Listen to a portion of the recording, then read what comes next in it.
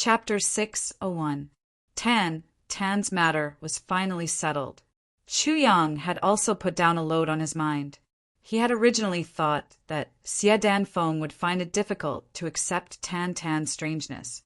But now, it seemed that his worries were groundless. He didn't need to do anything. Xie Danfeng had understood everything on her own. She had thought it through, accepted it, and acted as if nothing had happened. She had even added the words gifted. Chu Yang couldn't help but sigh in his heart. He muttered, "In the past, we always thought that some things were very difficult. So we always had misgivings. We didn't dare to do it. We even created difficulties for ourselves. Therefore, this made this matter even more difficult to handle. But if we don't think about anything and just let nature take its course, we'll find that this matter is actually a smooth road. Everything will come naturally when the conditions are right.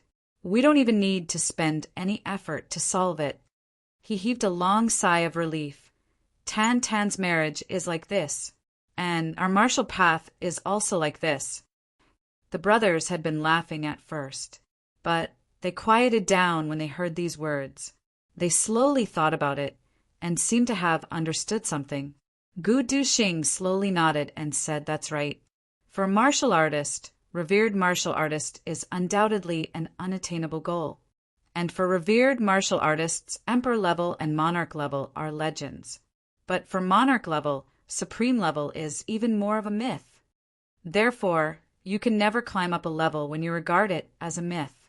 That's because you regard it as unsurpassable. This is an inner demon." Chu Yang nodded and said yes. "So, we only need to cultivate step by step. We don't need to care about the level of king level or emperor level. We only need to take one step at a time. It's just like life. We have to walk. So, why should we care about the next step since we have to walk?" Dong Wushang, GMO, and the others lowered their heads and pondered carefully. The reason was very simple, but it was very difficult to think of it, and it was even more difficult to do it, even if they thought of it. But it was just as Chu Yang had said, if you don't do it because it's difficult, then you will never succeed. Just keep your head down and move forward. You have to take that step no matter where you go. Why should you care about monarch level or supreme level when one truly reaches the end of one's life? Even if one was only a warrior in one's lifetime, it would still be the end. Supreme level, you will also reach the end. What was the difference? The atmosphere in the room became quiet. "Let's talk about the next step." Chu Yang clapped his hands and said, "You too come out." Xie Danfeng and Tan came out with red faces.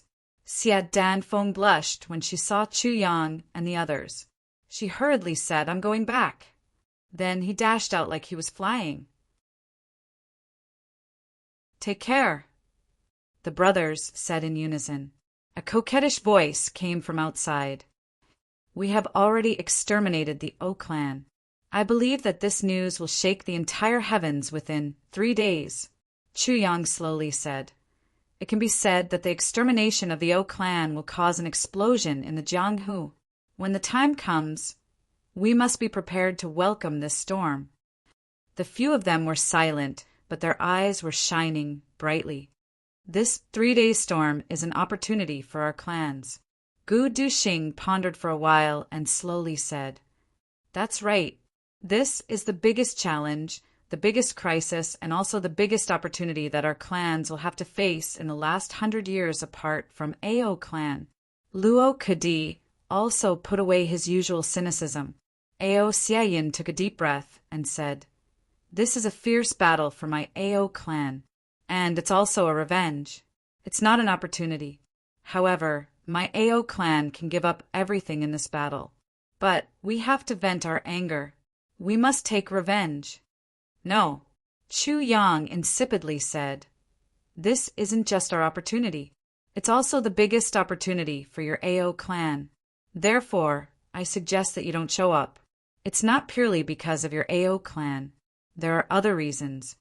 "Other reasons?" Ao Xieyin wrinkled his brows. "Yes, your Ao clan is a big clan. How many direct descendants do you have in your generation? Chuyang asked. There should be more than 100 people if you count the descendants of my uncles and other clans. Ao, Xie replied. How many of them are outstanding? Chuyang asked. Ao Xie Yin seemed to have understood something, but he didn't hesitate and said, There are others besides me. He had already understood Chu Yang's meaning. He took a deep breath and said, Ancestor once said that Ao Xie Yin is the strongest among the 7 tigers of the Ao clan, but everyone else can assume the position of the clan lord, and the Ao clan's reputation won't decline. Well, do you think that the remaining people will fight for the position of the clan lord if you die? Chu Yang insipidly said, That's inevitable. Ao Xie Yin heaved a long sigh.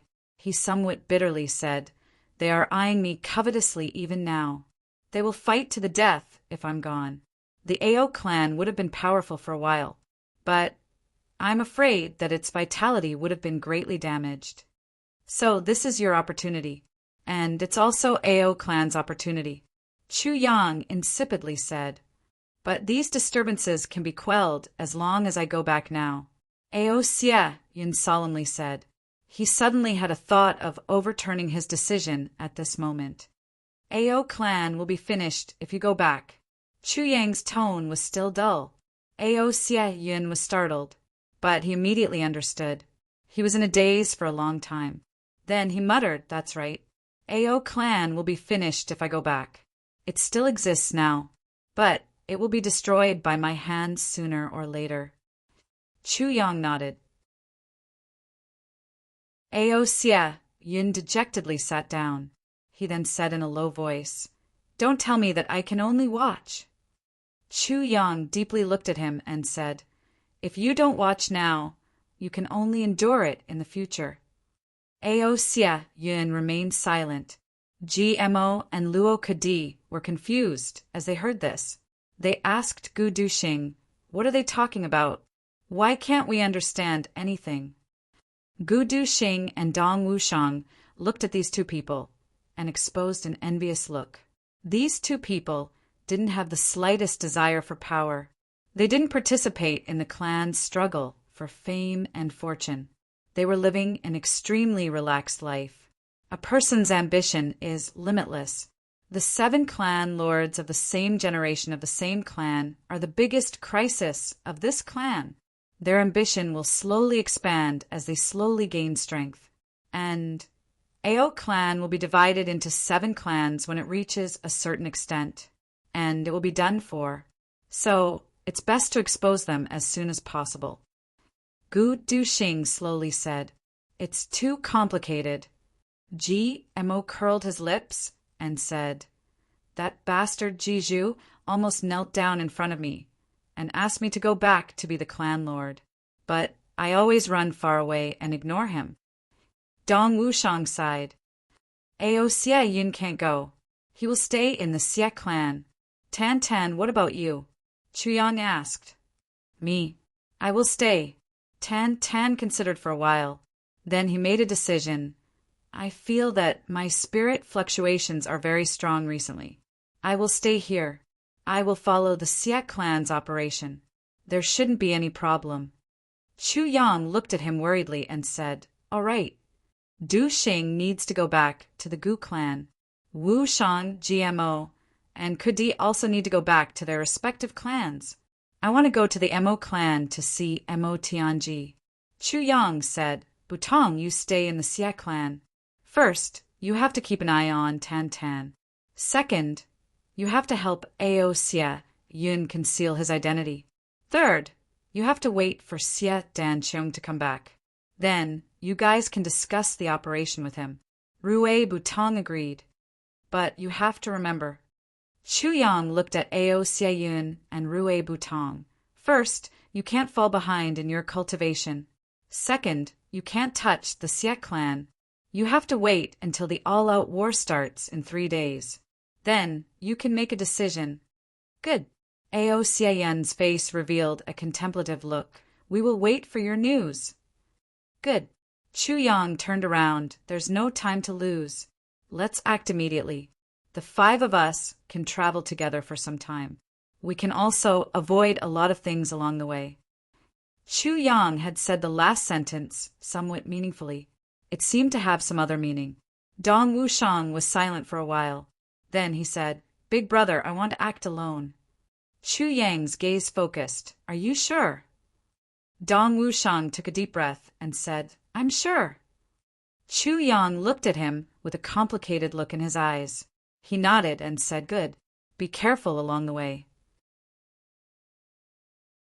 "Big brother, we might as well all act alone."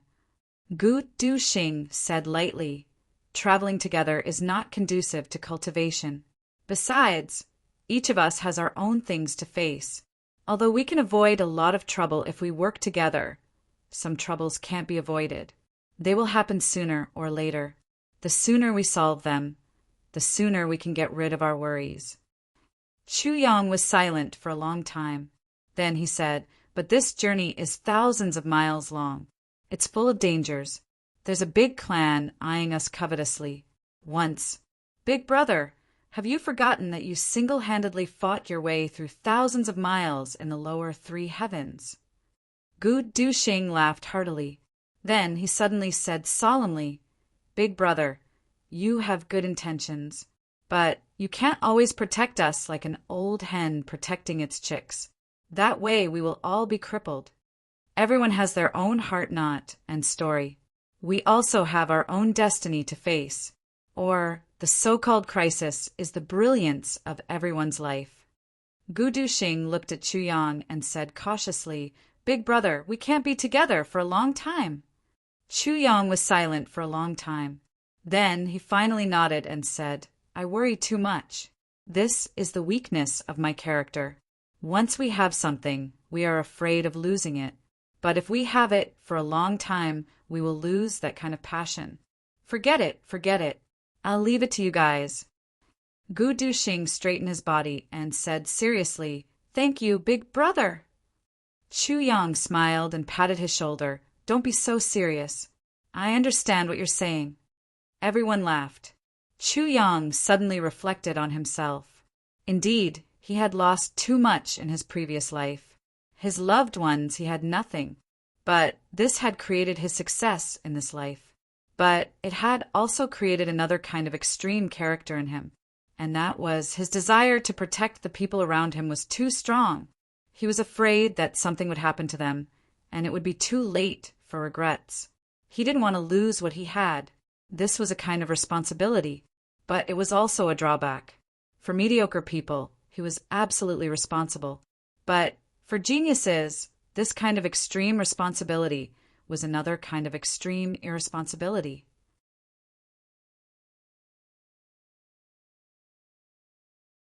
Chapter 602.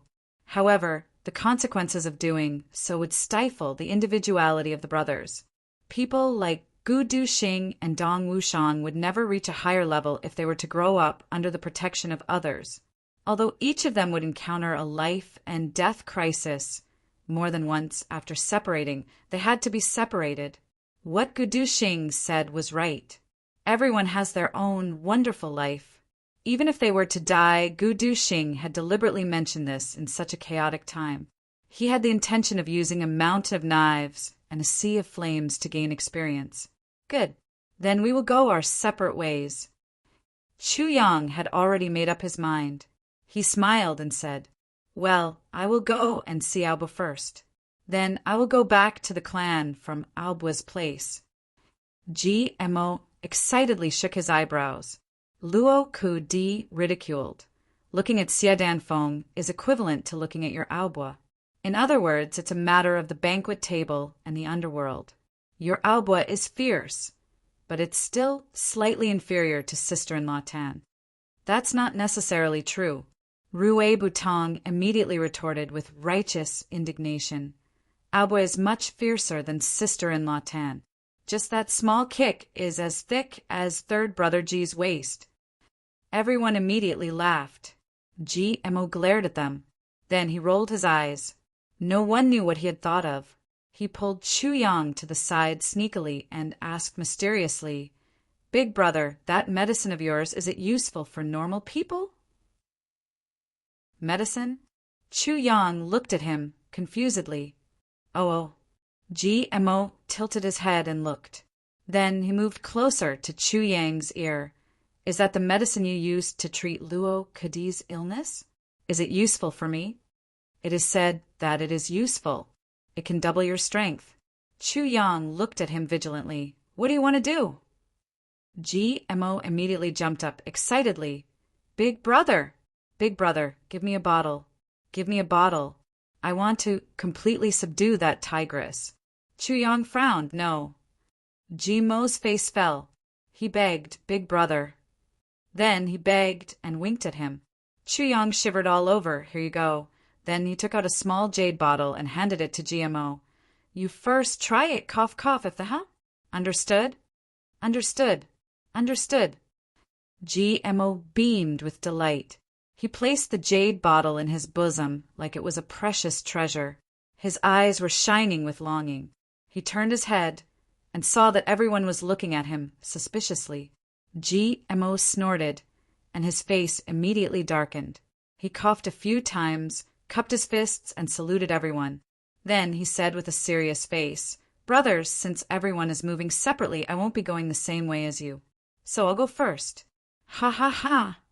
As he spoke, he put down his hand and rubbed his crotch without leaving a trace. With a whoosh, he dashed out.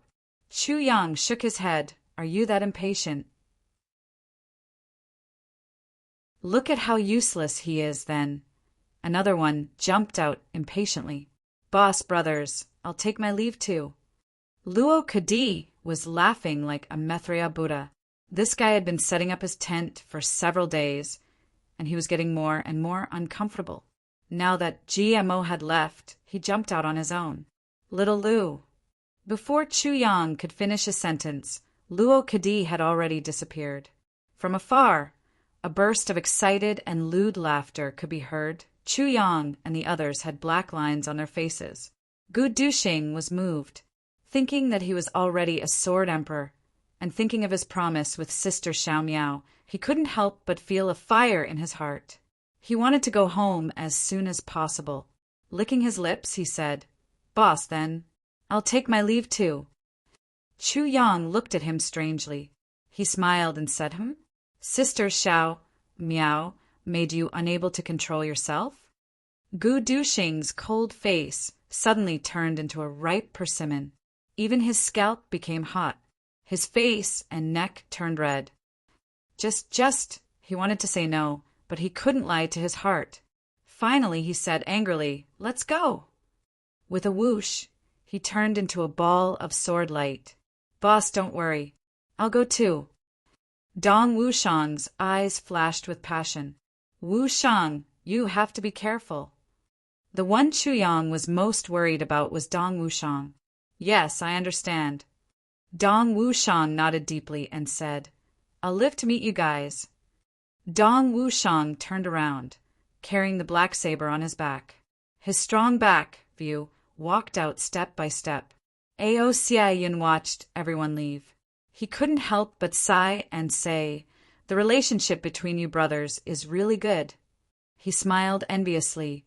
"Each of you can find a reason to dilute each other's sorrow when parting. This is only a small matter, but it can be seen that each of you has taken each other to heart. No matter what, you're always thinking of your brothers. This is what brothers are like." Chu Yang looked outside the door.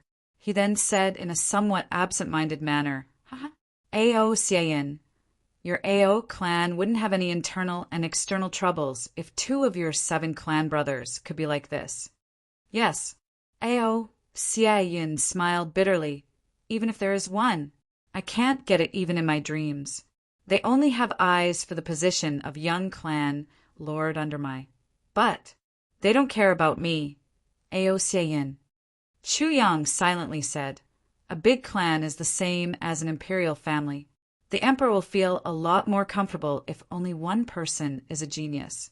But if several emperors are geniuses, and all of them have the wisdom to bring peace to the country, and they don't want to be left out, then it will be a sign of decline, even if all of the emperors are geniuses. 7 geniuses have appeared in your AO clan. Perhaps the elders of your clan are very gratified. They think that your AO clan can stand tall and never fall from now on. But I want to say that it's the opposite. Your AO clan is already on the verge of such a decline. AO Xiayin, I'm afraid that your AO clan's downfall would have been imminent if you hadn't hardened your heart and restrained it early on. Chu Yang said softly. AO Xiayin was frightened. He couldn't help but deeply bow. I've learned something. Well, I'm also leaving. I'm going to see what Mo Tianji is up to. Chu Yang waved his hand. Xiat Dan Qiong should be coming back from AO clan soon. You two should be able to confirm many things by chatting. AO Xia Yun nodded with a serious look on his face. Tan, you must take care of yourself. Chu Yang walked out of the door. He didn't turn his head back and slowly said, Tan nodded with all his might. He knew what Chu Yang meant by take care. Perhaps only he and Chu Yang could understand the meaning of these words. This take care wasn't take care of your life. Moreover, Tan, you must upgrade Butong's strength. Chu Yang flew up after he finished saying this. He then left behind a few words. Say goodbye to the people of the Xie clan on my behalf. I'm leaving first. AO Xiayin looked at Chu Yang's departing figure. He secretly swore in his heart, not only Rue Butong's strength, I must also upgrade my strength. He didn't notice that Rue Butong's expression seemed as if he was about to cry after Chu Yang had finished speaking. Rue Butong found out that AO Xiayin was going to participate in the special training. He immediately became spirited. Are you sure? Of course, AO Xiayin replied boldly. That's great. Rue Butong hugged him. He was crying in his heart. Finally, someone has come to court death. AO Xiayin felt that something was wrong. He asked tentatively, You won't cripple them, right? Tan smiled honestly. He said honestly, ha, it's all done in practice. It's very effective. AO Xiayin was relieved. Looking at this guy's honest face, he didn't seem to understand the ways of the world. He probably wouldn't go too far. AO Xiayin regretted his first morning of the special training less than a third of the time. Tan, this bastard, actually stripped the two of them naked and tied them up to make them cultivate. Moreover, he had a strict goal. If they couldn't reach the goal, he would smear honey on their small breasts and throw them into the flowers. AO Xiayin broke down after only one round. From this moment on, AO Xiayin suddenly realized that he actually had such great potential. When he really went all out to cultivate, it turned out to be very fast. In the afternoon, he still cultivated like that. But AO Xiayin actually only used 2/3 of the time to complete the training goal. Then, he took pleasure in Rue Butong's misfortune. Rue Butong was trapped. His small breasts were dripping with honey as he was thrown into the flowers and screaming. Tan's training method was very monotonous. It was undoubtedly much more boring than Chu Yang's. But it had incomparably good results. The second day was still the same training. AO Xiayin, the Grand Duke of a great clan in the three heavens, couldn't help but tremble when he saw Tan's honest face. His face turned green. Tan's most powerful words were, If you can't meet my requirements today, I will throw you naked into the flowers. Then I will let Danfeng bring her sisters to visit and practice painting. When Tan said these words, his smile was very simple and honest. It was very pure. There was some expectation in his eyes. AO Xiayin and Rue Butong's hair stood on end. AO Xiayin went to get more. He had already scolded himself 1,000 times in 2 days. What special training! I really want to cry but have no tears. The news of the O clan's destruction spread throughout the three heavens like a hurricane. Dozens of clans were stupid. They wanted to make a move. AO clan had found out that the O clan had joined forces with other clans to hunt down AO Xiaoyan a few days before the news of the O clan's destruction came. So, the clan had an urgent discussion. They hadn't reached a conclusion when the news of the O clan's destruction came.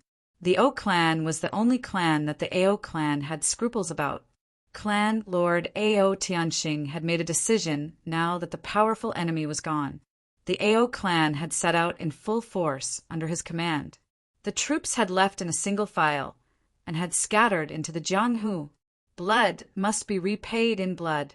Everyone in the alliance of the O clan was in danger after they found out that the O clan had been destroyed. They had banded together to protect themselves. At the same time, every clan had tried their best to send people out to look for reinforcements. In fact, however, the Jianghu was in turmoil because of the 3 words Heavenly Armament Pavilion. What kind of organization is this? It has the strength to destroy the O clan overnight? How strong is it? You don't know about this. Come, listen to me. Mo Tianji had jumped up from his chair when he had received this news. He had rushed out barefoot and had shouted loudly. He had immediately invited Dong Wulei and the others over. This big storm had truly taken shape at this point. The power of this storm had affected everyone in the 3 heavens. The next step was to carefully plan. 2 chapters for today to be continued.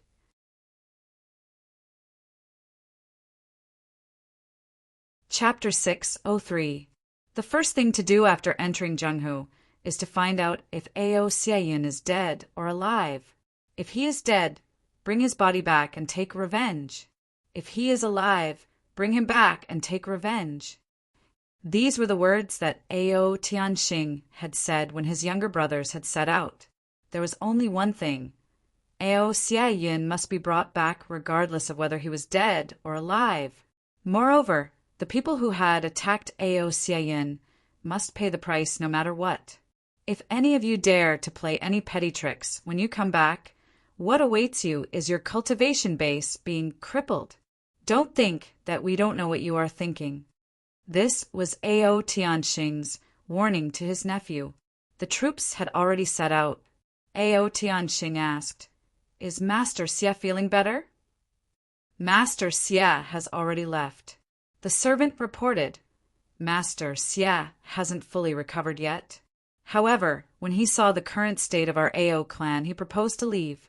Before he left, he said that he would inevitably make the clan master sad if he said goodbye to him in the current situation. Therefore, he left directly.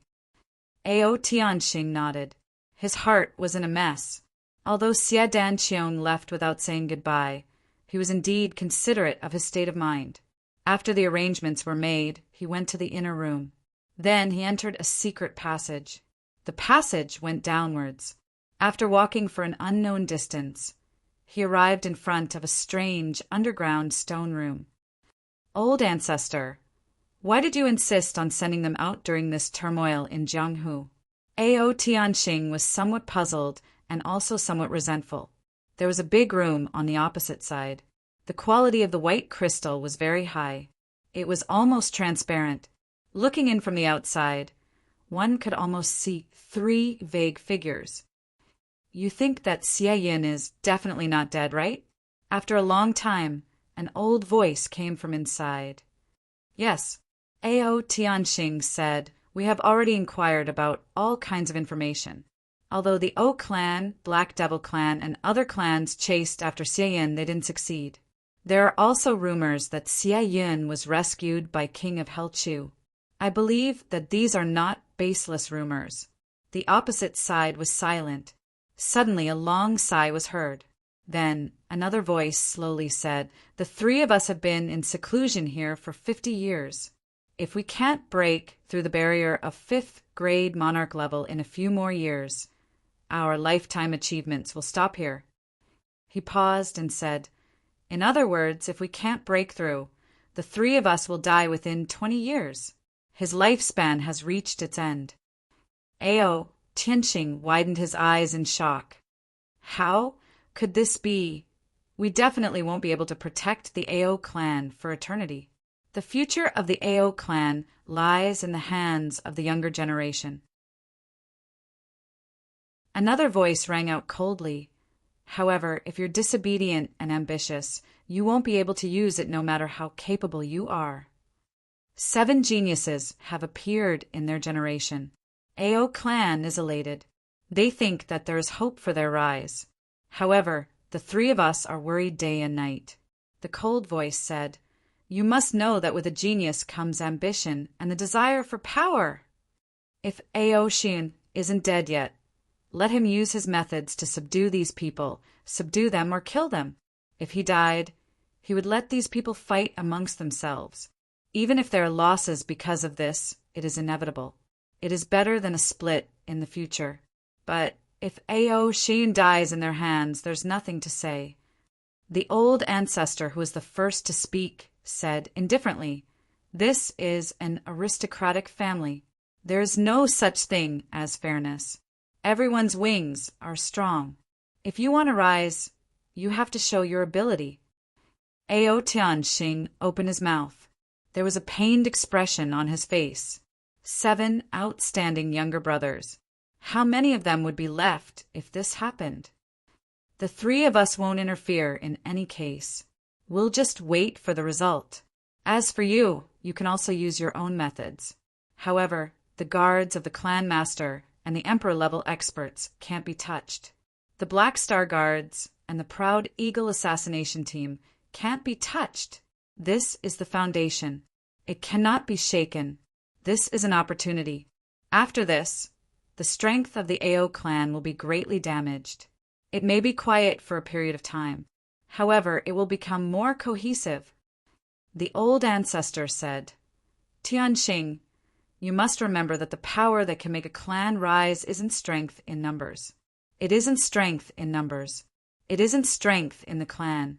It is cohesion. Although the Ao clan is now a big clan and is ranked first in the 3 heavens, it is too scattered." Ao Tianxing retreated with a heavy heart. "Shiyun, where are you? Are you still alive?" Outside the gate of the Ao clan, a group of people was ready to set off. There were 3 youngsters with warm smiles on their faces. All of them had handsome faces and elegant manners. They were tall and slender, looking like trees in the wind.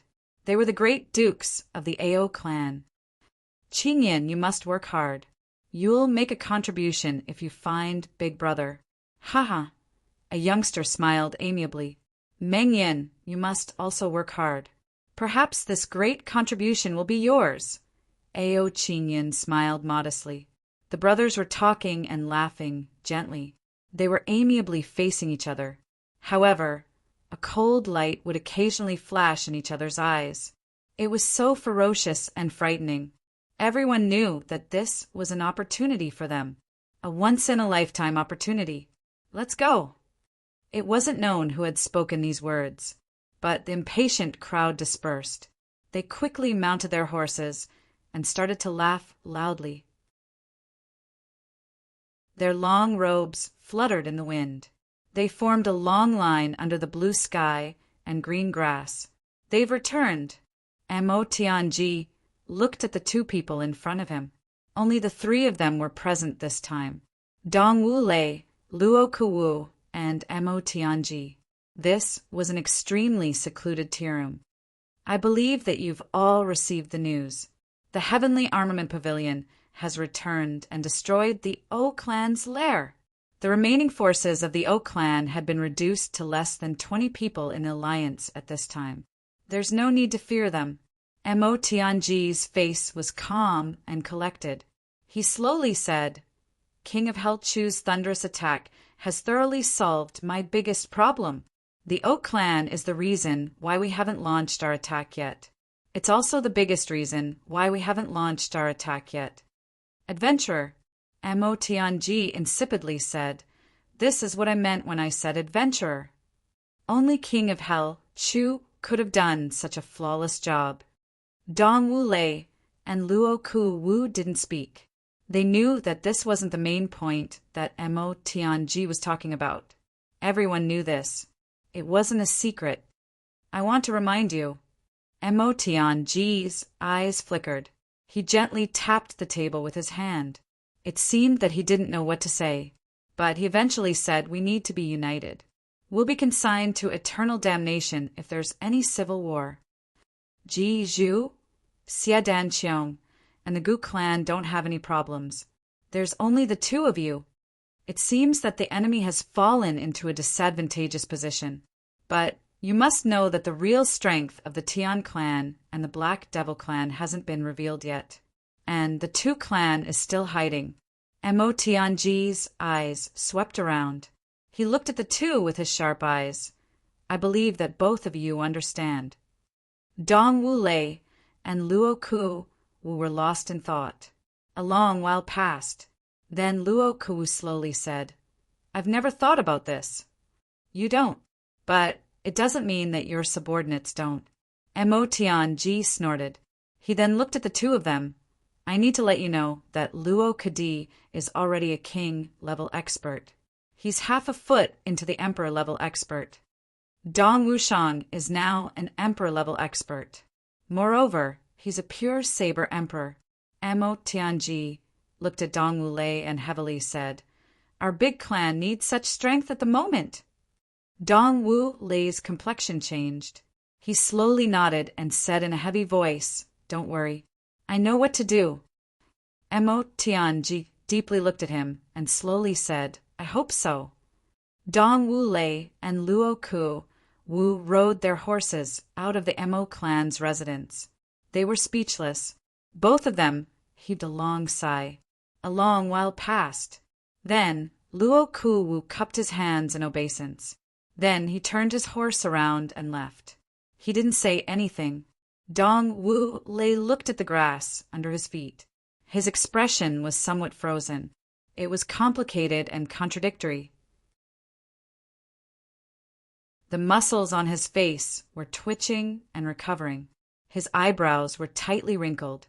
He trusted the reins of his horse to move forward. A long while passed. Then he let out a long sigh and muttered, "Saber Emperor, Saber Emperor."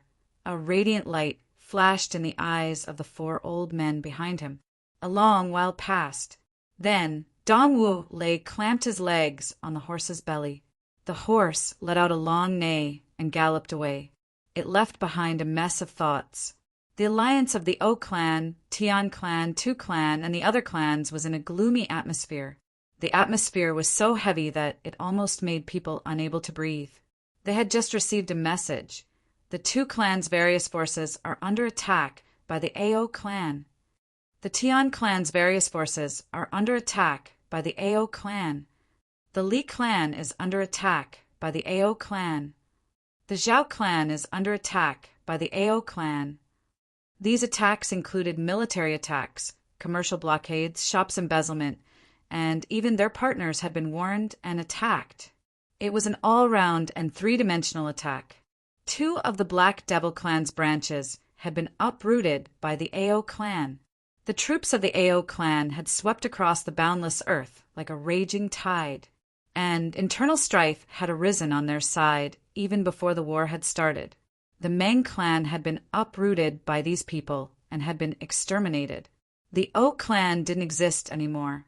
Only O Qingwu and O Dushao were left. They were leading 20 or so battered soldiers. They were equivalent to 2 generals without an army. The troops dispatched by the Ao clan are respectively led by Ao Qingyan, Ao Qingyan, Ao Mengyan, Ao Yuyan, Ao Fengyan, and Ao Lengyan. Tian Bu Hui gently knocked on the table and slowly said, "The revenge of the Ao clan has already begun. In addition, the Mo clan, Xia clan, Ji clan, Luo clan, Dong clan, and Gu clan are also ready to make trouble. This matter has developed into a situation that we didn't want to happen, and it has reached an extremely bad situation. Everyone, please tell me your thoughts on how to deal with it." For a long time no one spoke. The Black Devil young master coldly snorted. Tian Buhui suddenly raised his head and looked at the Black Devil young master with an ice-cold gaze. "I need to remind everyone that this is a critical moment for our survival. So, Any disunity will lead to our destruction. Therefore, I ask everyone to be patient and control your mouths." He turned his head. "Brother Tu, how long will it take for the promised reinforcements to arrive?" Tu Chien Hao confidently smiled and said, "My father and the old ancestor have gone there personally, so we should have news in a few days." Tian Buhui slowly nodded and sighed. "I hope the sooner the better." To be continued.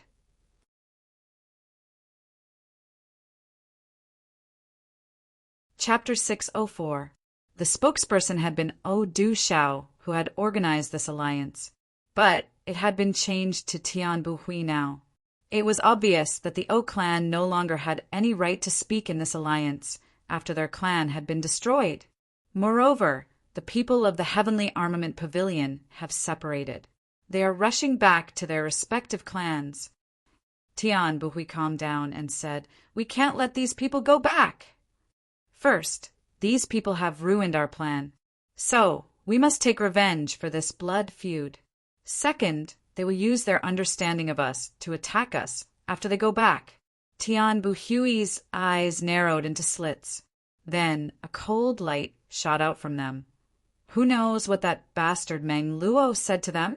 It would be bad if he revealed our troop deployment and operation plan. We can't take this risk. Therefore, stopping these people is our top priority right now. Tian Buhui and young Black Devil looked at each other and said, "Our O clan is responsible for King of Helchu." Du Shao clenched his teeth. His eyes were bloodshot. Both father and son had fainted on the spot when they had received the news that their clan had been destroyed. In their hearts, King of Helchu was the most hated person in the world. In fact, there was no one like him. "Well, do you want me to send a few more people to you?" Tian Buhui asked symbolically. "No need." Du Shao gnashed his teeth in anger. "We will return with Chu Yang's head if we can kill him this time. But we will also leave our lives behind if we can't kill King of Helchu. Everything will be over." Tian Buhui's eyes flashed. He then nodded with a smile. "Brother will succeed." Du Shao snorted. He had heard the sarcasm in Tian Buhui's words, but he couldn't care less about this at this time. "Our Tu clan will be responsible for Gu Duxing." Tu Chien Hao was still brooding over his last fight with Gu Duxing. He wanted to take this opportunity to kill Gu Duxing and announce to the world that Tu Chien Hao, am the #1 expert of the younger generation. I heard that Gu Duxing has already broken through to Sword Emperor realm. Young Black Devil seemed to have unintentionally said something. Tu Chien Hao, what grade of king-level expert are you? Tu Chien Hao's face turned red. He then growled, "Even if he's the Sword Monarch, I want him dead this time." Tian Buhui shot a warning glance at the Black Devil young master. Young He Mo laughed mischievously and said, "If that's the case, then I'll just kill Dong Wushang." "Kill Dong Wushang?"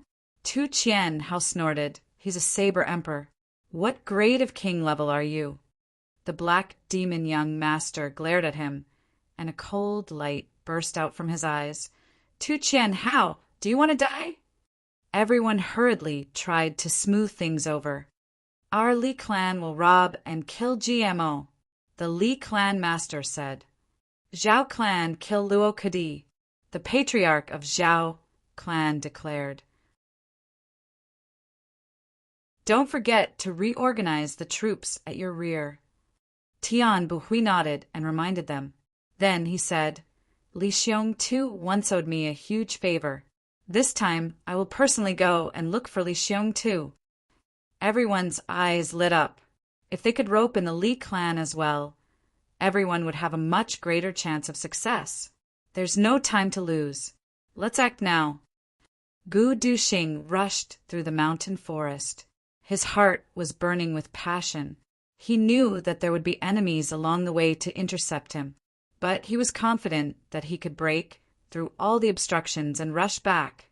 He would rush to Sister Xiao Miao's side. Then he would say to her, "I want to marry you. I want to marry you now. You don't have to be afraid of anything with me by your side from now on. Gu Duxing didn't even feel the boredom of traveling alone for thousands of miles because of such a passionate mood. Looking at the scenery along the way, the scenery was also very beautiful. However, Gu Duxing didn't relax his vigilance because of this. He knew that this would be the best opportunity if the enemies wanted to eliminate him, and he also needed this kind of experiential training. Therefore, Gu Duxing wasn't the least bit surprised when 3 people suddenly appeared in front of him in the forest to block his path. He gently pulled out the black dragon sword and coldly asked, "Are you Tu Qianhao's men?" The 3 people opposite him didn't say a word and rushed forward. Gu Duxing coldly snorted. He turned over and leaped up. His body bent in the air and then straightened up. He looked like a sword that had been bent and then suddenly straightened up. The sword light scattered everywhere. The 3 people separated and then gathered together to block Gu Duxing. Then they started to fight. Gu Duxing's body rushed past them and turned into a black lightning. He flew out of the encirclement of the 3 people and disappeared into the forest without looking back. He disappeared with a schwa sound and left behind a sentence from afar. Not Tu Qianhao's men, the 3 people blocking the path stood there in a daze. Suddenly, a thin line of blood spurted out of their throats. Then, a column of blood shot their heads into the air. The 3 people fell down at the same time. Gu Duxing had killed 3 king-level experts with 1 sword and had escaped far away. After a long time, a rustling sound came from the forest, and a dozen people came out. They looked at the 3 corpses. The white-clothed youth in the middle softly sighed and muttered, "What a terrifying sword emperor!" The few people behind him had dignified faces and said, "Young master, if the heavenly armament pavilion has such strength, I'm afraid the plan will be very difficult." The white-clothed youth slightly tilted his head and pondered. Then he insipidly said, "What if you guys fight him?" The people behind him looked at each other. They were silent for a while. Then one of them said, "If it's 1-on-1, I'm afraid that no one will be his match except for Big Brother." The white-clothed youth's body suddenly shook. "The lowest among you guys is a 2nd-grade Emperor-level expert, and the highest is a 5th-grade Emperor-level expert. Why can't you beat a 1st-grade Sword Emperor?" His voice was full of disbelief. "If it's a competition of cultivation, each of us can fight him to death. But he's a Sword Emperor. A Sword Emperor is completely different from an ordinary Emperor-level expert." An old man with 3 strands of long beard said in a deep voice, "Even if I attack him, I can only defeat him. I can't kill him." The white-clothed youth was silent for a while. Then he said, "Send a message to 3rd brother and say, Gu Duxing can't be a match for anyone who isn't an Emperor-level expert." The old man behind him shook. I lost 3 king-level experts. So, 3rd brother must be very happy. But I want to make him lose a few Emperor-level experts this time." The white-clothed youth smiled warmly and said, "Ao Qingyan and I have joined forces for the time being. But that guy is hiding in the 2nd level. He wants to consume our strength. Humph, humph." He waved his hand and said, "Bury the corpses on the spot. Let's go." He then turned around and said, "Our clan has come out this time to avenge Ao Xian, but it's only a convenient reason. So it's better to take advantage of this chaos in the Jianghu and unify the Jianghu. Survival of the fittest will happen in this process. Gu Duxing can't be taken. Then what about the other paths?" He softly muttered and said, "Who's Ao Feng Yun in the heavens?" This youth was Ao clan's young master, Ao Feng Yin. Everyone thought that he was dealing with the Tian clan, Li clan, and the other clans. But no one could have imagined that this ambitious youth would come here. "Young master, this old man thinks that we should prioritize the clan's affairs. I'm afraid that someone will get the upper hand if we complicate things like this." That long-bearded old man slightly sighed, and advised, "No, the chaos in the three heavens can't be stopped. The war among the big clans has already begun. No one can stop it now. We won't make a move on those clans, but someone else will. And our top priority now is to nibble away at them from the periphery. We'll observe little by little. We'll strengthen ourselves while we watch others weaken. This is the way of the king," Ao Feng Yun insipidly said, but Gu Duxing is so sharp. He lost 3 king-level experts just to test the waters. This is beyond my expectations. He turned around and left, but this is better. We'll wait until Gu Duxing returns to the clan. We'll put pressure on the Gu clan and make the entire Gu clan come over to seek refuge. A group of people followed him and disappeared into the forest. A long time passed. Then a figure flashed out of the forest with a schwa sound. It was Gu Duxing who had left. It turned out that he had quietly sneaked back after he had left. So it's the people of the Ao clan. I was wondering why this attack was so strange. Gu Duxing's face was as cold as steel. He disdainfully muttered to himself, "A mere Ao Feng Yin wants to put pressure on the entire Gu clan? All right, I'll wait for you to put pressure on them. Consider this a big gift for Ao Xiayin." I heard that there's someone waiting for me ahead. Gu Duxing frowned. Is the Ao clan crazy? They're making an example out of me at this time? He stood up and left through the forest. He walked forward for another 500 miles. Suddenly, someone in the forest said faintly, "Is that Gu Duxing of the Gu clan?" Gu Duxing frowned. He finally saw the person who was waiting for him.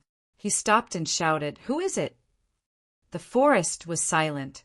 2 figures quietly appeared from both sides. They wore loose robes with big sleeves. Their gazes were cold. 2 Emperor-level experts. Gu Duxing's pupils shrank. 2 Emperor-level experts had indeed appeared. "Gu Duxing, I've come here today to bestow upon you a great fortune." The person on the right was expressionless. He said indifferently, "Join us, and I'll guarantee that your Gu clan will be safe and sound." The person on the left smiled mischievously. "If you don't, the Gu clan will be wiped out in an instant." Gu Duxing's sword-like eyebrows suddenly rose. His murderous aura surged out violently. He didn't say a word, but his body emitted a biting cold sword aura. It was as if he had turned into a heaven-shaking divine sword at this moment. His whole body emitted a light that made people not dare to look up at him. His right hand pressed on the sword hilt at his waist. His 5 fingers slowly closed. The black dragon's sword suddenly let out an excited sword cry. At the same time, the sword sheaths at the waists of the 2 people on the other side also let out a crisp sword cry. It was gentle and respectful. It was as if they had seen the emperor's officials. They were kneeling down and performing the 3 kowtow ceremony. The 2 people on the other side suddenly changed. They held onto their sword hilts and stared coldly at Gu Duxing. "You're not willing?" Gu Duxing snorted coldly. The black dragon, sword, left its sheath. In the next moment, he had already turned into a sword light. He had already killed 3 people without knowing. Now, 2 more wouldn't make a difference. He didn't say a word from beginning to end. To the dead, what difference did it make whether he spoke or not? The sword light was like a dragon.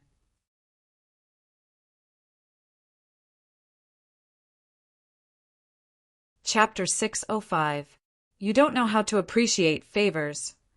The 2 people on the opposite side hadn't expected that Gu Duxing would attack without saying a word.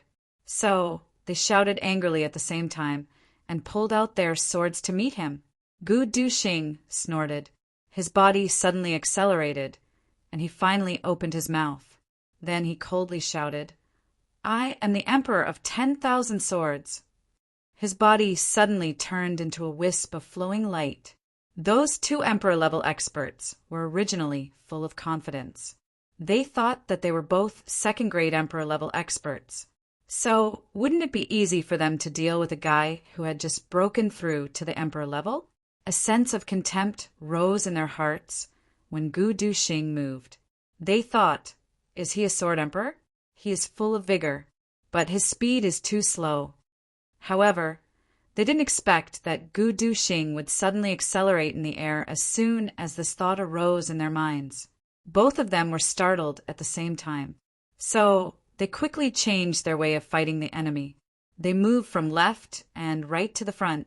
This was their best joint attack method. One in the front would block and the other would kill. This method had always been successful in every endeavor. However, Gu Duxing coldly said 5 words like a monarch descending to the world. I am the emperor of 10,000 swords. The two almost laughed out loud. You are the emperor of 10,000 swords with this speed? Don't you think that the wind will cut your tongue? However, both of them were immediately horrified. That was because Gu Duxing's body had suddenly accelerated for the second time after he had shouted these 5 words. Moreover, this speed was several times faster than his previous speed. The two of them only had enough time to block with their swords. Then they heard a crack sound. Gu Duxing was like a hurricane mixed with a thunderstorm. He had already rushed past the two of them. He didn't even turn his head. He brought along a sharp whistling sound as he quickly disappeared into the forest behind the two of them. A rumbling sound echoed. 70 or 80 big trees fell down where Gu Duxing had passed through several hundred feet behind them. Dust filled the sky and covered the direction. The two of them remained motionless. A long time passed. The one in the front tried to move his hand. It seemed that he didn't have any problem. So, why did I feel cold just now? Therefore, he turned his head to look at his brother and conveniently asked, Are you okay? The emperor-level expert behind him couldn't help but smile and said, He is only fast. But before he could finish his sentence, his eyes suddenly widened. This was because he clearly saw that his elder brother, who was originally facing away from him, was about to turn around and talk to him.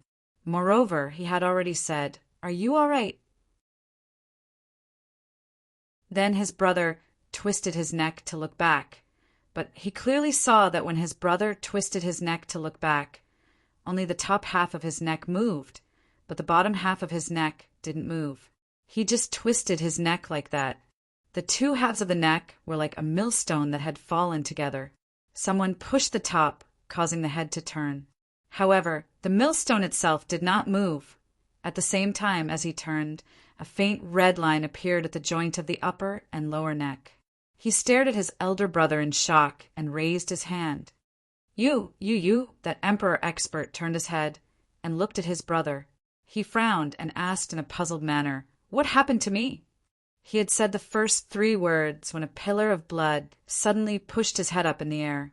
Then he said the last word with an astonished look on his face. Are you angry? The emperor-level expert behind him screamed in alarm. Then he felt that his neck was sticky. He touched it with his hand and couldn't help but scream in fear. He then lowered his head to look. But blood suddenly spurted out of his neck when he lowered his head. His head fiercely rushed forward, and his eyes saw a big tree coming towards him. Puff! His head heavily knocked against the tree. His train of thought came to an end at this point. These two are extremely unlucky. They wouldn't have been killed so quickly even if they weren't Gu Duxing's match with their real cultivation and martial strength. In fact, it would have been very likely that both sides would have been injured if they had fought for a while. Moreover, they wouldn't have had to die. But they misunderstood one after another. And these misunderstandings have cost their lives. It was Ao Qingyun and Ao Fengyun's decision to deal with Gu Duxing. The Ao brothers have come out this time. Each of them is full of ambition. How can they replace Ao Xieyun's position if they don't accomplish something? Therefore, the brothers didn't say it clearly, but they had set their sights on the Jianghu. This is a big pie in the sky. Moreover, it's a God-given opportunity. This is a chaotic situation. I will become the next clan lord of AO clan as long as I can obtain enough benefits and show enough means. And this is nothing more than strength. Power. Therefore, I must rope in some forces for my own use. And I can't look for the O clan alliance. They are my enemies. So I will be scolded to death by my ancestors even if I succeed. Moreover, the clans outside the core of this storm don't feel that it's urgent. So they aren't in a hurry. So I would only look for them to wrangle. Therefore, I can only choose one clan from Xia clan, Gu clan, Luo clan, and Dong clan. And Gu clan is the weakest among these clans. In other words, Gu clan is in the most dangerous situation in this Jianghu storm. Therefore, Gu clan must look for a backer. The so-called alliance won't be of any help if they are attacked. Therefore, I must first pull Gu clan over. Gu clan is the weakest clan, but it's not a weak force for me. In fact, it's equivalent to double my strength.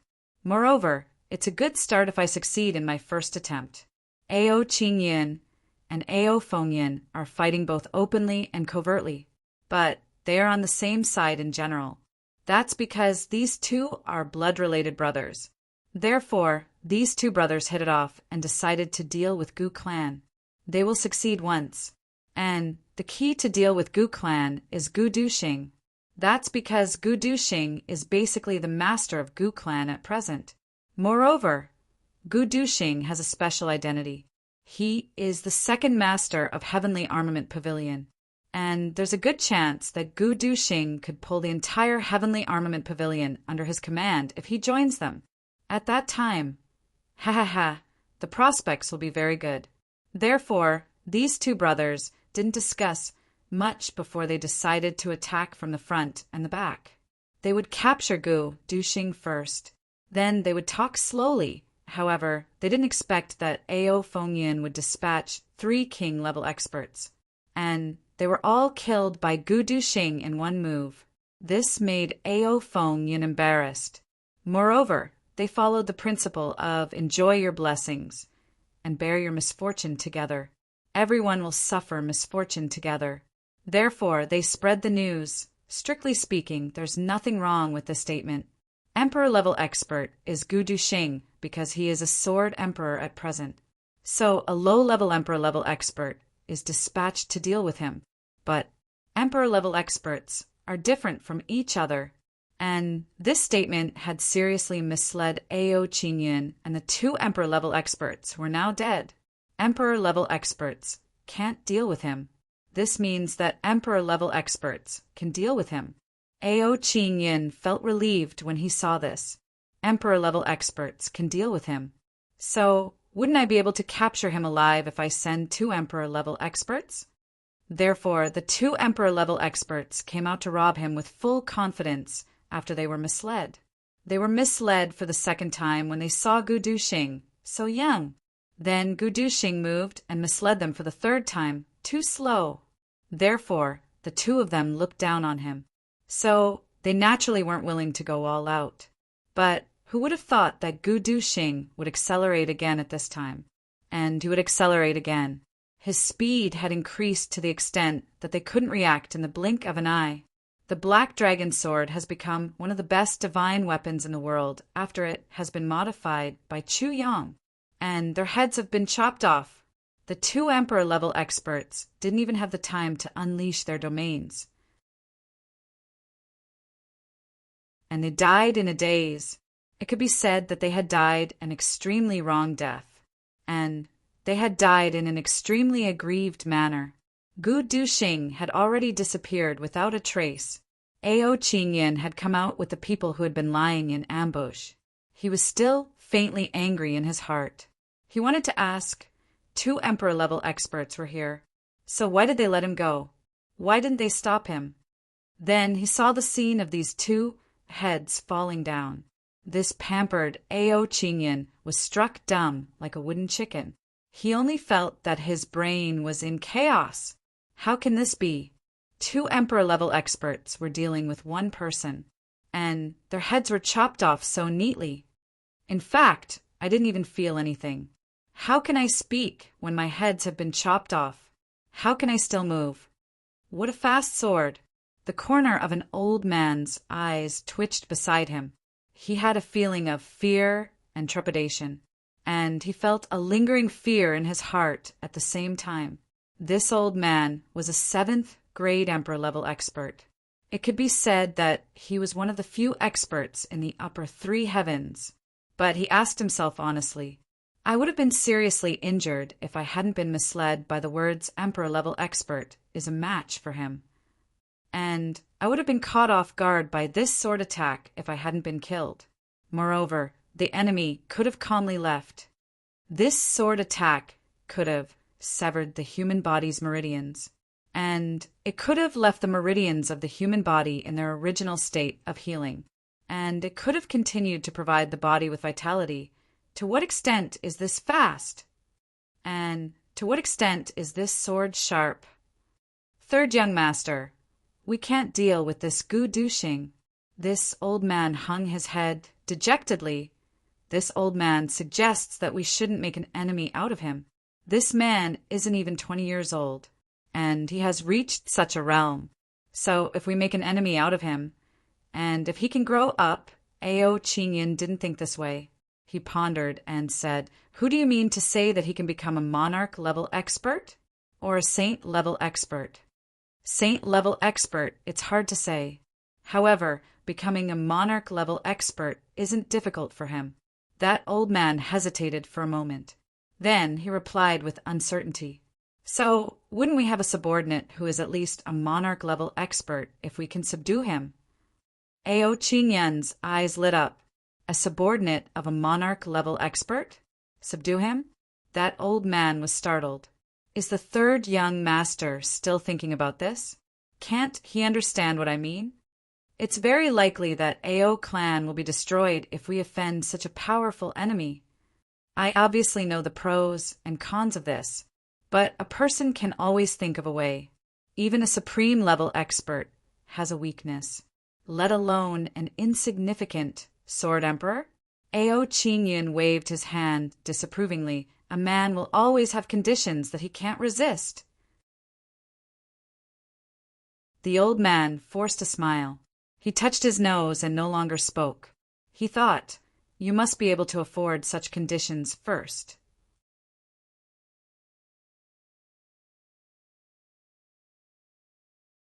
Chapter 606. Go and look for Old Master. That bastard is purely trying to trick us. Ao Qingyan's complexion changed. He finally remembered this matter and said, that bastard said something about Emperor-level experts being a match for him. But he made me lose 2 great experts. This is preposterous. The old man forced a smile and thought, you are his competitor. Who else would he trick if not you? Ao Fengyan had already come to look for him before he could go and look for him. Net. Third brother, how was it? That little guy was very difficult to deal with, right? Ao Fengyan's white clothes fluttered in the wind as he spoke in a handsome manner. Then he found the 2 corpses. His eyelids twitched. This, what's going on? Didn't I warn you? How come such unnecessary casualties have occurred? The blue veins on Ao Qingyan's forehead throbbed. Old master, you are too despicable. What kind of warning was that? That was purely a trap, okay? Ao Fengyan's complexion changed. Third brother, what you're saying is meaningless. I warned you with good intentions. But you didn't do it? Ao Qingyan snorted. He was about to speak, but he was stopped by the old man behind him. The 2 brothers looked at each other. Then they fiercely snorted from their nostrils. What do you plan to do with the Gu clan? Ao Fengyan knew when to stop, so he asked in a modest manner. I naturally have my own plans, Ao Qingyan replied angrily. Third brother, do you mean that you want to break up with me? Ao Fengyan narrowed his eyes. Third brother, both sides benefit if we cooperate, and both sides lose if we don't cooperate. You know this. We brothers are born from the same mother. So, Why should we harm our friendship over such a trivial matter? Ao Ching Yin snorted. He thought in his heart, we are the weakest among all the people who have come out this time. So, it would be inappropriate if we were to separate. He had no choice but to pinch his nose and agree. The Gu clan still has a weakness, and that is its insufficient heritage. It's impossible to rely on Gu Duxing, a sword emperor. Ao Ching Yin let out a muffled sigh. I think that our plan of suppressing Gu Duxing is no longer feasible. We should start with the Gu clan. Then, we should threaten Gu Duxing instead. Third brother's wisdom is higher than the heavens. Ao Feng Yun praised him. Since this is the case, we shouldn't delay any longer. We should hurry to the Gu clan. Go. The two groups of people mixed together and set off at the same time. However, the words of these two men had made the several emperor-level experts who had followed them secretly feel a chill in their hearts. Why should we hurt our friendship over such a small matter? Could it be that the lives of two emperor-level experts and 3 king-level experts are only a small matter in your eyes? Gu Duxing left like a whirlwind. However, he was secretly on high alert in his heart. It seems that the current situation is somewhat out of control. Ao clan was created in order to make use of their military strength to deal with Tian clan, Li clan, and Tu clan. But now, it has clearly deviated from the established direction. After Ao clan came out, they didn't immediately launch a strike against the other clans. Instead, they started to contend for hegemony in the Jianghu. The brothers seemed to be plotting against each other. It was really unexpected that such a situation would occur. I wonder what Chu Yang will do if he knows about this.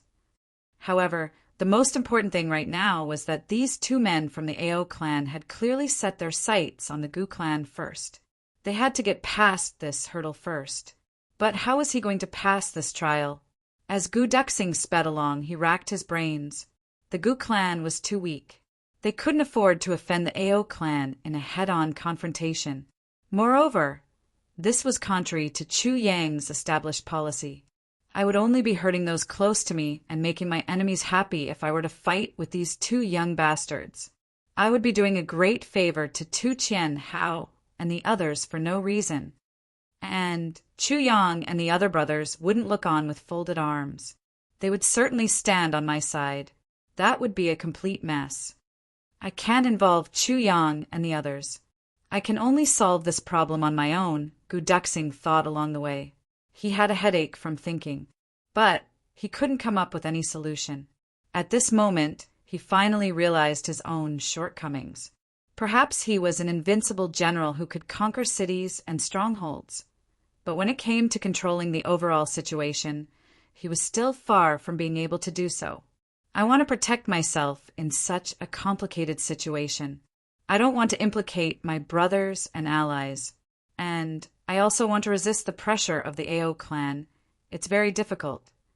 Gu Duxing sighed. He thought, I'm afraid that Chu Yang would have had endless tricks up his sleeves if it were him. But I'm helpless when it's my turn. Then he suddenly thought of something. What would Chu Yang do if he were in my position? With these thoughts in mind, Zhang Xian flew forward. Chu Yang went on the road alone. He went all the way east. Along the way, he unleashed his powerful spiritual power. While he hurried, he investigated. At the same time, he released the calamity, soared to sense the elixirs. 1,000 miles went by smoothly. There was no wind or waves. Chu Yang felt strange. Logically speaking, someone should have tried to kill me. But I've already walked so far. I've passed 3 or 4 dangerous places along the way. So, why hasn't anything happened? There's still a long way to go. But I'm on a scenic tour, so I'm not walking fast.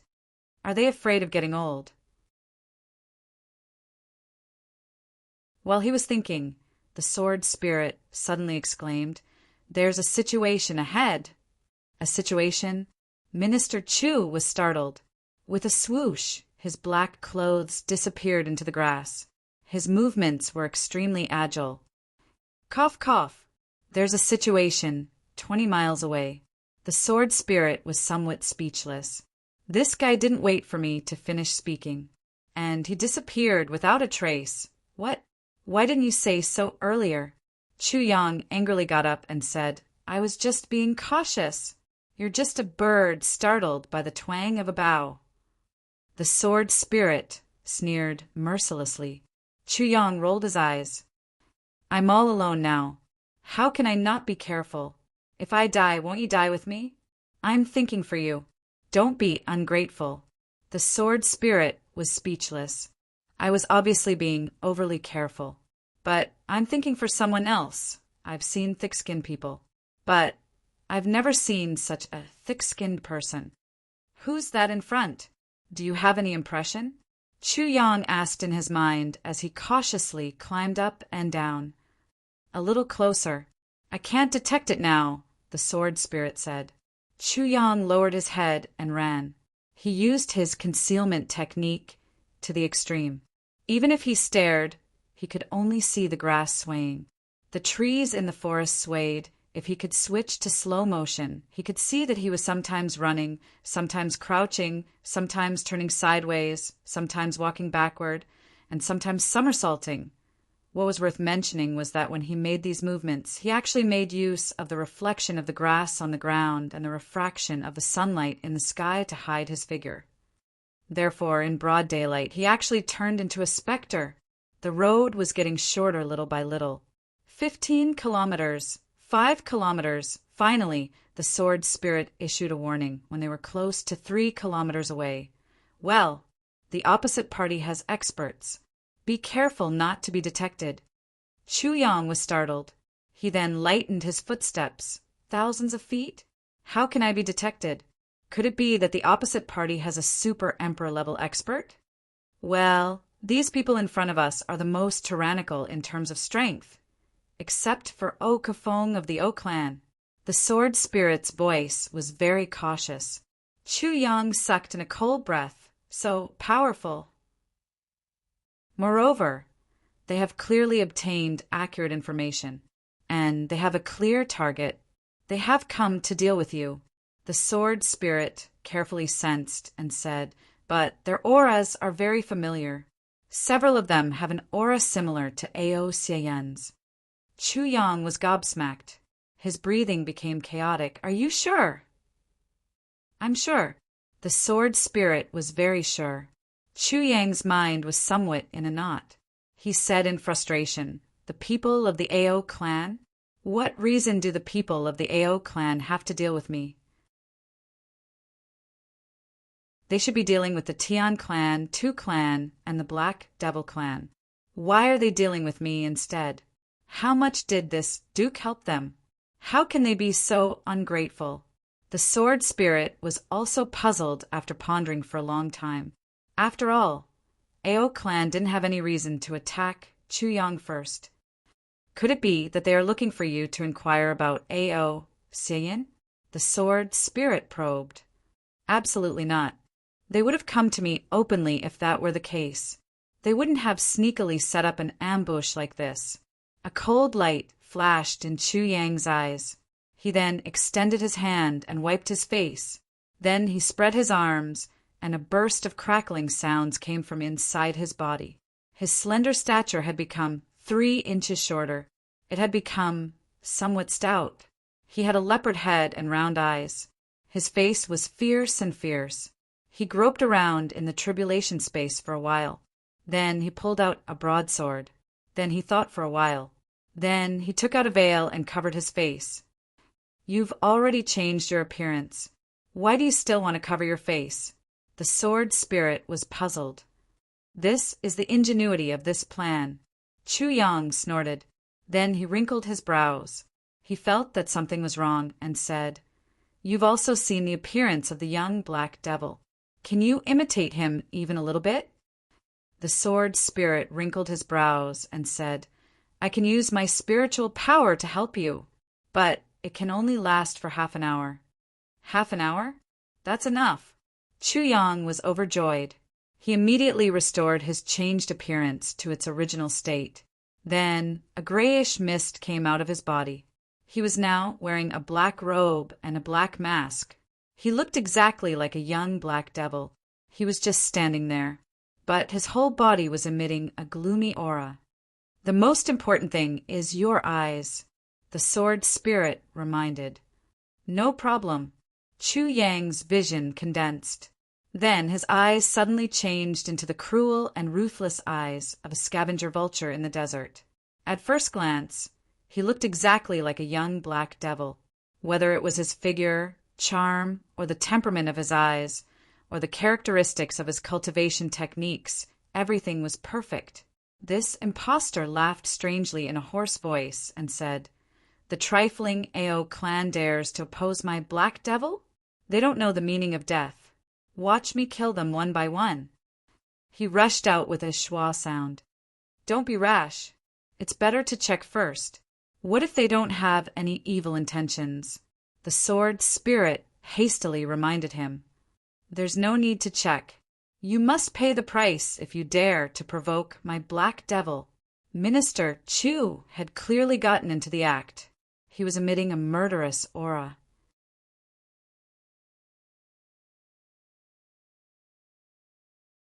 Chapter 607.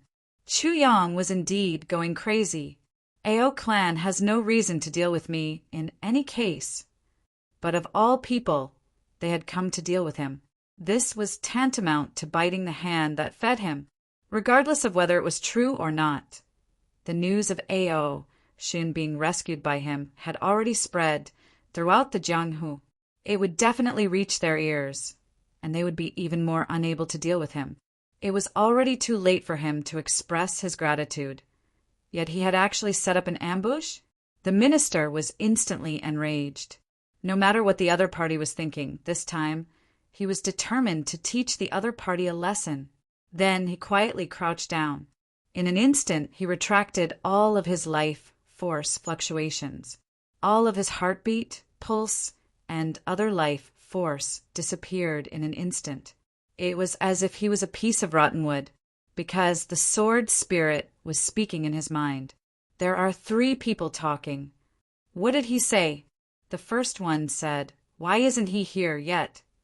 Then the other one said, "Don't tell me he's gone?" The sword spirit said. Chu Yang gritted his teeth and asked, "How is his tone?" The sword spirit said in a deep voice, "It's full of killing intent." Chu Yang snorted heavily in his heart. This group of people was Ao Langyun of the Ao clan's detachment. He was the number 2 figure of Ao clan's younger generation, apart from Ao Seyin. Ao Langyun had arrived here with his people after he had dealt a heavy blow to the Tian clan's industry, and he had done so in order to stop King of Hell Chu. Old Third and Old Fourth have already fought with Gu Duxing twice. Old Fifth has also fought with Dong Wushang once, but he managed to escape.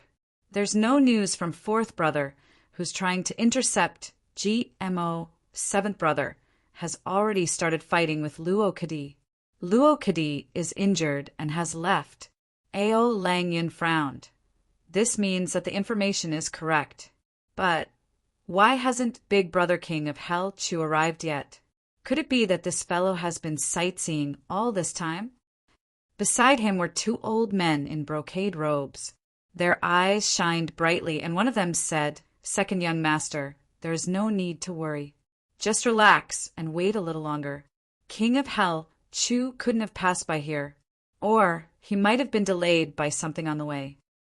Another person said, "However, dealing with King of Hell Chu this time is somewhat inappropriate. We must keep it strictly confidential. Ao clan will be labeled as repaying kindness with enmity if this matter spreads out." Ao Langyun snorted in a low voice. Then he said to his confidant without any reservation, "First, King of Hell Chu is meddling in other people's business. There is a rumor in the Jianghu that King of Hell Chu saved Ao Seyin. Whether this matter is true or not, there is no smoke without fire. According to my speculation, it is very likely to be true. This alone is enough for him to be sentenced to death. Secondly, King of Hell Chu may not have saved Ao Xie out of kindness. The Mo clan, the Dong clan, and the other clans are on the opposite side of the alliance, so they bear the brunt of the attack. However, they haven't taken any action since the beginning. Their intention is none other than to let our Ao clan make the first move. Then, they'll sit on the mountain and watch the tigers fight. After that, they'll reap the fruits of our labor. Such an intention is worthy of death. But the news of King of Hell Chu rescuing Ao Xie spread out at this time and confused everyone. So, Ao clan had a clear target for revenge. This shows that King of Hell Chu and Mo Tianji are in cahoots with each other. Thirdly, King of Hell Chu led the Heavenly Armament Pavilion to destroy the O clan overnight. So, the strength of the Heavenly Armament Pavilion can't be underestimated. The military strength of the Heavenly Armament Pavilion is obvious to all, even if they have the help of the Xie clan.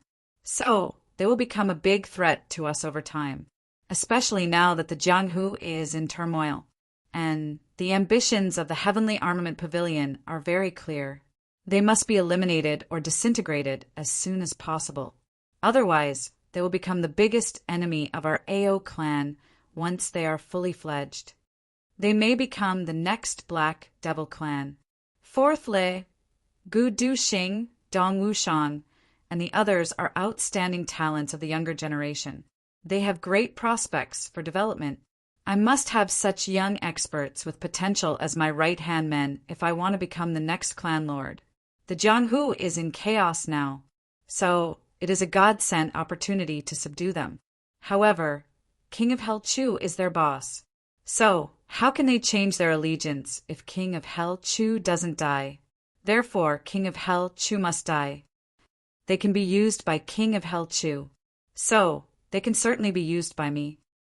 Ao Lang Yin coldly snorted. He then insipidly said, "What can King of Hell Chu give them? And I can give them 10 times what King of Hell Chu can give them.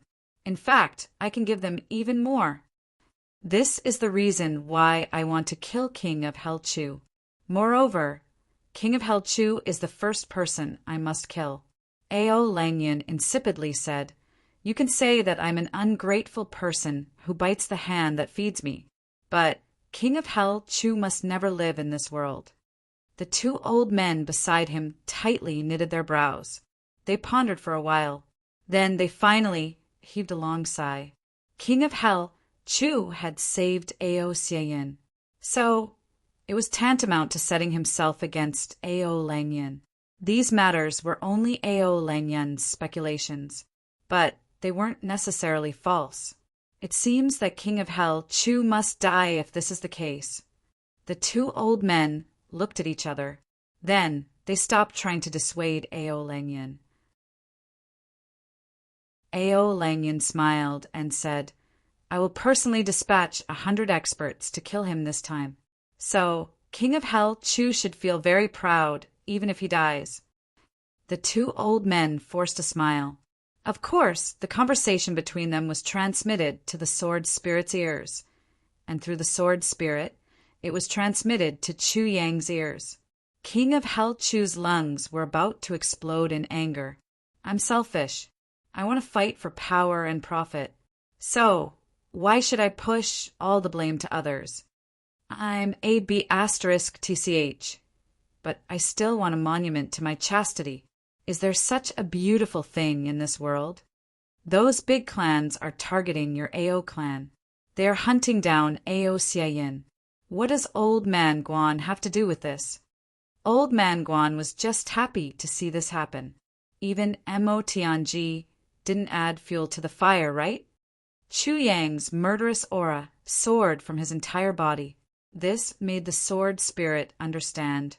This battle is unavoidable. He sighed softly, "Be careful.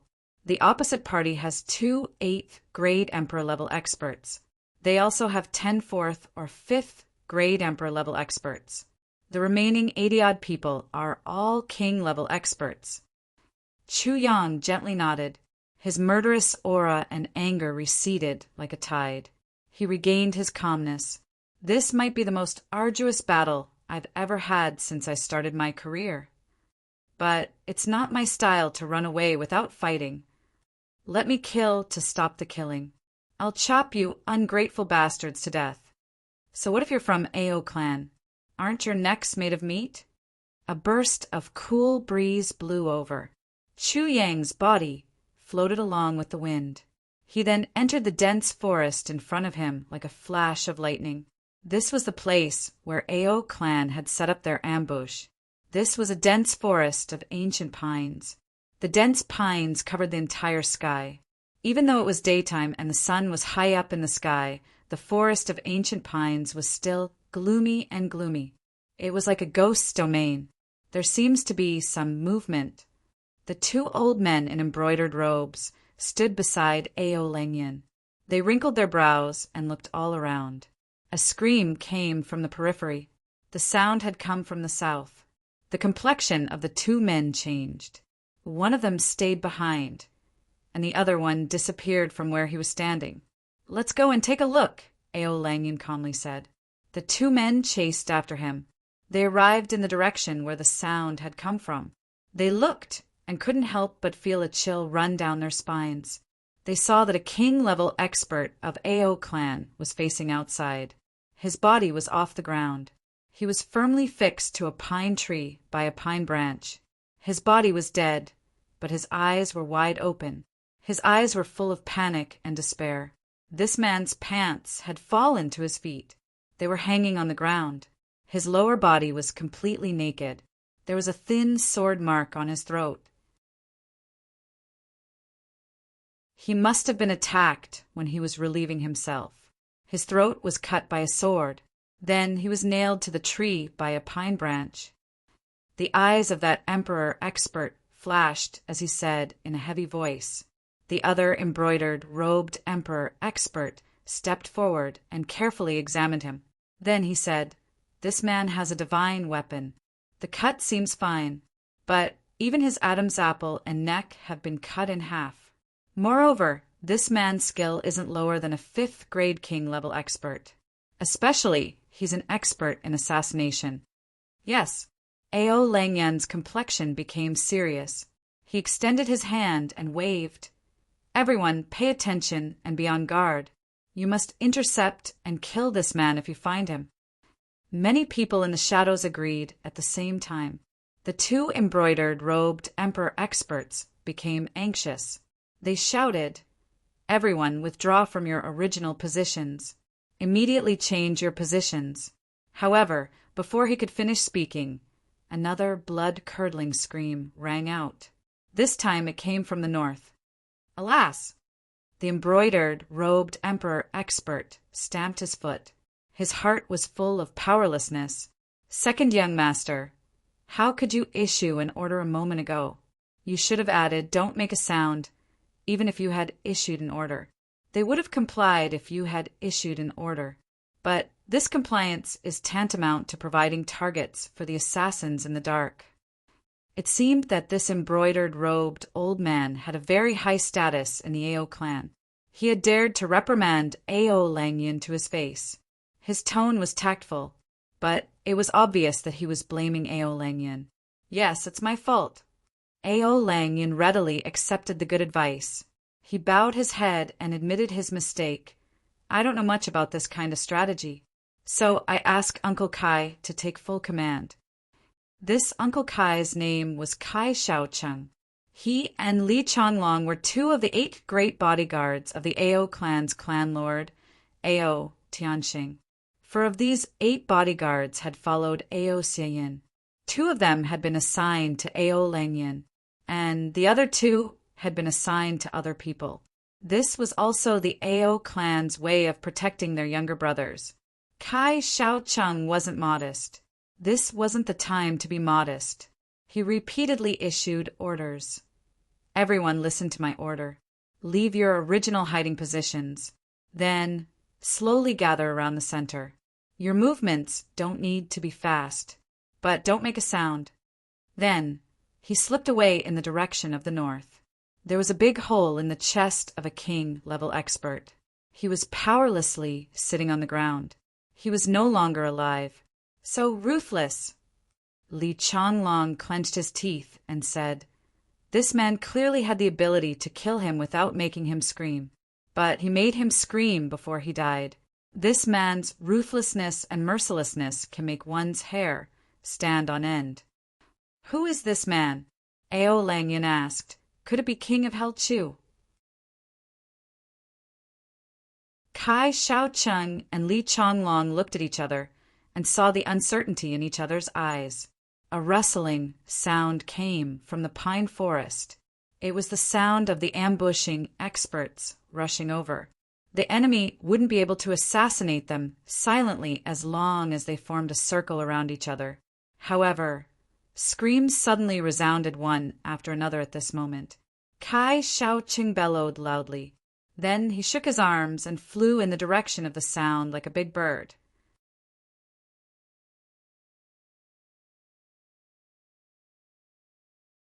Chapter 608.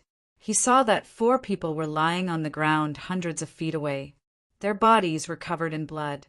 They had been cut into 8 pieces. Everyone was looking in the same direction.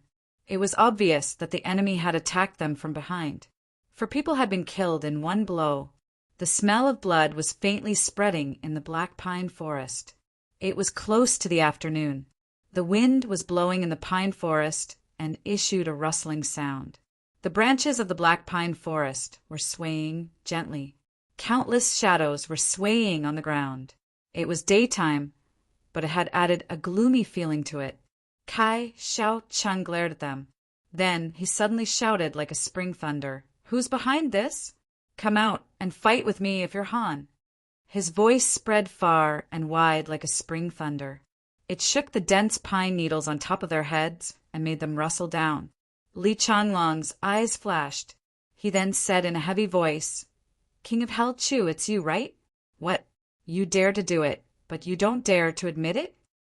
His voice had already spread out, but the black pine forest remained silent. No one answered him. Kai Shaocheng's lightning-like eyes swept back and forth. Suddenly a golden light flashed. Kai Shaocheng bellowed, "Be careful!" He flew up and grabbed the golden light before it could pierce the back of a king-level expert. It was a small and exquisite dagger. It was only half the length of a palm. It didn't have any craftsmanship to speak of. The only praiseworthy thing about it was its sharpness. Everyone's gaze subconsciously followed Kai Shaocheng's silhouette the moment he leapt out. But at this moment, 3 black lights suddenly shot out from another direction without a sound. The 3 black daggers were inserted into the backs of the 3 king-level experts. Li Changlong bellowed and rushed out in large strides. He rushed into the place where the 3 black lights had shot from like lightning, but there was no one there. In fact, there wasn't even the slightest sound. They hadn't even touched the enemy's shadow in a short period of time, but they had already lost 3 experts in silence. It was as if he had to fight a ghost in a foggy land. Ao Langyan tightly clenched his hands together. His palms were dripping with cold sweat. He felt a chill run down his spine. When had he ever experienced such an eerie and terrifying battle in his life? Suddenly a voice drifted over. It came from the left and then from the right. It said in a cold and gloomy voice, "He not bad. It seems that you have some knowledge." "Yes, I am King of Hell Chu." This voice seemed to carry the dampness of hell, making people feel extremely uncomfortable when they heard it. Kai Shaocheng and Li Changlong condensed their entire cultivation, but they couldn't tell where this voice was coming from. He only felt that this voice was faintly discernible. A moment ago it was still in the south, but the next moment it was in the north. However, the distance between the south and the north was nearly 1,000 feet. A formidable opponent. Kai Shaocheng and Li Changlong thought about this at the same time. Li Changlong also overturned his previous conclusion. The opposite party is definitely not a king-level expert. He must be at least an emperor-level expert. "You are not King of Hell Chu. Kai Shaoqing calmed himself down and shouted in a cold voice, King of Hell Chu is cunning and ruthless, but he definitely doesn't have the cultivation level of your excellency. Who are you? Why do you want to oppose my AO clan? There was one more thing that he hadn't said. King of Hell Chu isn't as gloomy as a ghost like you. In the Black Pine Forest, there was silence again. It was deathly silent. A gloomy aura had been emitted, but it was quickly withdrawn. Kai Shao Cheng's gaze turned cold. He silently floated out.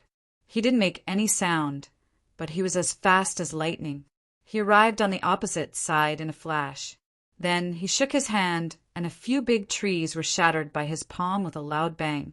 A piece of black cloth fluttered in the air. Kai Shao Cheng floated over like a ghost and grabbed that piece of black cloth in his hand. Then he looked at it with rapt attention. However, he couldn't see anything. So he suspiciously grabbed that piece of cloth and returned. That gloomy aura that had been emitted a moment ago was lingering in his mind. He felt that it was very familiar, but he couldn't remember it.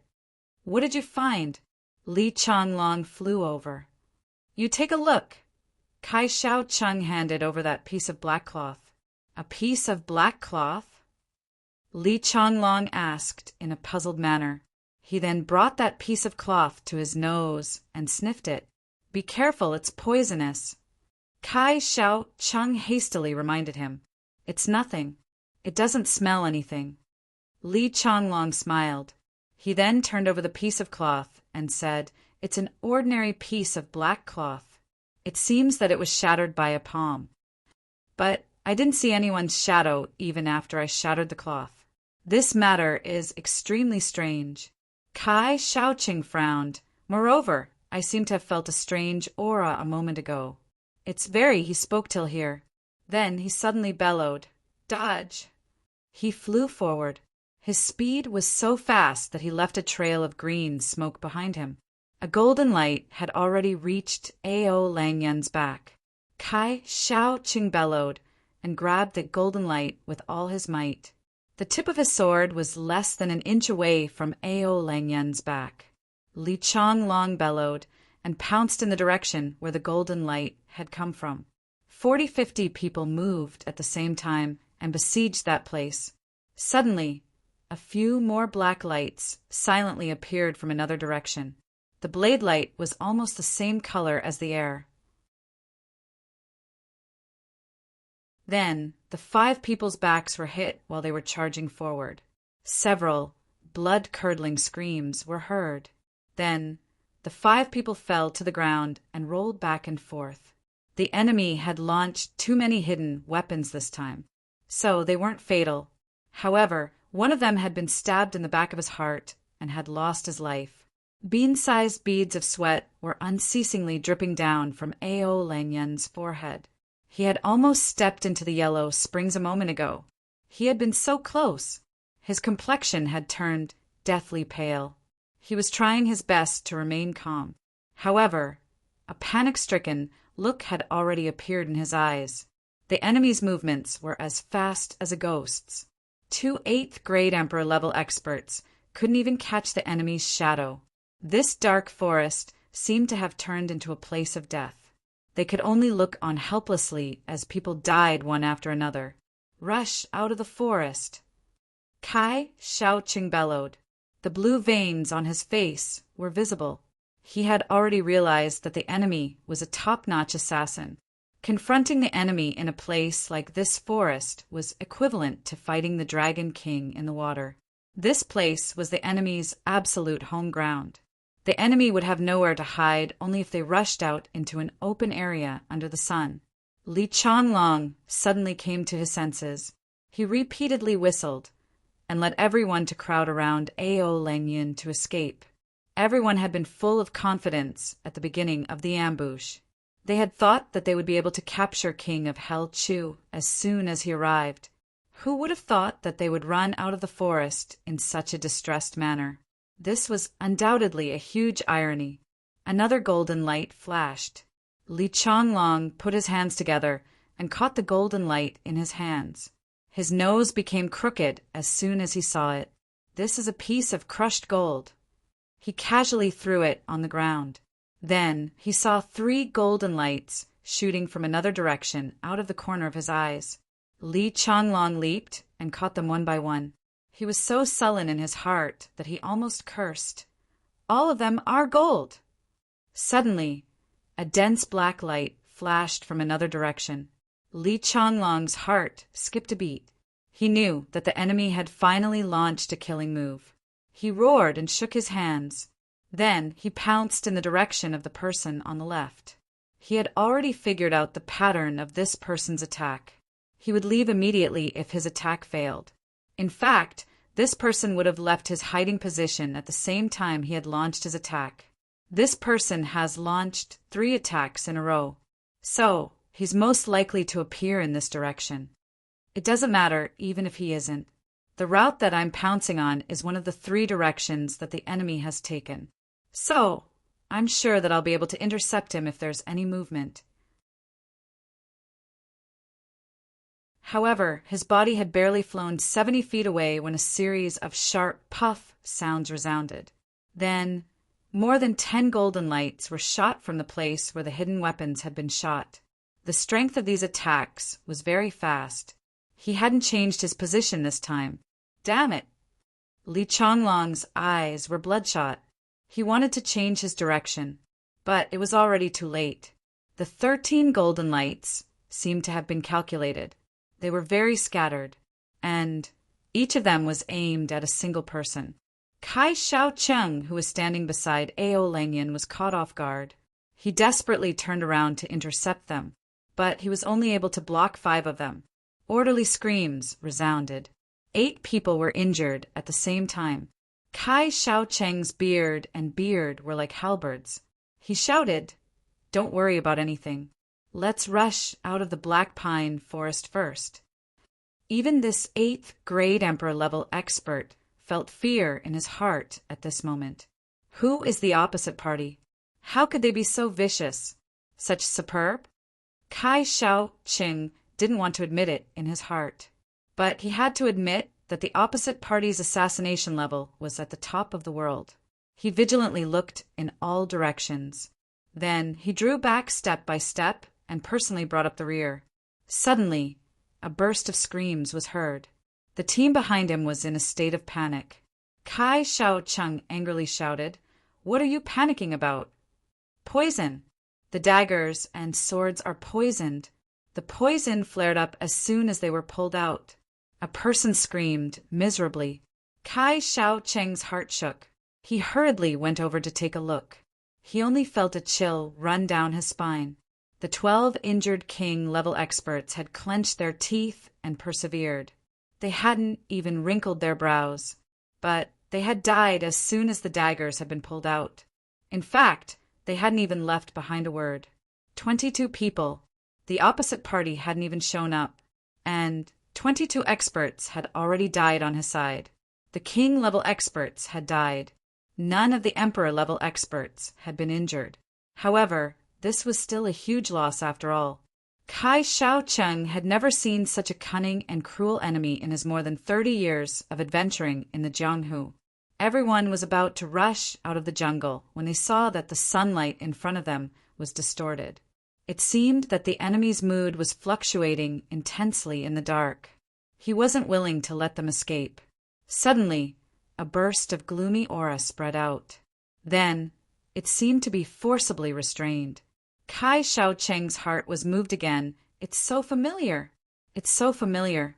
This name should have been on the tip of my tongue. But why can't I remember it? Suddenly, a burst of golden light flashed. Dozens of golden lights pounced out at the same time this time. Kai Xiaocheng shouted loudly and leaped to intercept them.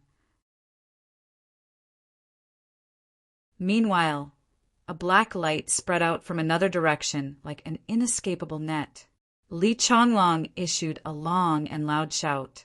His body moved like a dragon and fluttered in the air. Then, Kai Xiaocheng angrily rushed into the place where the black light had shot out from. He was 100% sure that the opposite party hadn't left this time. That's because I've locked onto him with my aura a moment ago. He shouldn't have chased him so close. Kai Shaocheng's heart was filled with joy. He flew and pounced forward.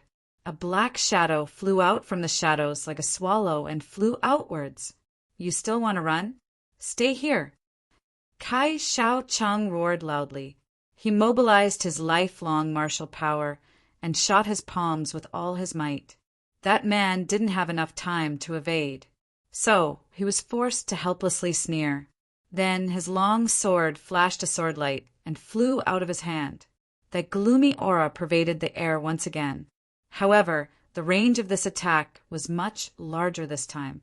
A divine light flashed in Kai Shaocheng's mind. He finally realized why this gloomy aura was so familiar. He smashed the flying sword into pieces with a bang. Then he roared in a violent rage, "Black Devil! So it's you! You even pretended to be king of Helchu. You're too shameless."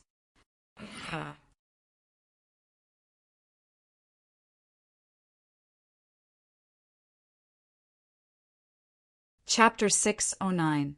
Kai Shaocheng finally remembered why he had learned it with such familiarity. Isn't this gloomy smell the unique aura of the Black Devil clan? He has killed so many of my people like a ghost.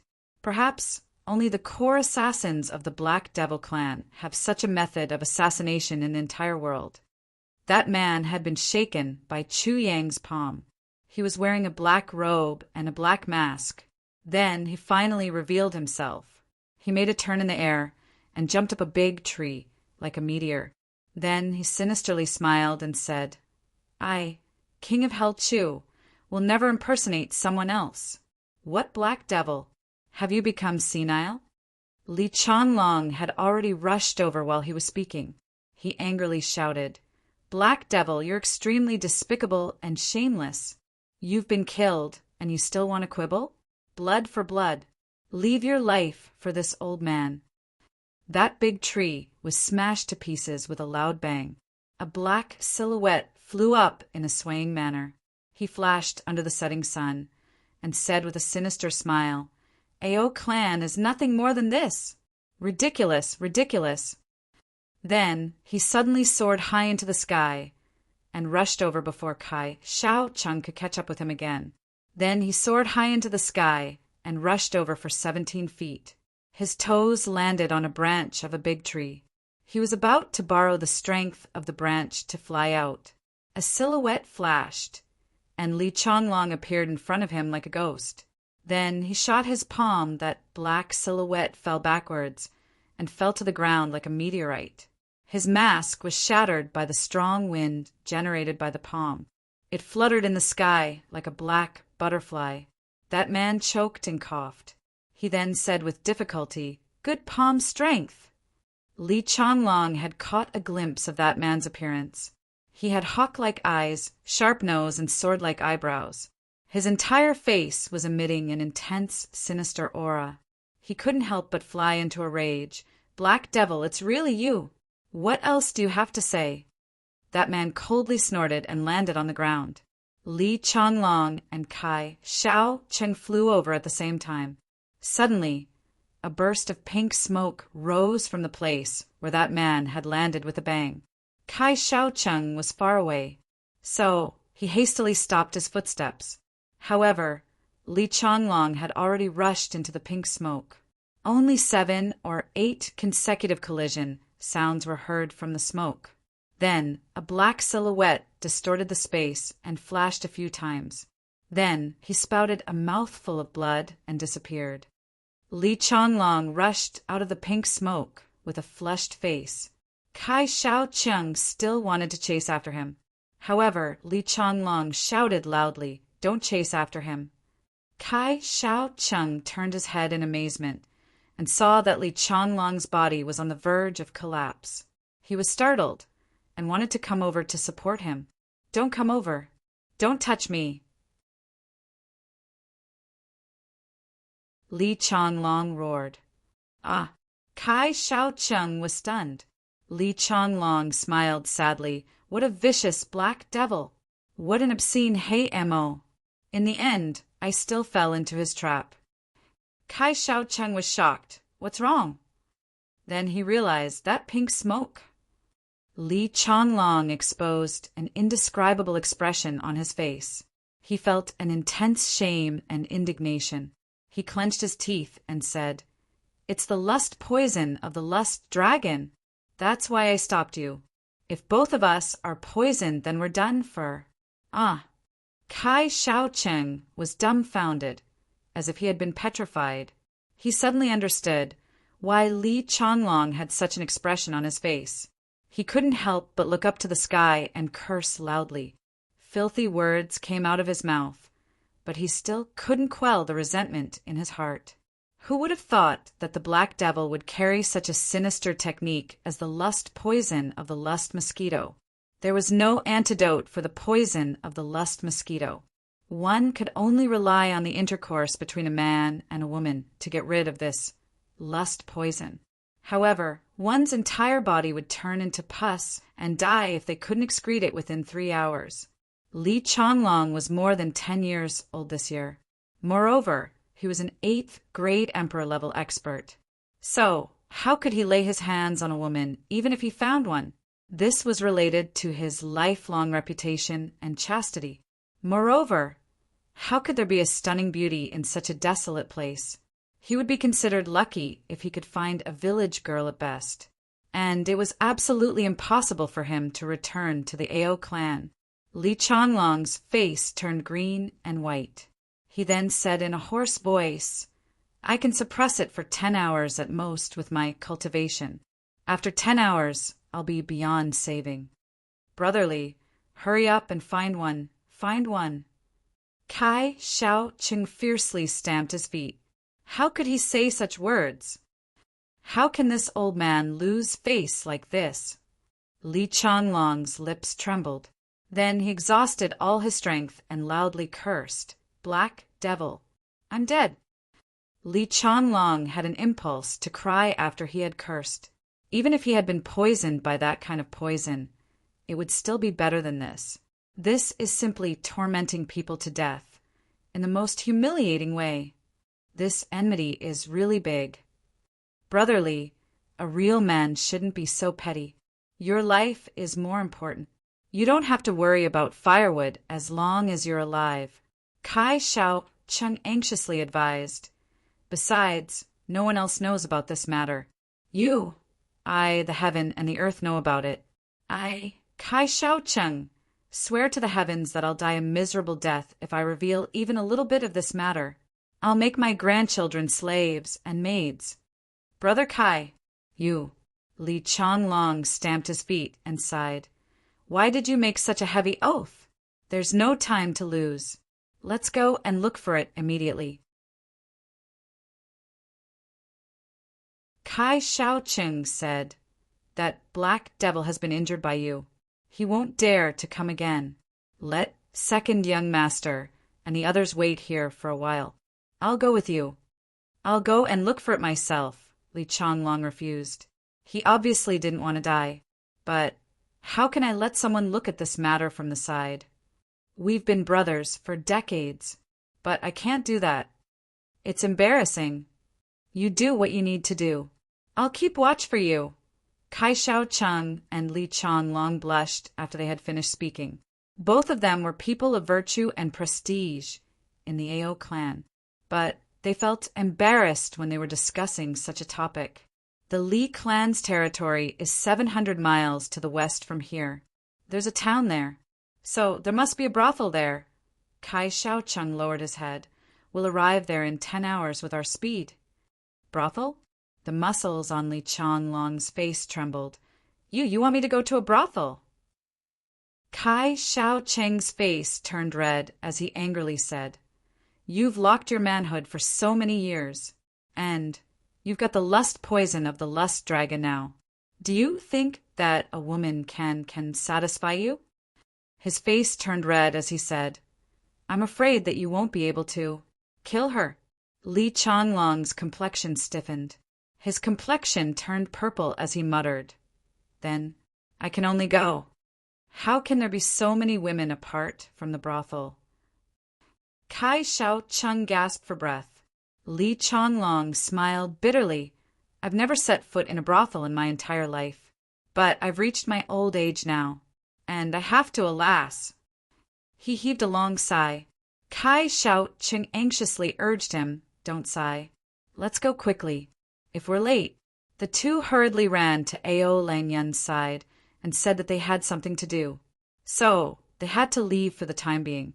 They also asked them to wait in an open area. They didn't even wait for a reply.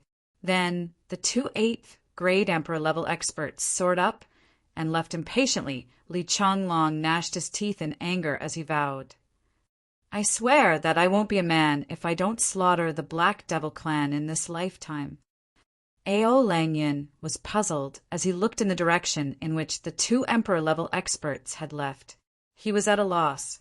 At such a critical moment, what could be more important than the plan here? "What will you do if King of Hell, Chu, comes after you two leave? This isn't a big plan." He felt depressed in his heart, so he sat down sullenly. Then an intense desire to recruit subordinates of his own rose in his heart. Chu Yang flew out like a meteor. He stuck close to the ground and shot out like a black smoke. He rushed out more than 50 kilometers in one breath, and the color of the sky had finally darkened. Chu Yang jumped into the jungle with a schwa sound. He then coughed out the blood he had been suppressing. He had racked his brains and exhausted all his skills. Moreover, he had managed to escape from the Black Pine Forest with the help of the Sword Spirit. Moreover, he had taught the enemy a bloody lesson.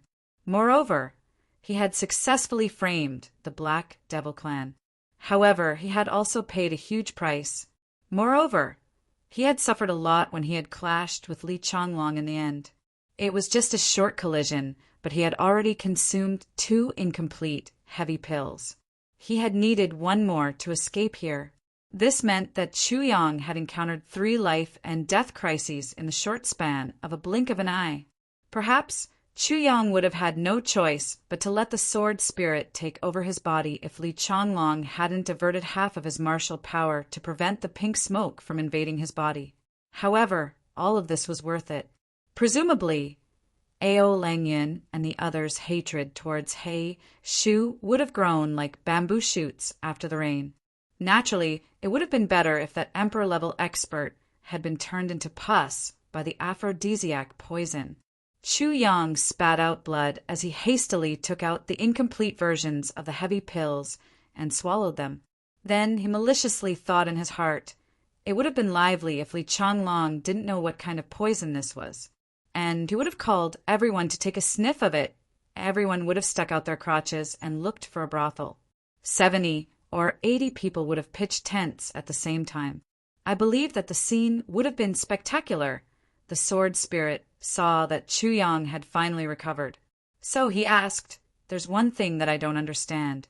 You can't speak in a faintly discernible voice with your current cultivation. How did you do it?" Chu Yang snorted and said with a smile, "Didn't you notice that I had patted a big tree in every direction since I had entered the forest? In fact, I had patted 1 tree in every 100 trees. I noticed that.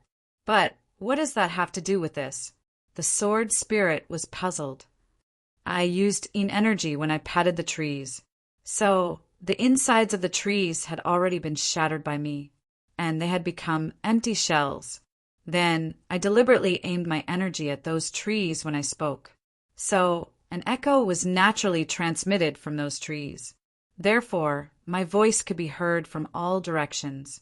Chu Yang smiled and said, "One has to be careful in Jianghu. Especially, one must be cautious in a life and death situation. Sword spirit, you must learn this from me." The sword spirit didn't speak. This guy has been using my spiritual power to help him, and he had to rely on my heavy pills to save his life. But he has turned around to teach me a lesson.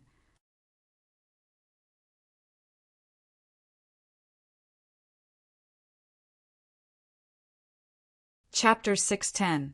Only the Ao clan has obstructed us on this road. This is obviously not right. Chu Yang muttered, "I slaughtered the Ao clan. But Oh, Du Shao and his father are still so calm? They haven't come to take revenge on me? Sword Spirit sinisterly replied, It's not that they won't take revenge. It's just that the time hasn't come yet. Fuck! Minister Chu cursed. He then stood up, opened the way. He thought, Du Xing and the others have already been ambushed by the Ao clan. Is Luo Kadi injured? I wonder how injured he is? Ao clan's actions were beyond everyone's expectations, and they had already exceeded everyone's expectations. Mo Tianji and I have clearly miscalculated. How should we react? The entire Jianghu seems to have ushered in the end because of Ao clan's unreasonable interference. Everyone is trying their best to stir up trouble. Everyone is sparing no effort to sit on the sidelines and watch the fire burn. Everyone is waiting to take advantage of it. Ambition will inevitably rise in the Jianghu. Chu Yang looked up to the sky and sighed. I'm afraid that less than half of the original clans will survive after the storm. In fact, even less. Countless king-level experts and revered martial artists will lose their lives in this storm. Chu Yang had never wanted to see Mo Tianji so urgently. The current situation had become so complicated that it could make one's hair stand on end. As far as Chu Yang knew, there were only two people in the entire heavenly layer who could deal with such a complicated situation with such ease. One is Du Qingro, and the other is Mo Tianji. Even I can't do it. In another direction, nighttime, Kai Shaocheng and Li Changlong finally came out of brothel. They looked up and saw that the sky was filled with stars. It was almost dawn. 7 or 8 prostitutes were lying down in a room on the roof of the brothel behind them. They didn't even have the strength to lift a finger. Their cheeks were flushed and their eyes were blurred. So satisfying. So satisfying. I didn't expect that such an old man would be so fierce. He lasted for 3 hours. He is so energetic. So fierce. Which young man can have such endurance? Motherfucker. I'll have to pick an old man when I receive a guest in the future, even if it's free. Moreover, this guest is so generous. Look at the gold ingots on the ground. Oh, so happy. Emperor-level expert.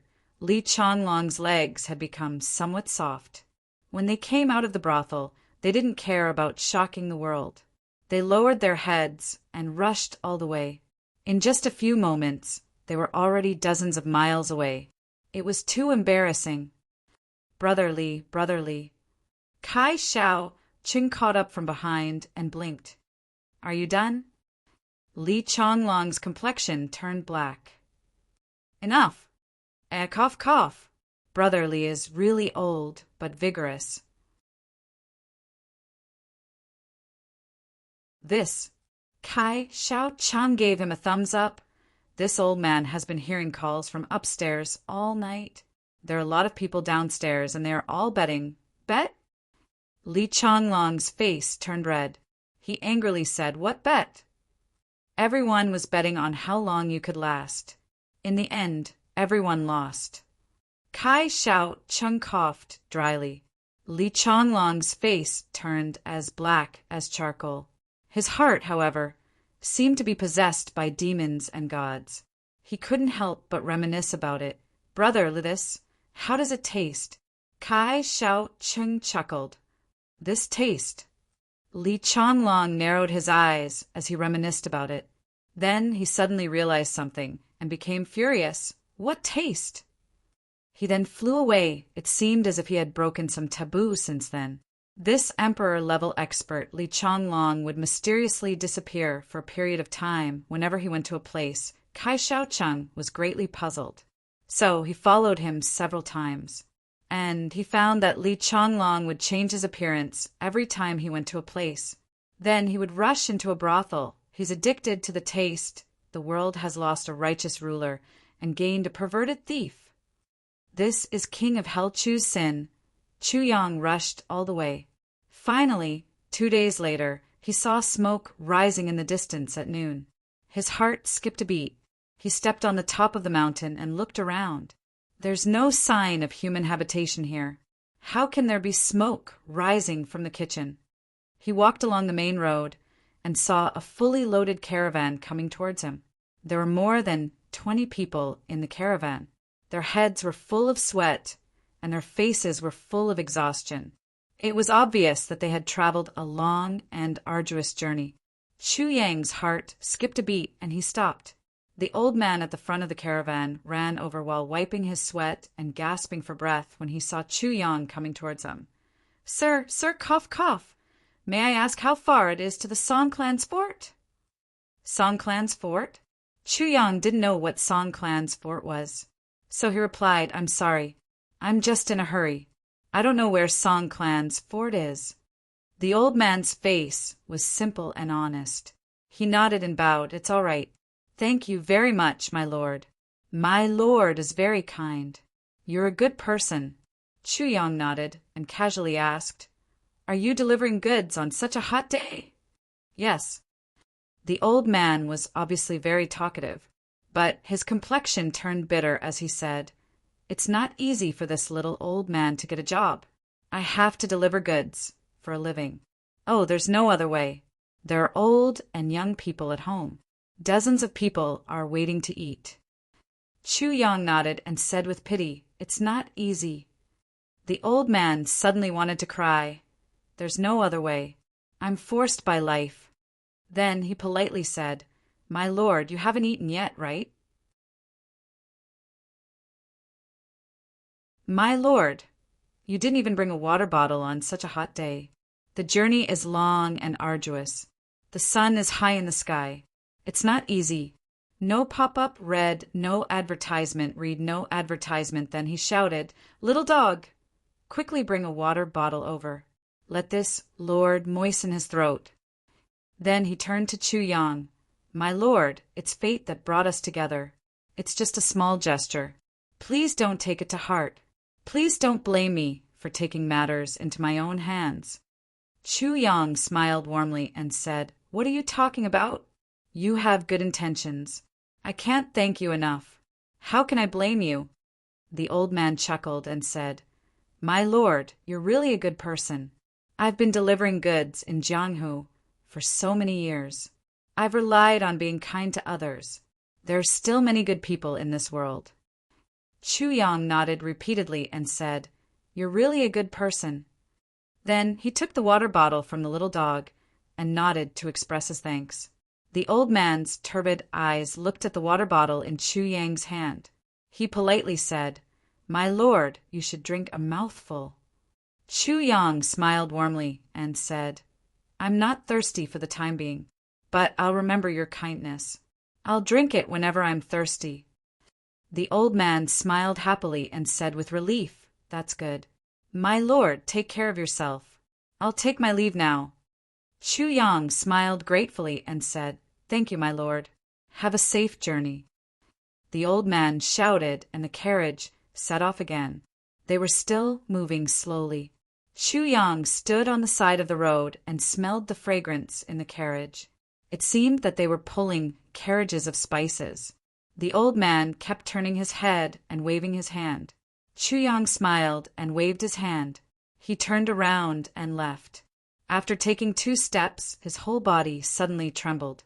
He opened his eyes wide and hissed, Who are you? The old man looked at him from afar. It seemed that he didn't hear what he said. Chu Yang groaned. His body shook violently a few times. His eyelids seemed to be about to close. He tried to open his eyes and roared like spring thunder, Who are you? He sat down. In an instant, the sky and earth turned upside down. The old man saw Chu Yang fall down. He suddenly trotted over and stopped 3 feet away. He carefully asked, My lord, what happened to you? Chu Yang shook his head. It seemed that he wanted to shake off the dizziness in his head. He weakly threw the water bottle aside and muttered, How could it be poisoned? I was very careful. How could it be poisoned? His eyes were lifeless. He muttered as if there was no one around. He seemed to be extremely regretful. That old man and more than 20 coachmen gathered around. They cautiously looked at Chu Yang and said with a strange smile, Poisoned? Haha, my lord, this old man forgot to tell you. Although you were very vigilant and didn't dare to drink my water, you didn't think that the water bottle was poisoned. As long as your hand touched the water bottle, it would be poisoned, Chu Yang said weakly. He then retorted with great difficulty. Nonsense. Say, there's obviously no poison on that water bag. I can completely feel this. Haha. There was medicine on the water bottle, but it wasn't poison. The old man's eyes emitted a ferocious light. But as long as you touched the water bottle and passed by my carriage, you smelled the fragrance. It was highly toxic. Moreover, there was no antidote. Your whole body would be paralyzed. King of Hell Chu, can you die in peace? I see. Chu Yang sighed sadly and closed his eyes. Then he opened them again and weakly asked, Who are you? Ha! I, Chu Yang, have moved unhindered all my life. I have single-handedly overturned the heavens. But I'm going to die here today. Tell me who you are. Let me die with some understanding. That old man mischievously sneered and said, King of Hell Chu, you obviously won't die so easily. You've massacred 8,000 people of my O clan. Don't tell me that you want to die so easily. Haha, you're dreaming. So it's the O clan. Chu Yang forced a smile and said, This is the cycle of justice. What goes around comes around. I killed your entire clan, and I'm going to die in your hands. Oh, Qingwu, it's you, right? The old man burst into loud laughter. His laughter was mournful and shrill. He then shouted, Yes, it's this old man. He wiped his face as he said this. Then he removed his disguise and revealed his true face. He was the clan lord of the O clan, O Chengwu. The complexion of the youth who had given Chu Yang the water bottle also changed. He turned into the valiant and formidable young lord of the O clan, the young poisoned spirit, O Du Shao. His complexion had turned ashen at this moment. He looked at Chu Yang with extreme resentment. King of Hell Chu, you hadn't thought that you would end up like this when you had ruthlessly and mercilessly attacked our O clan, right? Chu Yang choked and laughed. He then nodded repeatedly. Oh, Du Shao. Yes, I hadn't thought of this. But I, King of Hell Chu, didn't die in vain.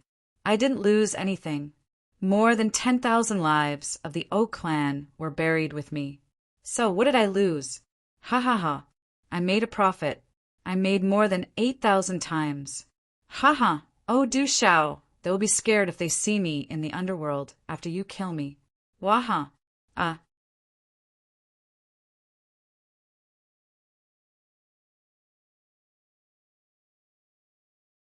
Chapter 611.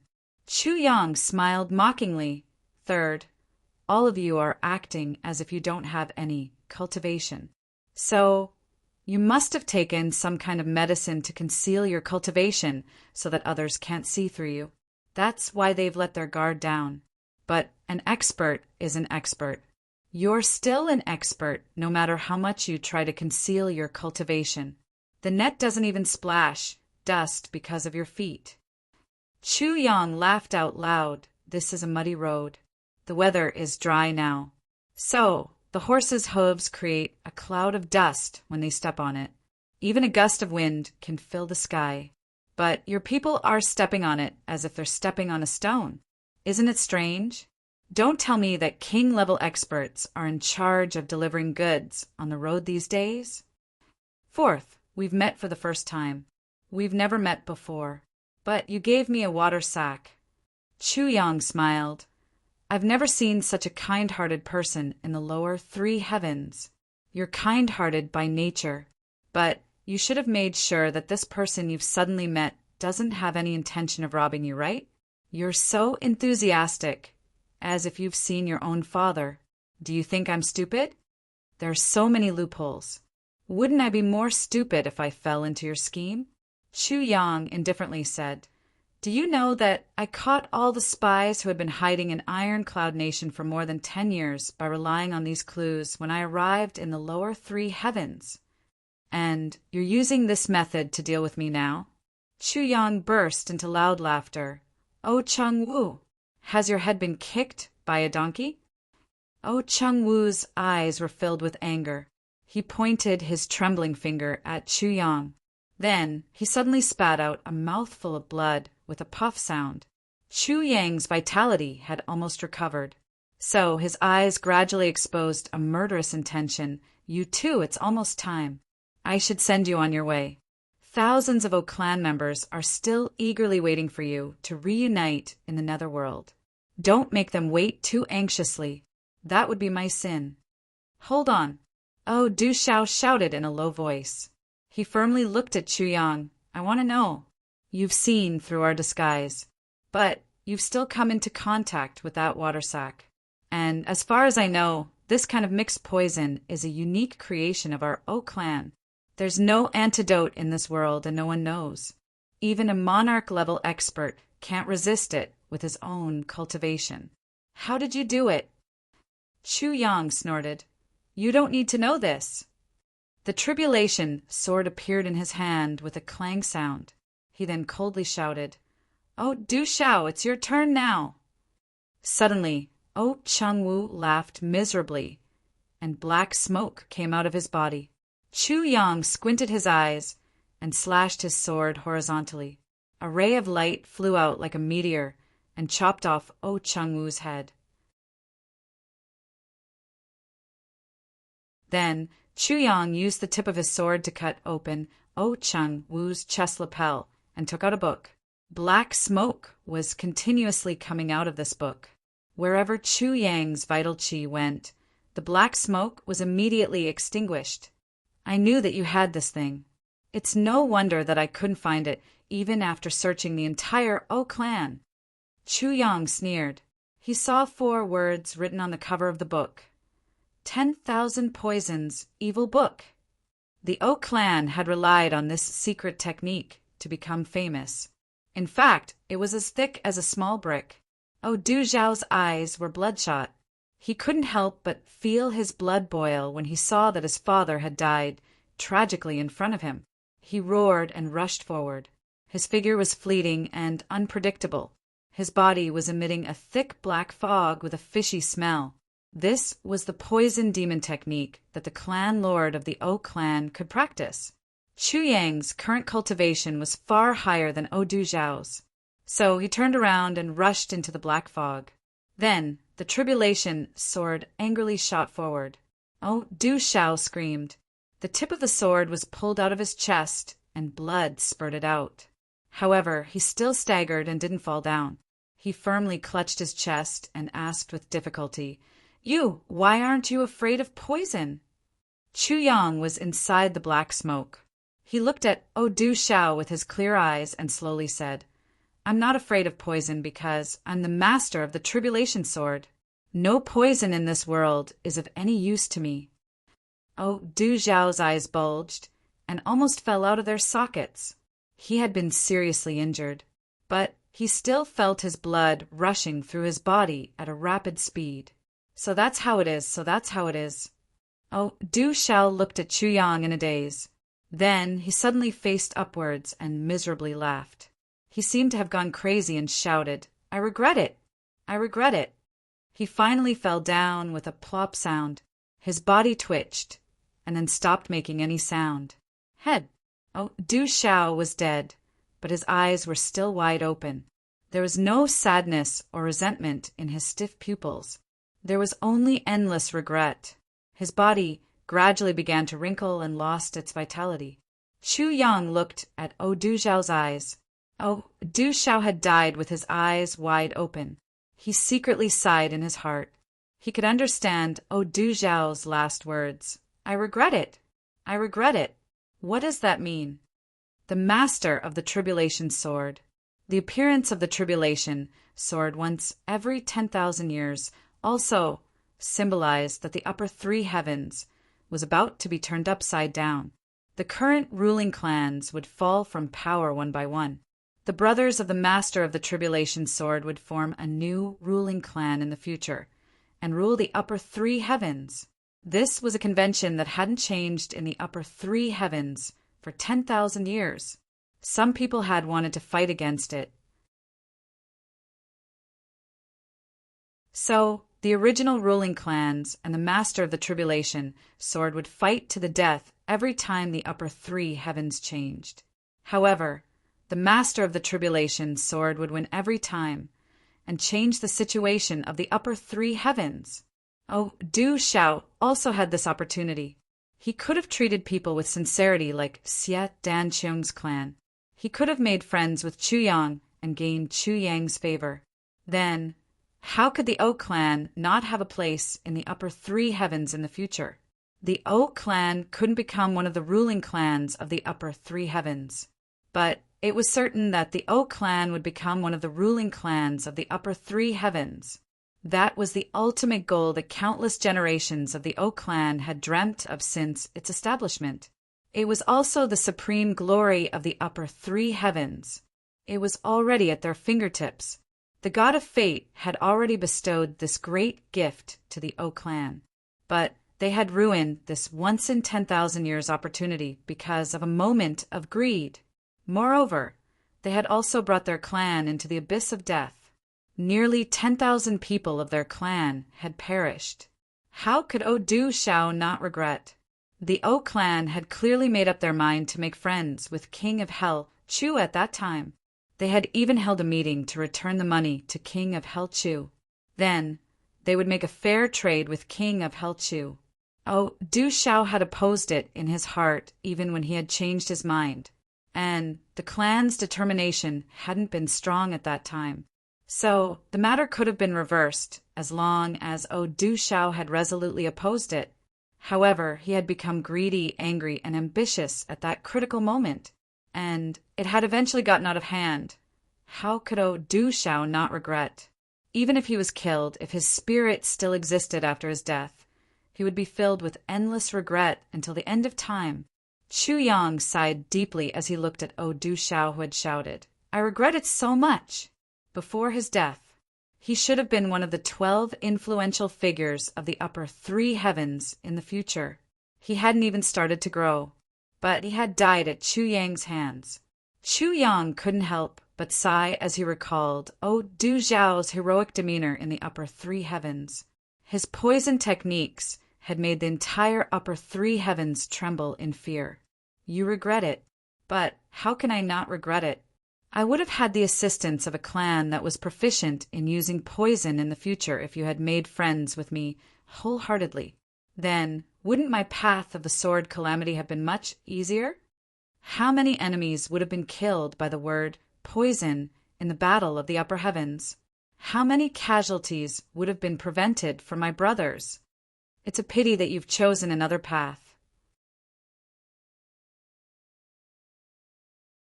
I had already felt that you, the poison spirit, would have been a formidable enemy in the lower three heavens back in the great Zhao continent city. I had already expressed my goodwill in the lower three heavens, Mt. Dingjun. I had revealed my intention to make friends with you. Otherwise, why would I have given you such leniency? Why would I have given you such preferential conditions? I, King of Hell Chu, have a lot of money, but I'm not a prodigal. You, Du Xiao, were vicious in the lower three heavens, but you were still a lover. You still had a pure heart in the lower three heavens, Mt. Dingjun. But why did you suddenly get blinded by your ambition at the critical moment? You ultimately chose another path. You regretted it, but you only regretted it when you were about to die. You should have known that regret is useless, right? Farewell, poison spirit. No, there will be no more poison spirit in the heavens from now on. Chu Yang gently sighed. He extended his hand and closed Du Xiao's eyes. Then he silently said, I'm sending you on your last journey. I'm making you close your eyes in this world, and I'm also making you open your eyes in the other world. It's said that people who die with grievances will become blind in the netherworld. I don't want you to become blind. I'm not doing this for Du Xiao of this life. Instead, I'm doing this for the all-powerful poison spirit of my previous life. Du Xiao of this life isn't worth it, but The poison spirit of my previous life is worth it. Who would have known that the 12 influential figures of the lower 3 heavens in my previous life were my Leduo? Especially Dark Bamboo, Black Devil, Du Shao, Poison Spirit, Siegong, and Tian Baru, who stood at the peak. This is my dream. Chu Yang stood up and shouted in a low voice. Then the 2 shopkeepers came out. They struck a big hole in the ground with a bang.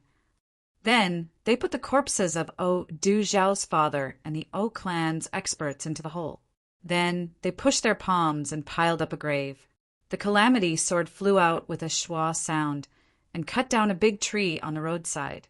The sword light whooshed, and a section of the tree trunk turned into a smooth tombstone in an instant. It then stood in front of the grave. Chu Yang thought for a moment. Then he carved a few words on this simple and crude tombstone. He sighed deeply. Then he got up and flew away. He didn't turn his head even after his figure had disappeared. The setting sun shone on the tombstone and illuminated the words on it. There was no name of the deceased. There was no introduction. There was only a poem. The entanglement of gratitude and grudges is Jianghu. Heroes and heroines are also nothingness. The emperor regrets my regret. Who wins and loses in the dreamy clouds? What's the point of this life or the previous life? Who's innocent since ancient times?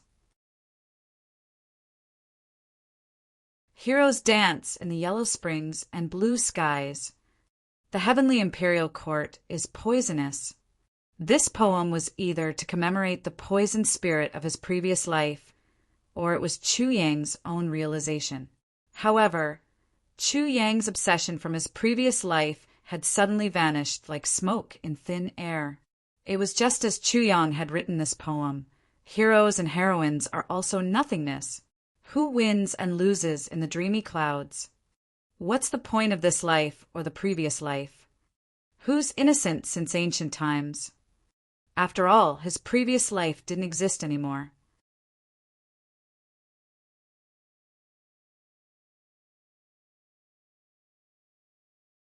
Chapter 612.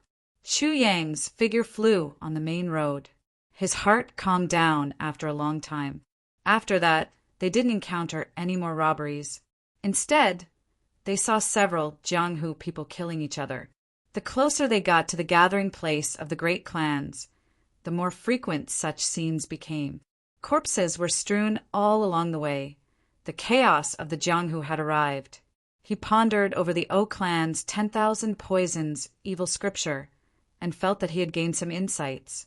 It seemed that the 10,000 poisons evil scripture could be used.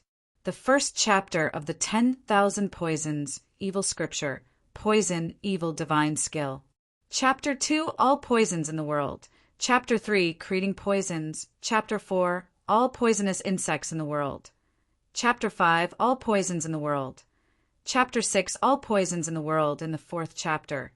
The World of Poisonous Insects. The names and images of the Poison Recovery Flood Dragon and the Lust Flood Dragon were listed, and there was also a detailed introduction.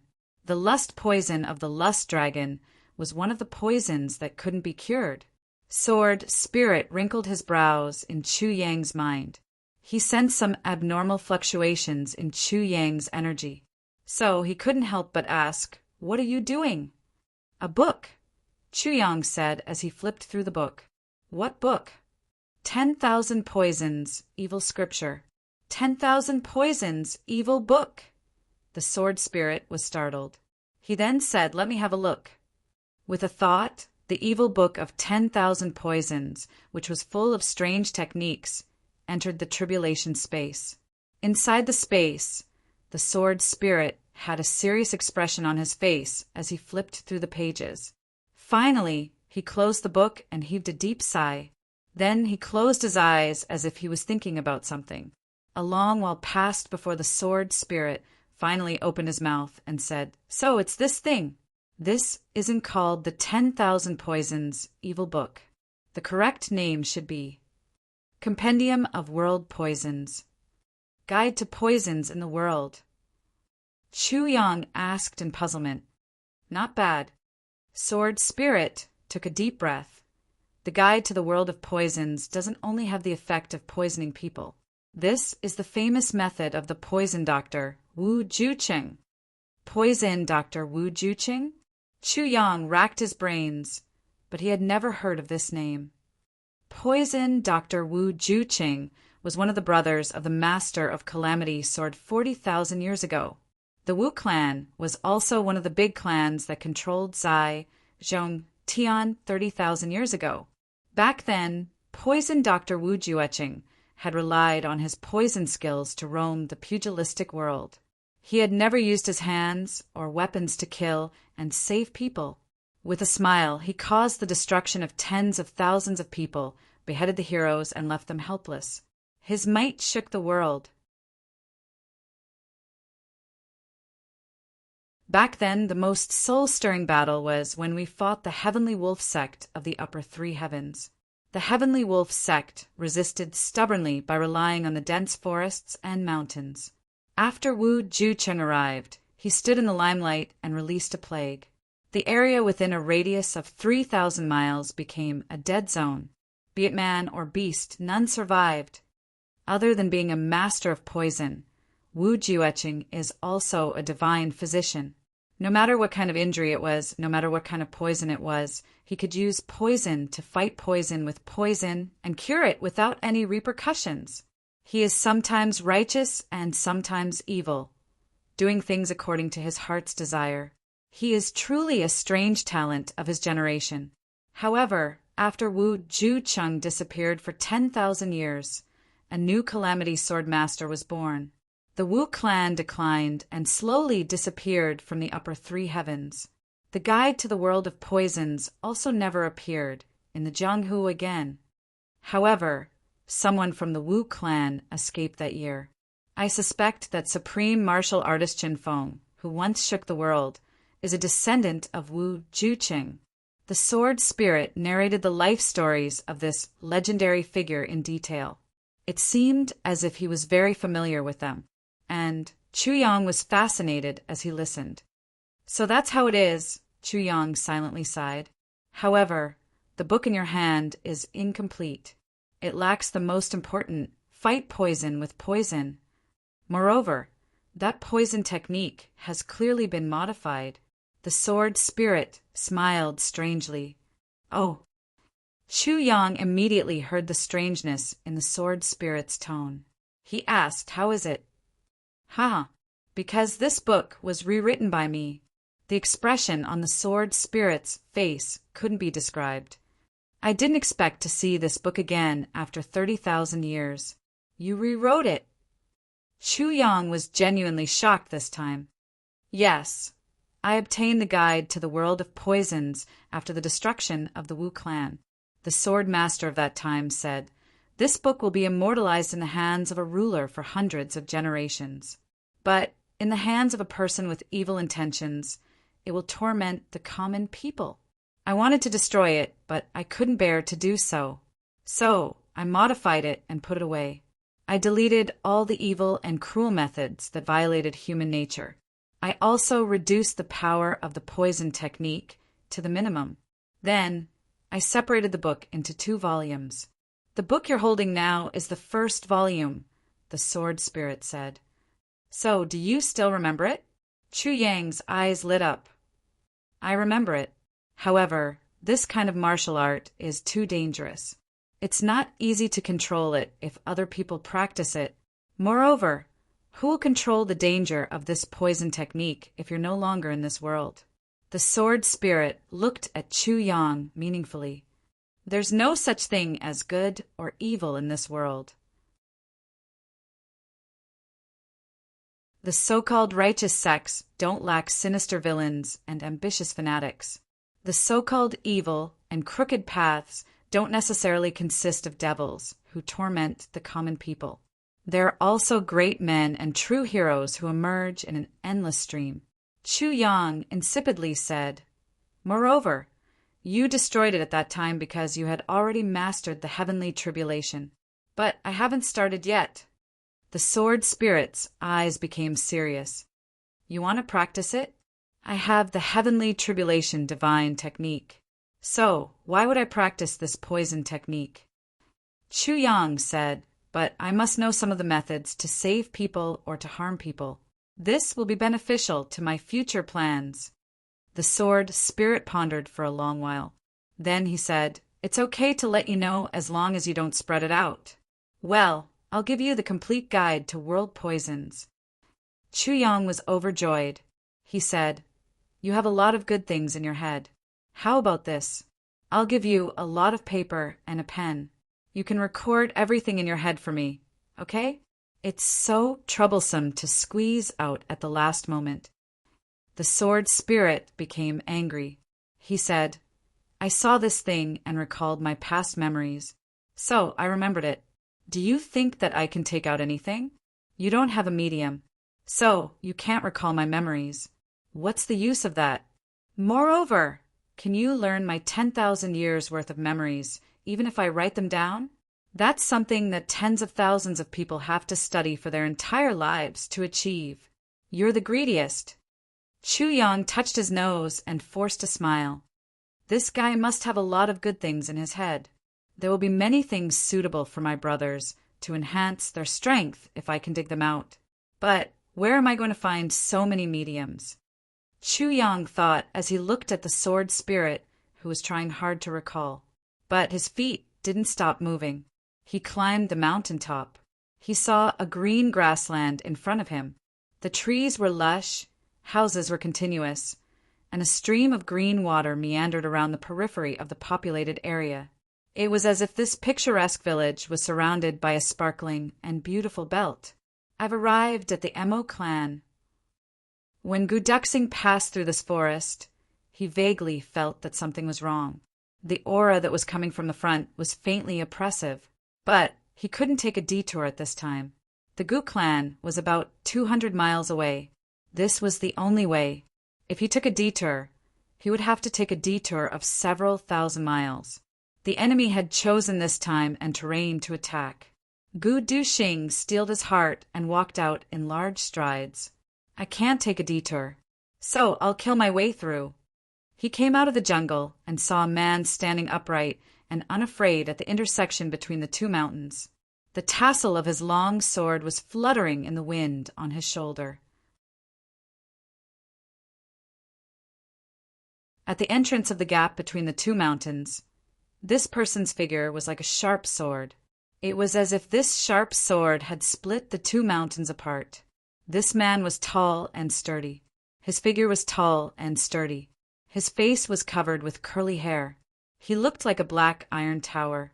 He stood tall like a mountain on the road. There was a wide road on both sides of his body. But it didn't know why this man gave people the feeling that he was blocking the entire road. Not even a drop of water could trickle through. Brother Gu, it's been a long time. This man grinned and said indifferently when he saw Gu Duxing come out. He opened his shoulders, and a domineering aura suddenly gushed out. Tu Qian Hao, Brother Tu? Gu Duxing's body landed lightly. He stopped and said with a cold expression, the scorching sun is high in the sky. Brother Tu must be in a good mood to bask in the sun. Do you have nothing better to do? Tu Qian Hao smiled and shook his head. Brother Gu, we haven't seen each other for a long time. Your attitude is very bad. Gu Duxing sneered and said without any trace of politeness, Tu Qian Hao, you're blocking my way. Don't tell me that you have good intentions. Tell me, what do you want to do today? Tu Qian Hao took a deep breath. He slowly removed the sheathed sword from his back and said in a heavy tone, This too suffered a crushing defeat at the hands of Brother Gu in the last battle. So, I have come here today to ask Brother Gu for advice. Gu Duxing took a step forward. His whole body was surrounded by a cold sword energy. His eyes slowly swept across the surroundings. He then shouted in a low voice, You're alone. The contempt in his tone wasn't concealed in the slightest. Tu Qian Hao snorted.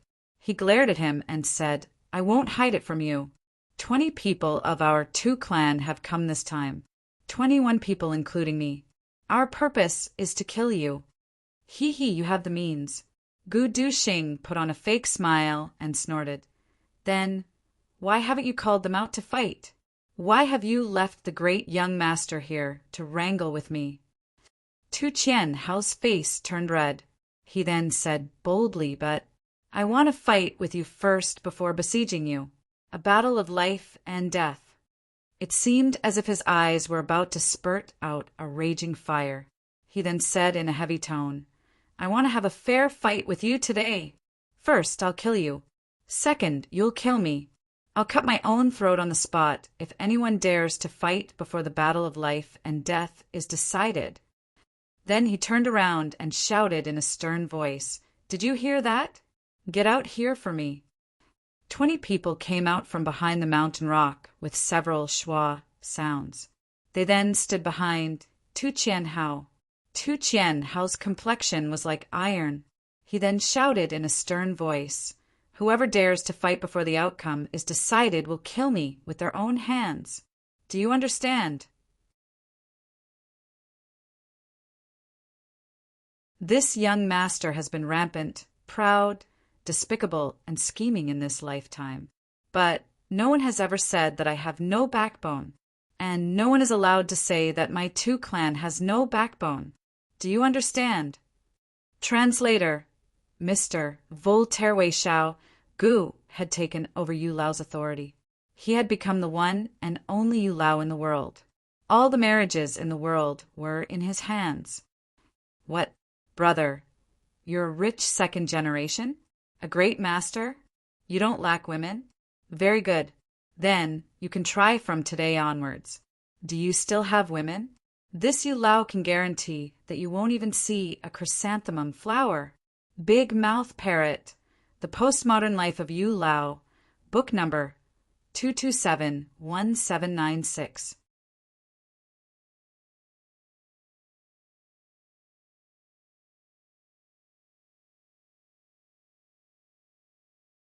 Chapter 613.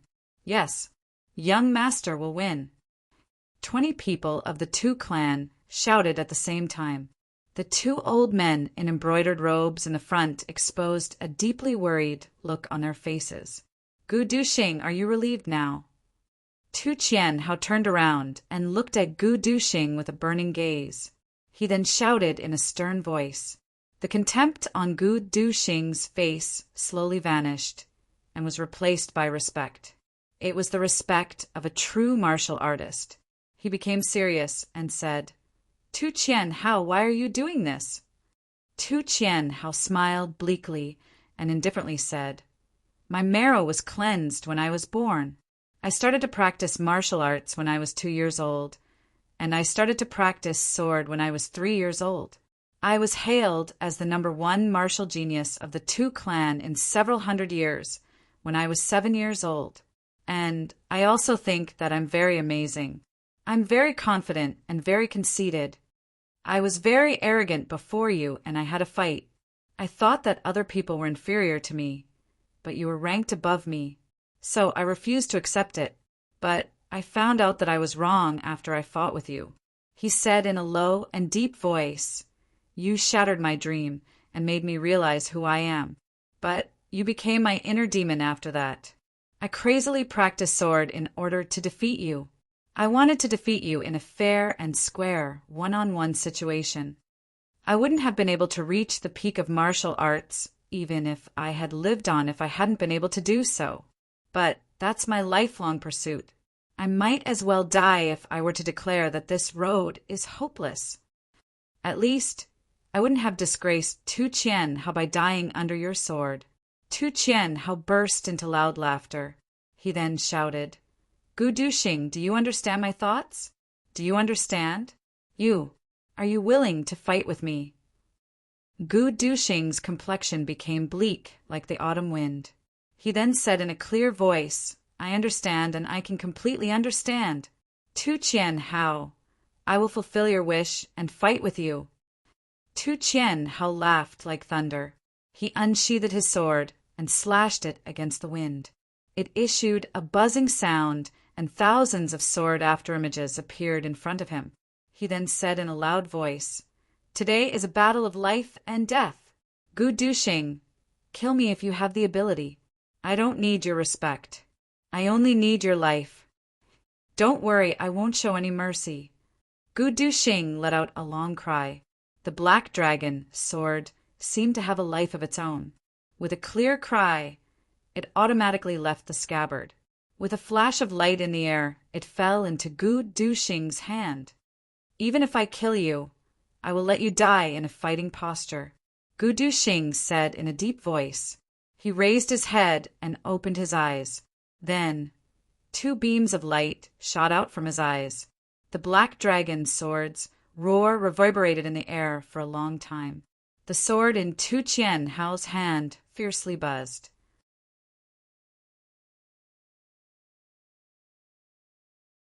Tu Qianhao burst into loud laughter. Sword Emperor? Sword Emperor! I have indeed met the Sword Emperor in this life. With a loud roar, the muscles all over his body tightened. His entire body seemed to have swelled up and become even more powerful. Tu Qianhao's face had turned red, and his eyes had shot out a feeling of extreme excitement. In fact, every pore of his entire body had been stimulated by this kind of happiness and had expanded. The boundless fighting intent had thoroughly integrated into Tu Qianhao's blood and soul. The lifeless sword in Tu Qianhao's hand had already expressed its allegiance when the Sword Emperor had appeared. However, Tu Qianhao could only feel his fighting intent boiling uncontrollably. Gu Duxing, come and fight! Gu Duxing let out a long roar, and his sword light crisscrossed. Tu Qianhao laughed heartily and flew up. Suddenly, thousands of sword lights whizzed out from all directions and transformed into life-snatching sword energy. They then attacked Gu Duxing. The whistling sound of the sword wind suppressed the mournful northern wind of the mountain pass. Gu Duxing was dressed in black clothes. Tu Qianhao's sword light was flickering in and out of existence. The black dragon's sword swept, flickered, stuck, and cut. A cold light burst out. He didn't yield to Tu Qianhao in the slightest. One of them was dressed in black clothes, and the other in black clothes. Two groups of sword lights were rolling over and over again. Later, only a group of resplendent light balls could be seen, but the figures of these two people couldn't be seen. Suddenly, the sound of sword lights colliding with each other resounded unceasingly. It sounded like the wind blowing on a lotus and the rain hitting on a banana leaf. Then, only the whistling of sword energy could be heard. The sword lights were dazzling, but there was no collision. Awesome! Tu Qianhao burst into loud laughter. It seemed as if he had gone insane. Tu Qianhao had outperformed himself under the pressure of Gu Duxing's Sword Emperor. Tu Qianhao's slaughter spirit sword technique had been displayed to the extreme. Suddenly, it was like a violent storm. Suddenly, it was like a gentle breeze and drizzle. He only felt that the blood in his entire body was rushing at a rapid speed. His entire body was getting more and more excited. It was a kind of excitement that had almost reached an ethereal state. He had forgotten everything at this moment. He had forgotten that he was fighting. He had forgotten that he was Tu Qianhao. He had forgotten his own sword. He had forgotten everything in this world. He only asked for a fight to his heart's content. He didn't care about life or death. He felt very happy. It was the kind of unrestrained happiness of soaring through the clouds and dancing in the streets. Therefore, his wild laughter soared to the sky. His roar soared to the sky. His tall and sturdy body leaped and flew like a madman.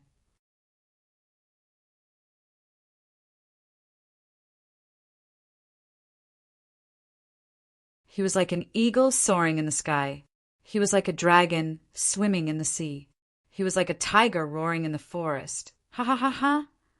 Tu Qianhao laughed crazily. He then roared to his heart's content. I can die in peace if I have to fight like this in this life.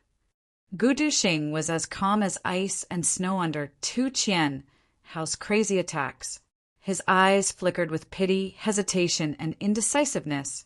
Kill or not to kill?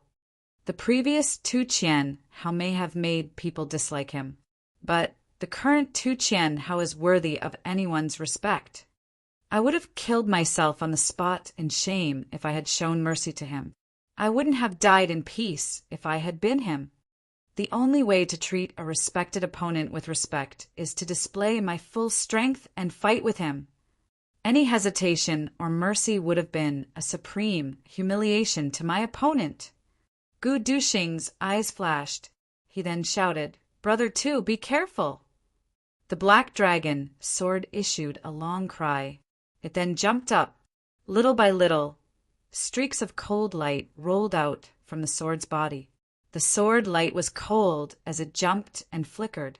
It was like a will-o'-the-wisp of the netherworld. It was unceasingly flickering. However, it was flickering with a cold, murderous intention. "Come on!" Tu Qian Hao roared. He crazily attacked. The sword light flickered, and drops of blood sparkled like fairies. They jumped in the bright and resplendent sword light, and then disappeared. Tu Qian Hao laughed loudly. Gu Duxing sighed. The black dragon sword was already as firm as a rock. Tu Qian Hao's laughter came to an abrupt end. His movements also came to an abrupt end. He calmly stood in the same place. The long sword was still in his right hand.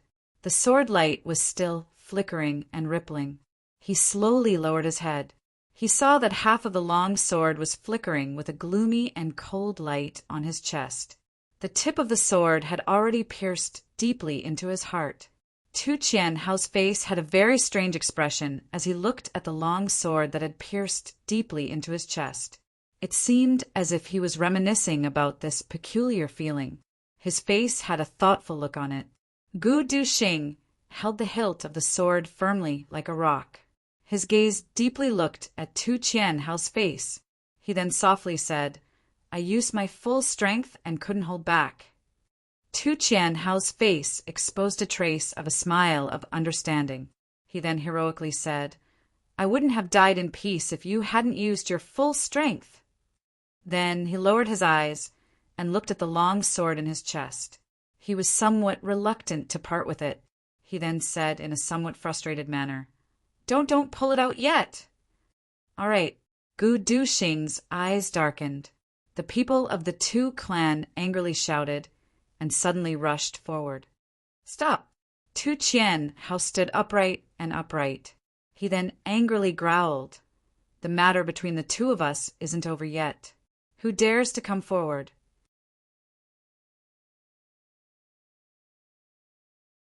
His heart had already been pierced, so he was dead for sure. However, his growl was still awe-inspiring. His domineering and arrogant aura was completely exposed. The 20 experts of the Tu clan stopped at the same time.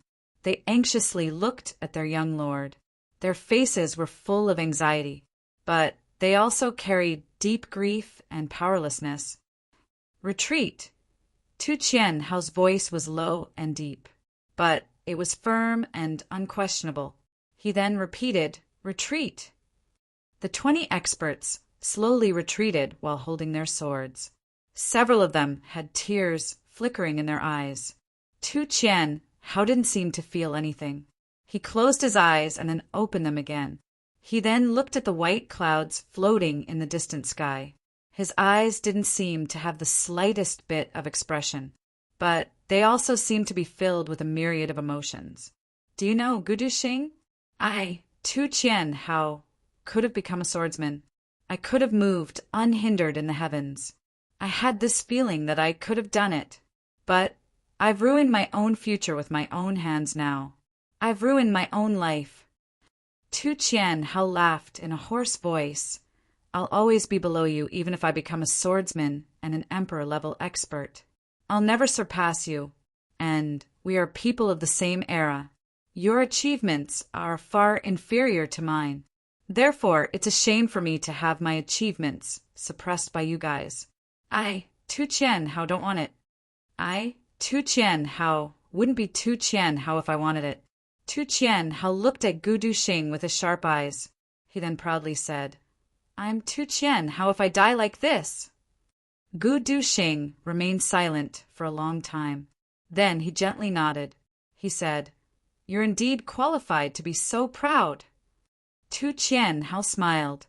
His face was covered with a beard, but his smile gave Gu Duxing a very pure and innocent feeling at this moment. In fact, it seemed as if he was a child who was showing off his little achievements, naive and unaffected. I didn't want to die, Tu Qian Hao slowly said, but I joined the alliance organized by Odu Shao because of my hatred and obsession with you, and I only wanted to kill you at first after I had entered, but I suddenly became disheartened later on. Too selfish, too unforthright. Each of those people was a talent, but each of them was fighting and scheming against each other. That kind of environment. Tu Qian Hao deeply sighed. Then he clenched his teeth and cursed from the bottom of his heart. Fucking hell! It suffocated me to death. He had used a lot of strength in this curse. In fact, it seemed as if he had used the strength of his heartbeat. Anyone who had heard it would have had the feeling that these words had come from the bottom of his heart.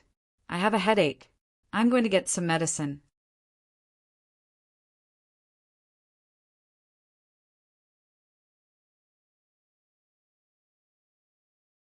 Chapter 614. Especially when I learned that you had already become a sword emperor. Tu Qian Hao laughed in a desolate manner. At that moment, I suddenly felt disheartened.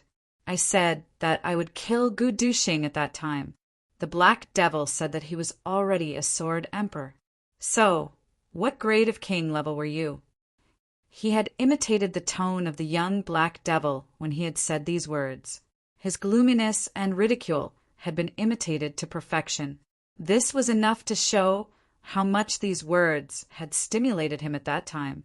I thought at that time, I can't catch up with you. I can't kill you, but I will be killed by you. I will die in your hands. So it should be okay, right? Tu Qian Hao snorted. Tu Qian Hao will die. But I'm 1,000 times better than those bastards who only speak ill of people behind their backs. They don't dare to face their enemies head-on. I'm 10,000 times prouder than them. Tu Qian Hao roared. This sentence was clearly too loud. His mood fluctuated violently. The sword wound on his chest had caused him to spurt out blood. Gu Duxing's expression shook. He used his finger as a knife and poked twice on Tu Qian Hao's chest to stop the bleeding. Tu Qian Hao's complexion turned as pale as gold paper. He smiled warmly. Don't bother. I've come here today to seek death. Do you really think that a 7th grade king level expert like me can defeat a sword emperor? Gu Duxing was speechless. He sighed and said in disappointment and frustration, You didn't have to die. Tu Qian Hao smiled freely. Then he suddenly said, But I have boundless confidence now. I may not necessarily lose if I have the opportunity to fight with you next time. That's because I suddenly comprehended my own way of the sword when I was at death's door. I comprehended my own sword emperor realm. Tu Qian Hao's complexion was solemn and proud. He gasped for breath and said, I'll be a sword emperor after today if I don't die. Gu Duxing knitted his brows. He was somewhat worried as he looked at Tu Qian Hao's increasingly pale complexion. Tu Qian Hao choked and coughed. He then said in a somewhat strange manner of self-mockery, Do you know when I had this kind of comprehension? When? Gu Duxing could not help but agree. When the tip of your sword pierced my heart, a boundless feeling of death suddenly welled up. But I comprehended my own way of the sword at that time. Tu Qian Hao smiled brightly. When the tip of your sword pierced my heart, I unexpectedly made a breakthrough at that time. Ha ha ha. It's so damn funny. What a fucking joke. This is really fucking funny. Gu Duxing couldn't help but be speechless. He didn't know what to say. The tip of the enemy's sword pierced his heart, and he broke through at that time. Such a fortuitous encounter would make anyone speechless. So it turns out that the greatest breakthroughs can only be achieved when one is on the brink of death.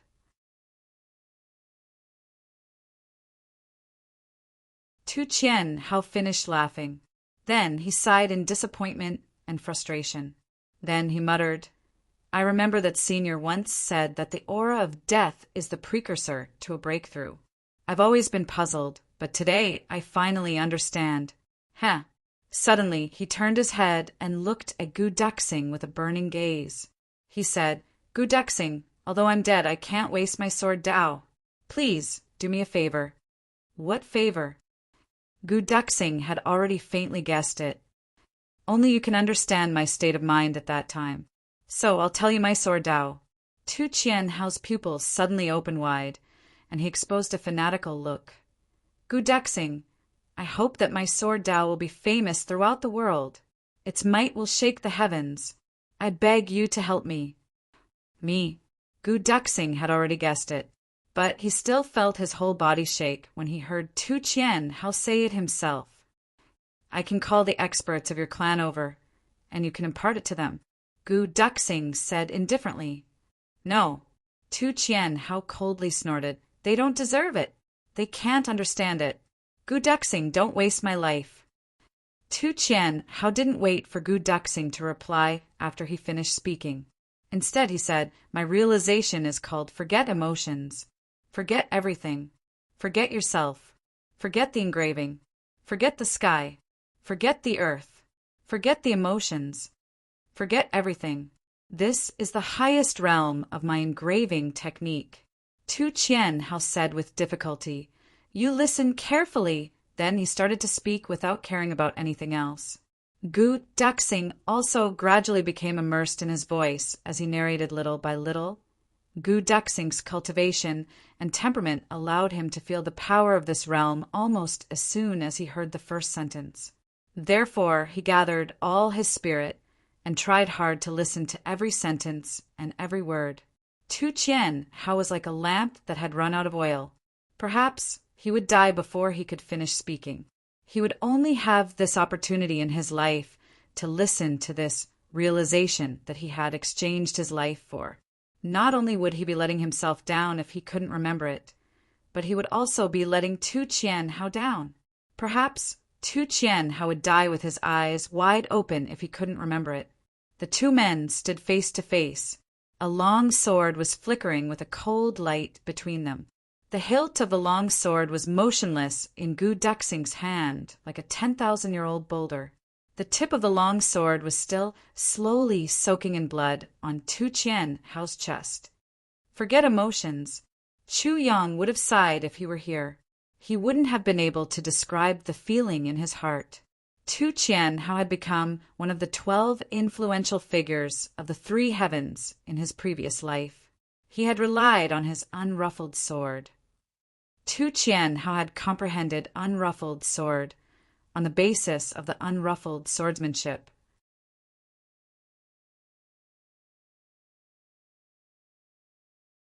Tu Chien Hao had once rushed to the peak of the 3 heavens by relying on these 2 words, unruffled swordsmanship. He had slaughtered thousands of heroes and had laughed proudly in the Jianghu with his sword. This was Tu Chien Hao. Tu Chien Hao had gathered all his comprehensions into a book in the year of Chu Yang's death. Then he had prepared to march into the upper 3 heavens. Chu Yang didn't know whether he would succeed or not. However, he knew that Tu Chien Hao had written a book named Forget Emotions Heavenly Book.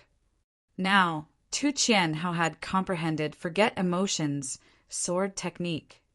This was undoubtedly 20 years earlier than in his previous life. However, it was worth lamenting that this Forget Emotions sword technique could no longer be used by Tu Chien Hao, the inventor. The Forget Emotions Heavenly Book that had once shocked the entire upper 3 heavens would no longer appear in the upper 3 heavens in this life. This was also a kind of regret.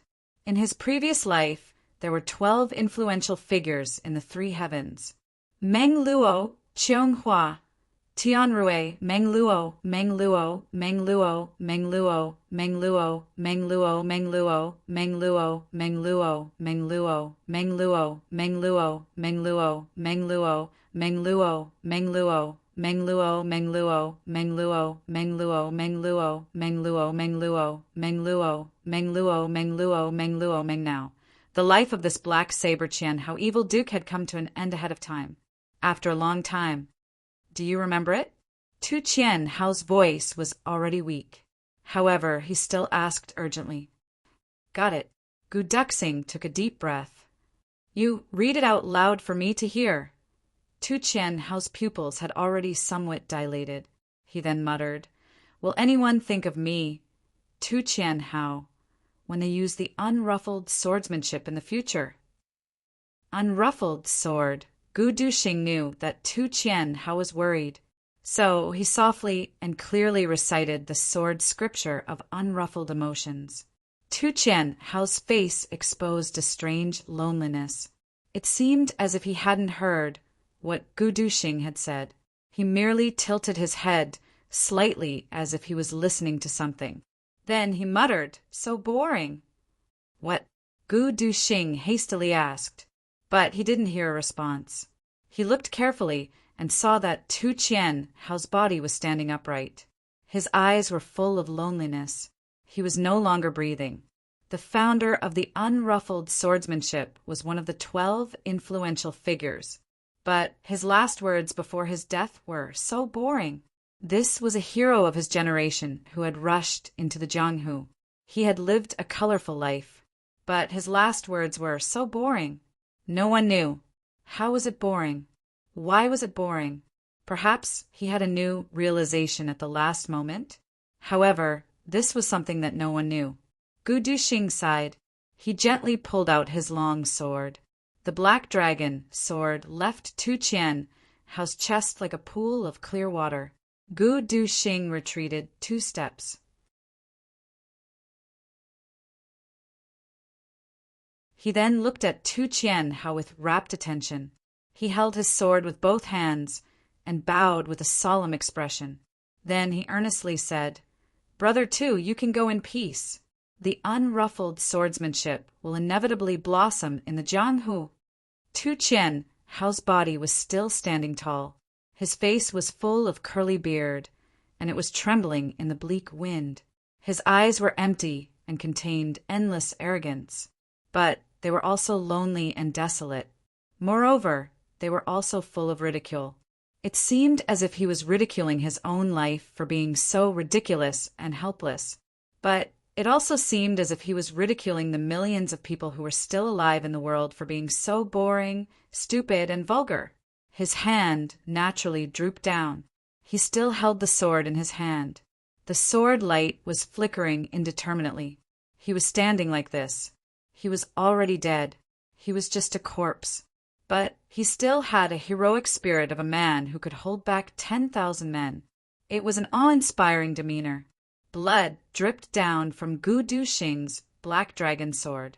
It reluctantly slid down along the sword's tip and dripped into the dust. It splashed lightly, and the dust curled up and scattered. This is the Jianghu. Gu Duxing let out a long breath. He had been suppressing this breath for a long time, but he felt a sense of disappointment and frustration when he finally let it out. There's so many rights and wrongs in the Jianghu, but how can there be so many should and shouldn't? Life and death. Who can say for sure whether it's innocent or calm? He sighed. He then retreated a dozen steps and stood with his hands clasped behind his back. He earnestly looked at Tu Qian Hao, who had already lost his breath. The look in his eyes was extremely complicated. He then softly said, Brother Tu, the road to the underworld is long. Take care on the way. Young lord, 20 experts of the Tu clan cried out in grief. They rushed forward and threw themselves in front of Tu Qian Hao, but they suddenly discovered that Tu Qian Hao was no longer breathing. He was completely dead. They couldn't help but scream wildly. They turned around like a whirlwind and firmly looked at Gu Duxing. They then said in grief and indignation, Surnamed Gu, you dared to kill our young lord. Gu Duxing coldly looked at them. He saw that the one who had spoken was an old man with sideburns. He had tears in his eyes, and was angrily looking at Gu Duxing, couldn't help but coldly say, "What? Didn't Brother Tu give you an explanation before this?" Tu Qian Hao had calculated everything. He had even calculated his own death. So, how could he not give an explanation to these people?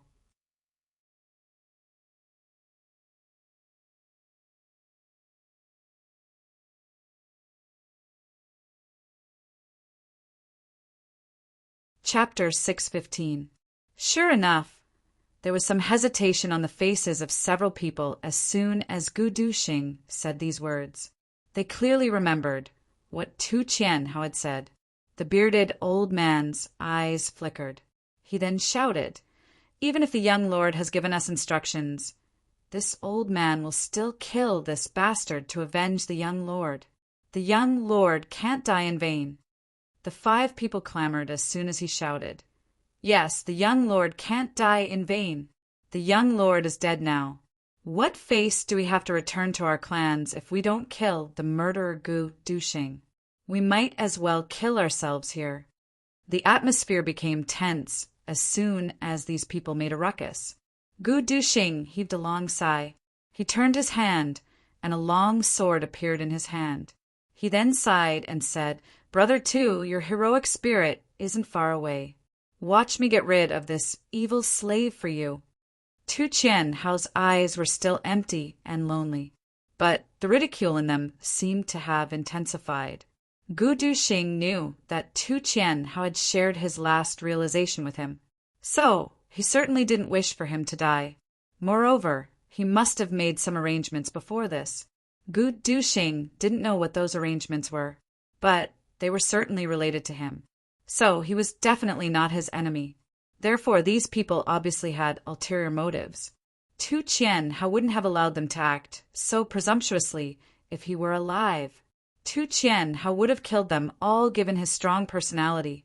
Tu Qian Hao is dead now, but I, Gu Duxing, am still here. Tu Qian Hao, I, Gu Duxing, have already recognized you as a friend when you were on the verge of death. We have always been enemies, but that doesn't prevent me from recognizing you as a friend. I know your habits, and I also know your character, and I also know what you would have done if you were still here. I'll do it for you." Gu Duxing's body was dragged like a javelin. He muttered, "Brother Tu, I can see the loneliness in your eyes, and I can also see your loneliness. Now, I will use my solitary sword technique to combine with your unruffled sword technique. You and I will join forces to kill these scums." His voice hadn't faded when the sound of a golden blade cutting through the air was heard behind him. A trace of anger floated across Gu Duxing's frosty face. He straightened his body and floated forward. However, his long sword silently flew out from under his armpit. It was silent, but as fast as lightning. With this sword, his demeanor was as if he was standing at the peak of solitude, looking down on the world with disdain. It was the sword of solitude that Gu Duxing had comprehended during this period of time. With one strike, the world was in solitude. The Sword Emperor's signature move. Gu Duxing said in a low voice, "Tu Qian Hao, did you see that? This is the Sword of Solitude." A king-level expert was stabbed in the chest with a puff sound. His body swayed, and he fell to the ground. Gu Duxing's sword pierced right into his heart without even looking back. But a living human life had already been reduced to nothingness. The sound of the wind rose again. Gu Duxing leaned back and gently flipped into the air. He recited, "A sword across the sky towards the peak." Then he turned around and slashed out with his sword with a lonely and bleak expression on his face. He said indifferently, "Life and death, victory and defeat are all gone in a flash." He rushed forward, his green robe fluttering in the wind.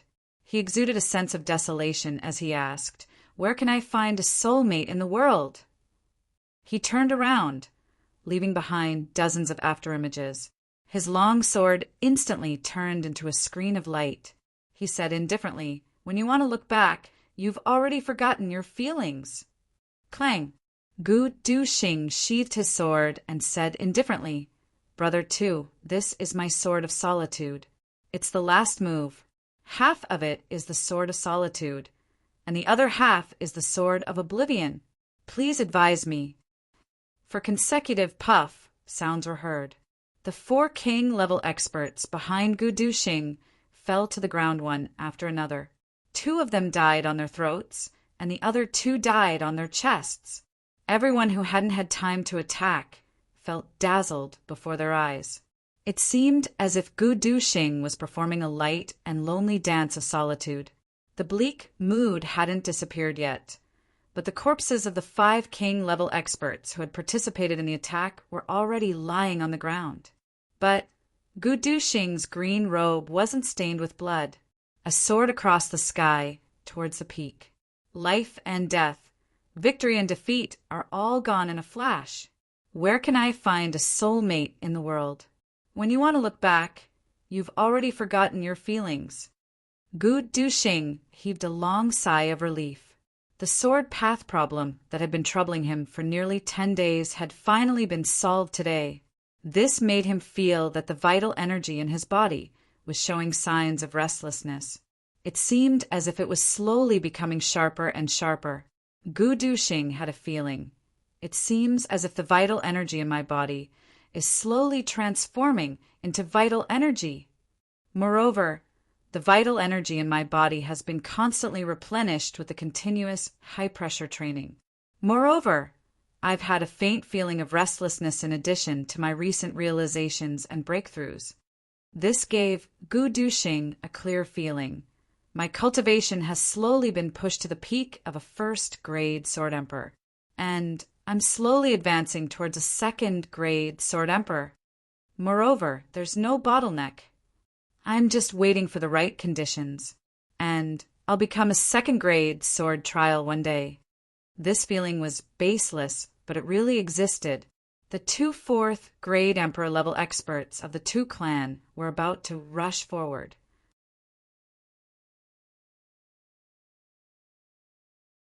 But the imposing aura of Gu Duxing's sword trial suddenly climbed to the peak at this time, and suddenly spread out. A formless storm of swords suddenly spread out in all directions.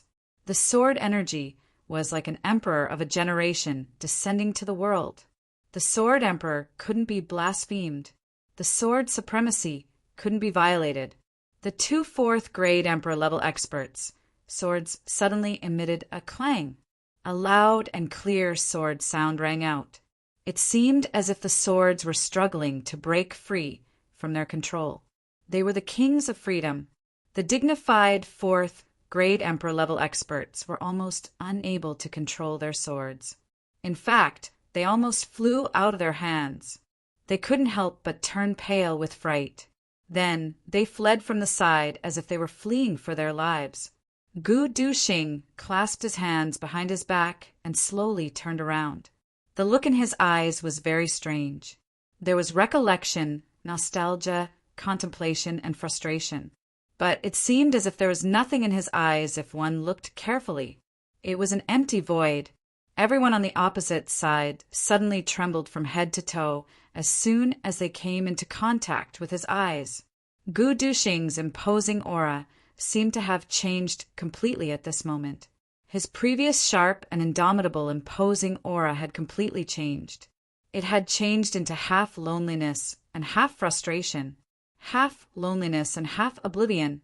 His upright figure gave people the feeling that he was standing at the top of the world. However, he had forgotten everything. He had forgotten all the living things in the world. Oblivion's solitary guest. Yes, Gu Duxing had suddenly comprehended the word oblivion. In Tu Qian how's Oblivion's sword scripture, when the sword energy had been running rampant in his body. When he said the last sentence, "When I want to look back, I've already forgotten my feelings," and when he wielded his sword, Gu Duxing suddenly fused the 2 mental cultivation methods together as if he was possessed by some supernatural force. This had caused the vital energy in his body to go berserk and transform into sword energy. He had truly comprehended it at this critical moment. Gu Duxing slowly turned around. His eyes were like lightning, and his gaze was like a sword. He looked at the two fourth-grade Emperor-level experts in silence. He was only a first-grade Sword Emperor, but the invisible, imposing aura that he was emitting at this moment had suppressed the two fourth-grade Emperor-level experts and 13 King-level experts. The two Emperor-level experts were obviously 3 grades higher than him in cultivation, but they couldn't help but feel timid in their hearts under his thunder-like gaze. Their complexions couldn't help but change. Their feet involuntarily retreated step by step. Gu Duxing was merely clasping his hands behind his back, but the two of them seemed as if they were facing a formidable enemy.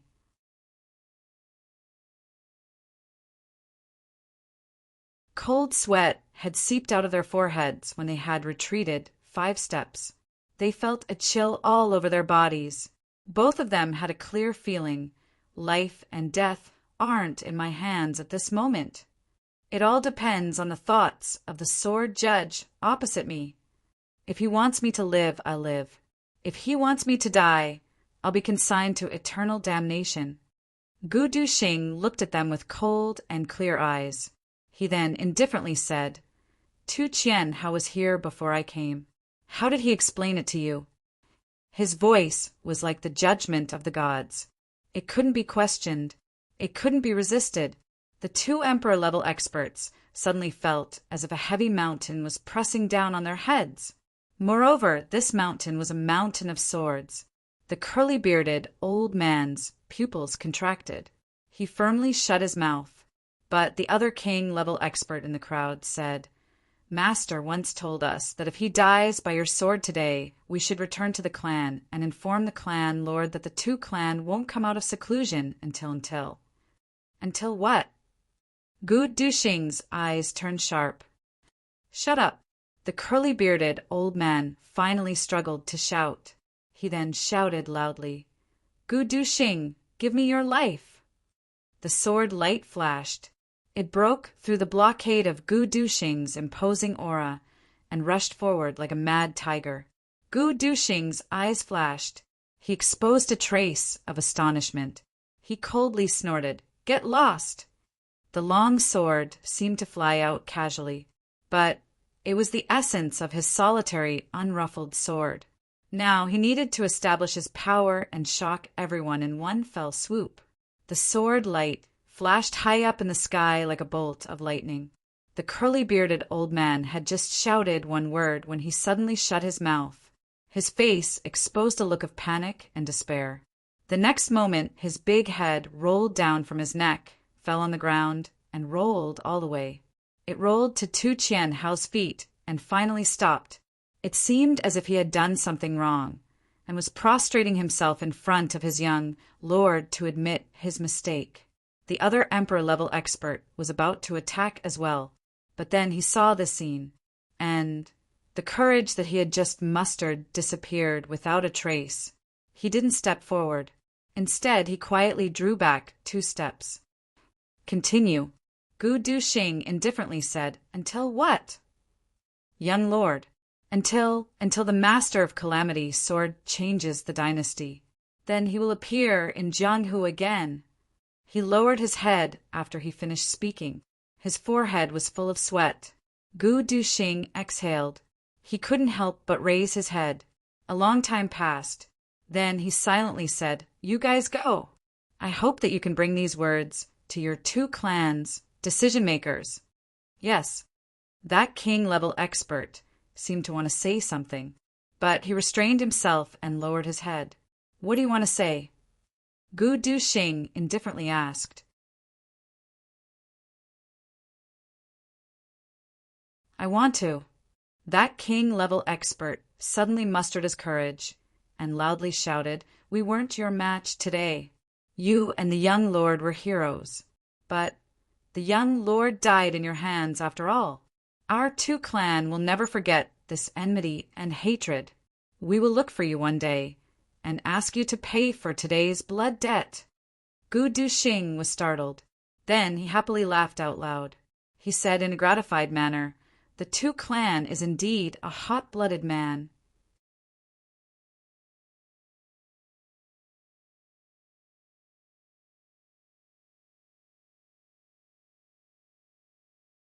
Chapter 616. Gu Duxing let out a long and loud shout. Then he suddenly jumped up. Tu Qian Hao, Gu Duxing, will kowtow to you if you have an afterlife. I will help you spread your sword throughout the world. Farewell. People of the Tu clan, I will wait for you to come and find me to avenge Tu Qian Hao. The sword light flashed like a thunderbolt. Gu Duxing's body rushed into the mountain pass like a meteor. Then he disappeared with another flash. The remaining 4th grade Emperor level expert screamed behind him. Then his body was torn apart in an instant. Blood splashed out from his body. His face was full of incredible shock as he slowly fell down. Gu Duxing, a king-level expert, angrily shouted, "Why did you?" Before he could finish his sentence, his mouth was covered by another person. "Are you stupid? Gu Duxing has saved our lives. Do you think that this elder would be so kind as to let us go back to inform the clan after he left?" Why, that person was puzzled. The 2 elders had said that they would kill Gu Duxing no matter what. They had firmly opposed the young lord when he had left those words behind. They had even incited the hearts of the people a moment ago. That person on the side heavily said, "The young lord isn't holding them back now." So, how could they be willing to go back to inform the clan? One must know that Tiangong had given them a lot of purple crystals in private. I saw it with my own eyes. Are you saying that they colluded with the Tian clan? Another person asked in astonishment. I don't know, but we must report this to the clan lord. We aren't afraid of death, but none of us would have been able to go back alive if we had fought with Gu Duxing today. But the young lord's dying words must be conveyed to the clan. If the clan wants to take revenge on Gu Duxing, then we will come out and fight with our lives on the line. Yes, let's send the young lord back first. The remaining 13 people discussed for a while. They collected the 7 corpses and made a stretcher. Then they carefully placed Tu Qian Hao's upright body on it. Then the group of people lifted it and rushed away. A long time passed. Gu Duxing's figure flashed and reappeared here. He raised his eyes and gazed at the departing group of people. He then muttered, Tu Qian Hao, what a pity." Then he turned around and walked forward step by step. As he walked past the mountain pass and looked at the lush greenery in the distance, he suddenly felt his chest heat up. A beautiful figure appeared in his mind, and in that instant he felt his blood boil. This impulse had completely dispelled the melancholy that had been brought about by Tu Qian Hao's death. "Sister Xiao Miao, I'm back. I once told you that I want to rush into the emperor level and lead the Gu clan to glory. I also said that I would rush to the emperor level, save you and marry you. You will be my wife." Gu Duxing let out a long howl and sprinted forward. He only felt his heart getting hotter and hotter until it was boiling. His heart was so hot that it seemed like it was going to burst out of his skin. He even had the urge to take off his shirt and rush back home in the face of the strong wind. He ran faster and faster. In fact, it seemed as if a hurricane was sweeping across the earth. He was unceasingly issuing long and loud whistling sounds. He was rushing towards the Gu clan at lightning speed. "Sister Xiao Miao, I'm back." Inside the Gu clan's inner residence in the garden in the lotus pond. The pond was full of lotus flowers. They were facing the autumn wind and were blooming with their fragrance. These lotus flowers turned out to be a variant of lotus flowers. People said that they were moon lotus flowers. However, the lotus flowers here were blooming in the cold wind and the moon. In the middle of the pavilion, a young girl with a graceful figure was leisurely sitting on a stool. Her beautiful hair was like the clouds. She was holding a needle and thread in her hand. She seemed to be embroidering. 2 autumn, white jade lotuses were blooming in the pond beside the pavilion in front of her. The lotuses were like boats on the water's surface. Their petals were like snow. They were slim and elegant. The embroidered handkerchief in her hand was embroidered with the delicate and graceful posture of these two lotus flowers. 5-inch, these two autumn, white jade lotuses were the year I went out to play with my younger brother. My younger brother saw that I liked them, so he secretly brought them back and transplanted them here. Now the pond is full of autumn white jade lotuses in the blink of an eye, only these two are twins. They're a pair. The young girl muttered until here. Then, her beautiful face suddenly turned red. It seemed that she had spoken the secret of her heart. So, she became extremely shy for a moment. Miao Ling, a steady voice was heard. An old man in a brocade robe slowly walked into the pavilion. Father, this girl was Gu Duxing's dream sweetheart, Gu Miaoling. This person was Gu Miaoling's father. He was the clan lord of the Gu clan, Gu Yunlan. Are you embroidering again? Alas, you've been embroidering these twin lotuses ever since they started to bloom. You've been embroidering them all the way till they're in full bloom. Haven't you embroidered enough? Gu Yunlan looked at his daughter with mixed feelings. His daughter had always been naughty and mischievous since she was young. She had even stolen the clan's elixirs to help Gu Duxing. In the past, Gu Yunlan would have never imagined that this daughter of his would sit quietly and embroider a flower in front of him. However, Gu Miaoling's temperament seemed to have changed since she was released from the dragon prison cave. She had begun to pay attention to the bearing of a lady.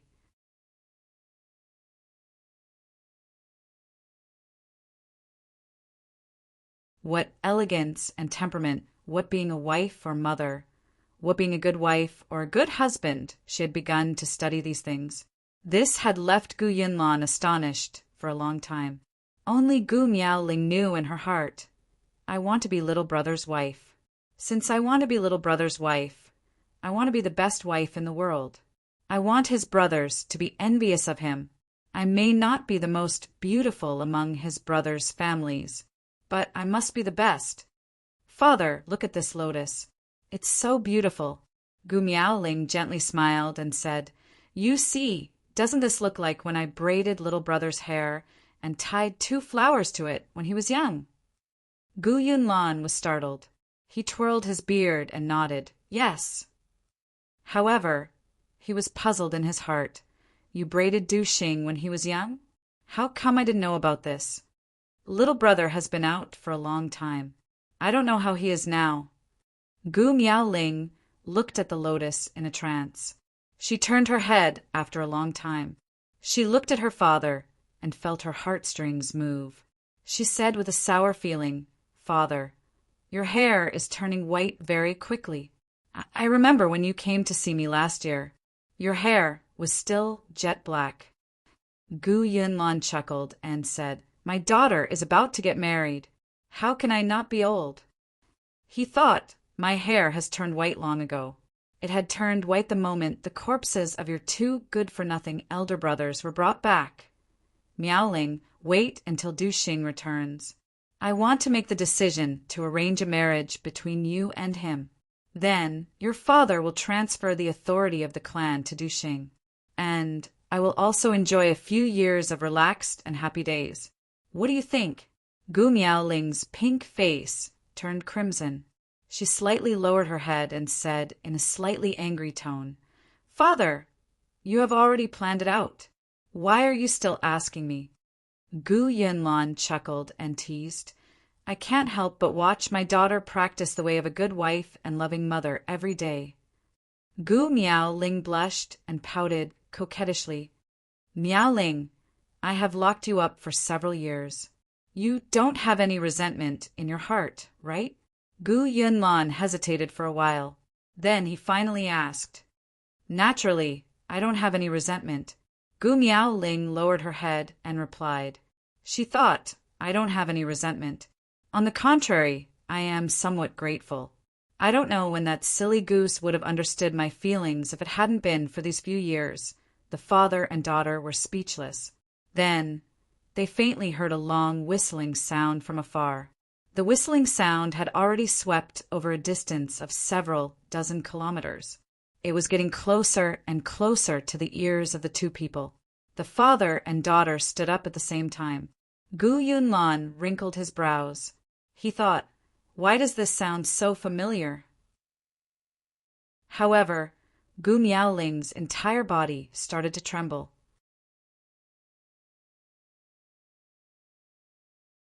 She almost couldn't sit still. Her brocade handkerchief fell to the ground with a thud. She muttered, "It's him. Little brother has returned." Hot tears suddenly gushed out of her eyes. The long whistling sound was getting closer and closer. It seemed as if this person was sprinting at full speed. He was still several dozen kilometers away a moment ago, but he was already at the clan's gate the next moment. Someone bumped into the gate with a bang. A guard's shout could be heard from afar. "Young lord, you've returned!" His voice was brimming with excitement. Gu Duxing seemed to smile. Then he disappeared like a gust of wind. The father and daughter in the garden only saw a thunderous sword-light flash in the air. Then it disappeared. Looking at that direction, it seemed that he was impatiently heading towards the dragon prison cave. Sure enough, an excited voice was heard the next moment. "Sister Xiao Miao!" Gu Miaoling's heart was filled with sweetness. Her face turned red. This silly boy. He thought that his sister Xiao Miao was suffering in the cave. Gu Yunlan snorted. He then said in a displeased manner, "This evil creature. He hasn't returned for a long time. Now that he's finally back, he doesn't even pay his respects to me. He's only thinking about his sister Xiao Miao." Gu Miaoling blushed. She angrily said, "Father, what are you talking about?" Gu Yunlan smiled mischievously. He stroked his beard. Then he suddenly looked startled. How could that sword light be so fast? How can a king-level expert be so fast? I'm also a 7th grade king-level expert. Gu Miaoling consoled. "Father, you're thinking about the matter of cultivation. You're only 50 years old this year. A 7th grade king-level expert can be considered very good." Gu Yunlan's complexion turned black. "Are you praising me? Or are you scolding me? Gu Duxing is 20 years old this year, and he has already broken through to the king-level expert. I'm over 50 years old, and a 7th grade king-level expert's aptitude is very good." Gu Yunlan's impression of Gu Duxing was the rumor that he had just broken through to the king-level expert. That was because Gu Duxing had only sent a message back at that time. Gu Miaoling's eyebrows curved. She couldn't help but smile. A shadow flashed. Gu Duxing came in with a schwa sound. He cried out in pleasant surprise, "Sister Xiao Miao, I'm back. Sister Xiao Miao, you've come out?" These words were somewhat silly. You're standing right here. Who doesn't know that you've come back? I'm right in front of you. Can't you see that I've come out?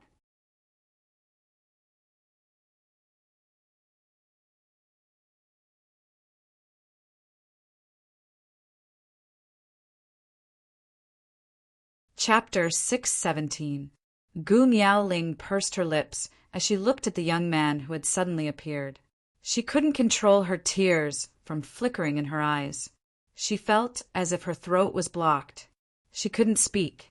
She lowered her head and softly grunted, "Ahem, ahem, ahem."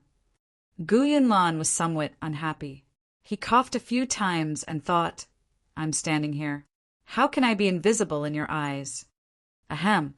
Foster father, you're also here." Gu Duxing moved his eyes away from Gu Miaoling's body. He rubbed his hands and smiled awkwardly. "What do you mean by I'm also here?" Gu Yunlan angrily said, "This is my home. Where would I go if not here?" "Ahem. I mean, shouldn't you be in the study room at this time?" Gu Duxing hastily explained. "Oh, what? Do you think I'm a hindrance?" Gu Yunlan rolled his eyes. "Gu Duxing, what do you mean?" Gu Duxing was dumbfounded. "Nothing, nothing." Gu Yunlan angrily said, You unfilial and disobedient son. You disgraceful and evil creature. You didn't pay your respects after you came back. Instead, you called for Sister Xiao Miao. The old man snorted. His anger surged like a mountain. I'm not your foster father, but I'm still your father-in-law, right? You're so impudent. You came to my home to look for my daughter, and you said, "Why are you also here?" Gu Duxing's face turned red. He admitted his defeat. Gu Miaoling's face turned red like a persimmon. She forcefully pushed her incoherent father. "Father! You go out first." Gu Yunlan was dumbfounded. He unconsciously nodded. "Okay, I'll go out first." He suddenly realized something and shouted, "Daughter, you're also driving me out?" Both of them had black lines on their faces. "Okay, I'll go. I won't be a hindrance here." Gu Yunlan looked angry on the surface, but he was laughing in his heart. He lifted his foot and walked out. He thought, "I wouldn't be here if it weren't for the fact that I haven't seen you for a long time." He walked to the exit of the pavilion. Then he casually asked, "Duxing, what level are you at now? Are you a second-grade king level expert?" He thought in his heart, it can't be that fast. He broke through to the first grade of king level last year. This speed is already very fast.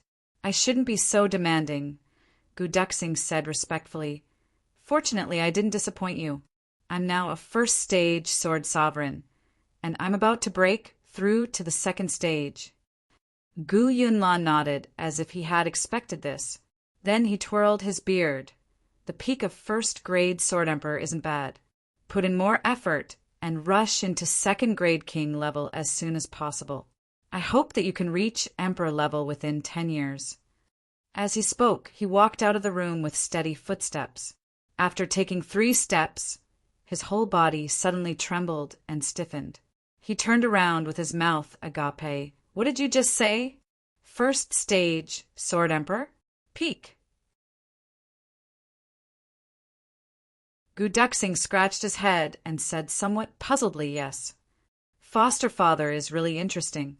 I'm already a first-grade Sword Emperor, but he still wants me to work harder and break through to the second-grade king level as soon as possible.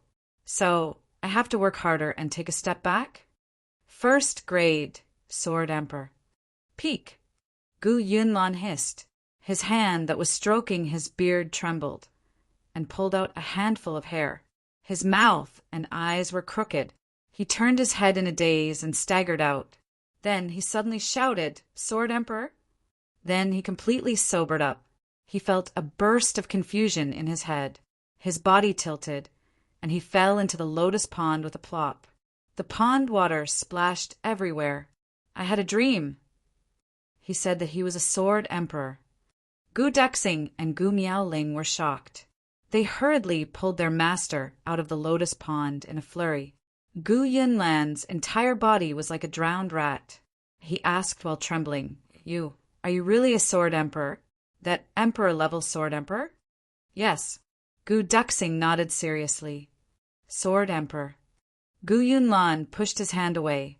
He walked out unsteadily in a daze. He muttered along the way, "Sword emperor. Sword emperor.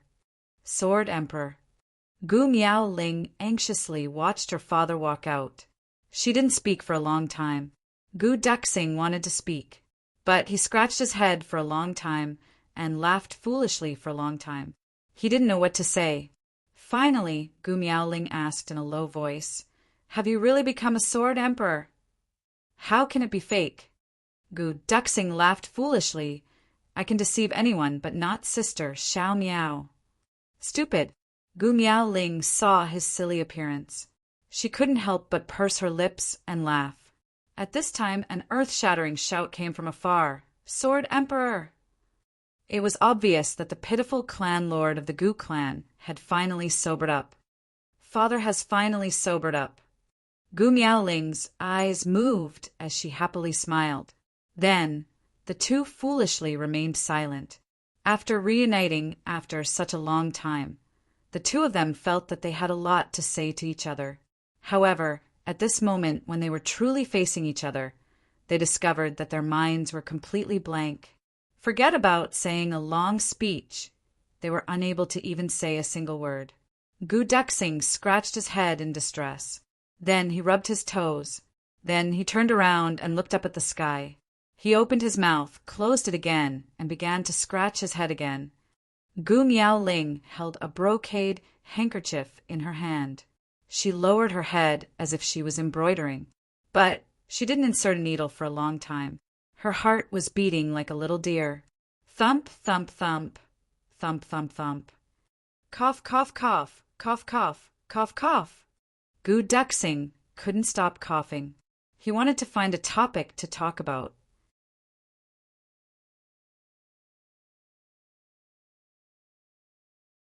But he couldn't think of one no matter how hard he tried.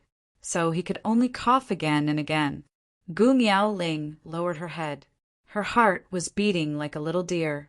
She bit her lips and thought, let's see what this silly guy will say first. Cough, cough. Gu Duxing finally thought of a topic. Sister Xiaomiao, are you cold? Gu Miaoling was startled. She raised her head and looked at the autumn sun. It's still very hot, okay? I'm not cold. Gu Miaoling lowered her head and said, cough, cough. Then are you hot? Gu Duxing persevered and asked, I'm not hot either. Cough, cough, cough. Gu Duxing coughed again. He was incomparably hopeful at this moment. What if I have Chu Yang's eloquence? Or Jimo's and Luo Kudi's eloquence would also work. If it doesn't work, even if Tan Tan's words are out of tune, I can still easily open up the topic. He racked his brain for a long time. Then he finally thought of a topic. He said happily, Sister Xiaomiao, I found that you seem to have put on some weight. What? Gu Miaoling's face suddenly darkened. Put on some weight? The word fat was taboo for women. How could Gu Miaoling be an exception? Yes, yes. Gu Duxing was secretly happy. Finally, the deadlock has been broken. He nodded with absolute certainty and said, yes, yes. It seems that your waist has also become thicker. Gu Miaoling's pretty face suddenly turned dark. Her eyebrows and the corners of her eyes gradually formed a storm.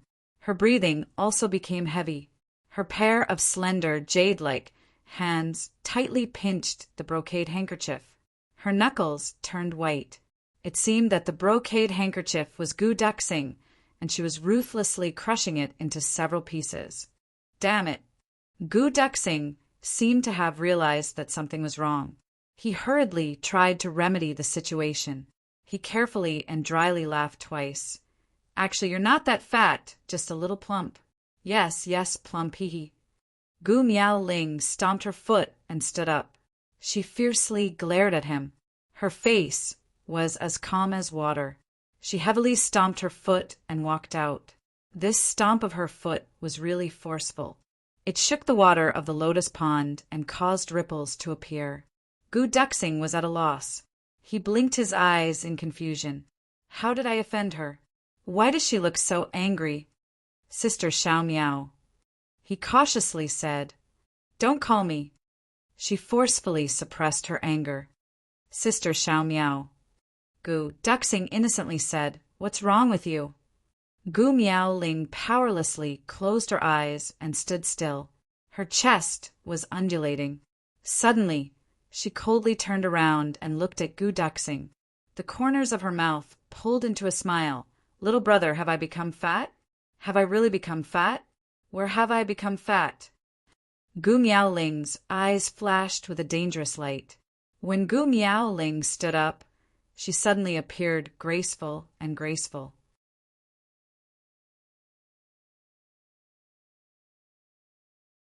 She had a tall and slender figure with a slim waist. Her figure was perfect. Even if Chu Yang, the most picky among the brothers, was here, he wouldn't be able to find any fault with her. Gu Duxing opened his eyes wide. He felt a fragrant wind curling around him. For a moment, he felt as if he was in the clouds. He was immediately captivated and infatuated. He even thought that Sister Xiaomiao was seriously discussing a problem with him. He looked her up and down. Then he honestly and seriously said, "Here seems to be a little fatter." As he said this, his lifeless eyes looked at Gu Miaoling's towering chest. "And here it seems to be a little fatter." As he said this, he again looked at Sister Xiao Miao's bulging buttocks. With a bang, Gu Duxing fell into the pond. Water splashed everywhere. On the shore, Gu Miaoling retracted her foot. Her face was red as she gritted her teeth. "Pervert!" Gu Duxing awkwardly popped his head out of the lotus pond. He wiped the water droplets on his face and said with grief and indignation, "What is this? What is this?" Gu Miaoling coldly snorted. Then she stomped outside. Gu Duxing jumped out of the water and followed behind her wet. He thought to himself, no wonder Sister Xiao Miao was angry. Looking at her from behind, I can see that her big buttocks also look good when she walks. Why are you following me? Gu Miaoling's anger had yet to dissipate. This damn guy, he actually dared to call me fat. Gu Duxing was soaked in cold water. His brain also became better. He hurriedly said, "You are my wife. If I don't follow you, who should I follow?" Who? Who is your wife? Gu Miaoling's face suddenly turned red. Her body seemed to have gone limp. She weakly resisted. I didn't agree. Gu Duxing didn't say anything. The two of them walked silently, one in front and one behind. Seeing that they were about to reach Gu Miaoling's boudoir, Gu Miaoling finally stopped. "You just came back. There are so many things at home. Why aren't you going to deal with them? Why are you following me? Besides, your body is wet. Why aren't you changing your clothes?" As she said this, she felt a bit of heartache. "How am I wet? Isn't this very dry?" Gu Duxing said. He was now a sword emperor. It was easy for him to circulate his energy to dry a piece of clothing. Gu Miaoling was dumbfounded. Seeing that his clothes were indeed dry, she couldn't help but smile and said, "Go quickly. Father is definitely waiting for you." "No, I want to talk to you first before going." Gu Duxing's eyes flashed with affection. "Sister Xiao Miao, you don't know how much I have missed you all these years. I didn't sleep for a day and a night. Finally, I wrote 4 chapters.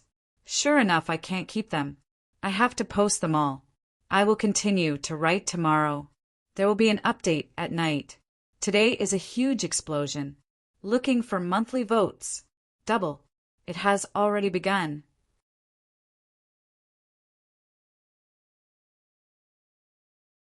Brothers and sisters, please support.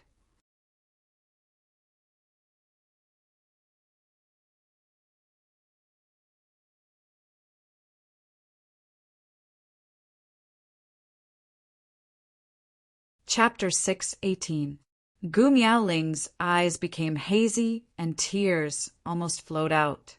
Unknowingly, the two of them silently held each other's hands. Gu Miaoling and Gu Duxing had always had a hazy and strange brother-sister relationship. Gu Miaoling had always treated Gu Duxing as her younger brother.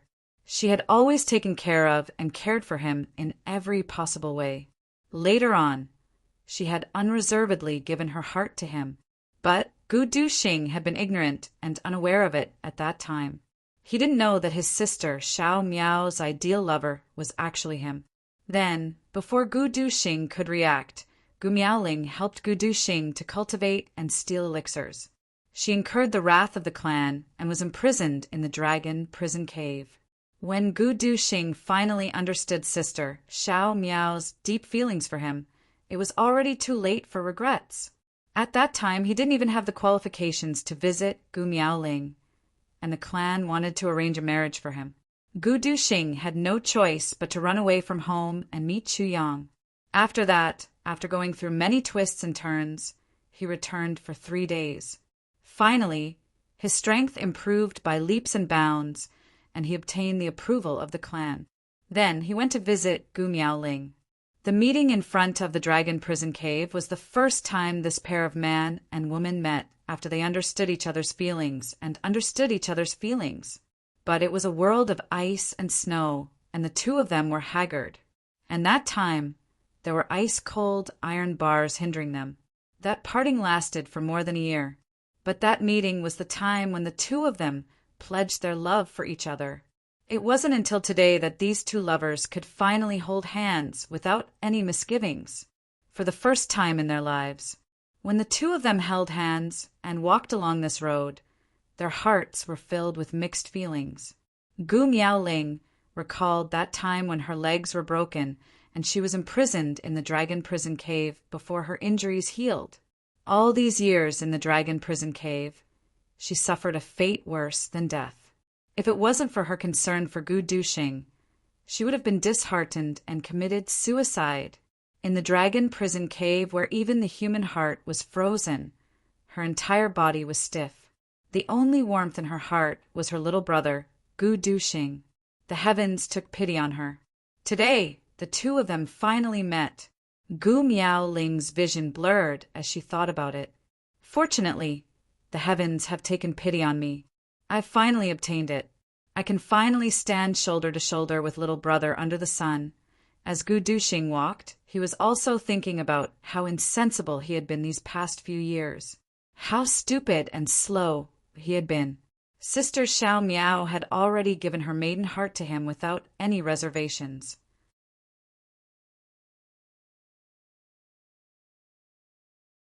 But he had stubbornly waited until Sister Xiao Miao was locked up before he finally woke up and understood. During those years, he felt as if a knife was being twisted in his heart every day and every night. Even in Wanwan's dreams, Sister Xiao Miao was calling her, "Little brother!" She was happy in her dreams. But when she woke up, she was heartbroken. Before this, the two of them didn't have any vows of undying love. So much so that they didn't even know of each other's feelings. However, it was during these few years that Gu Miaoling was imprisoned in the dragon prison cave that the two of them became truly unswerving. Gu Duxing was Gu Miaoling's only spiritual support in her suffering. Gu Miaoling's heart was already secretly in love with him. Moreover, she had experienced an intense yearning for him over the past few years. So, her feelings had become even more intense than metal and stone.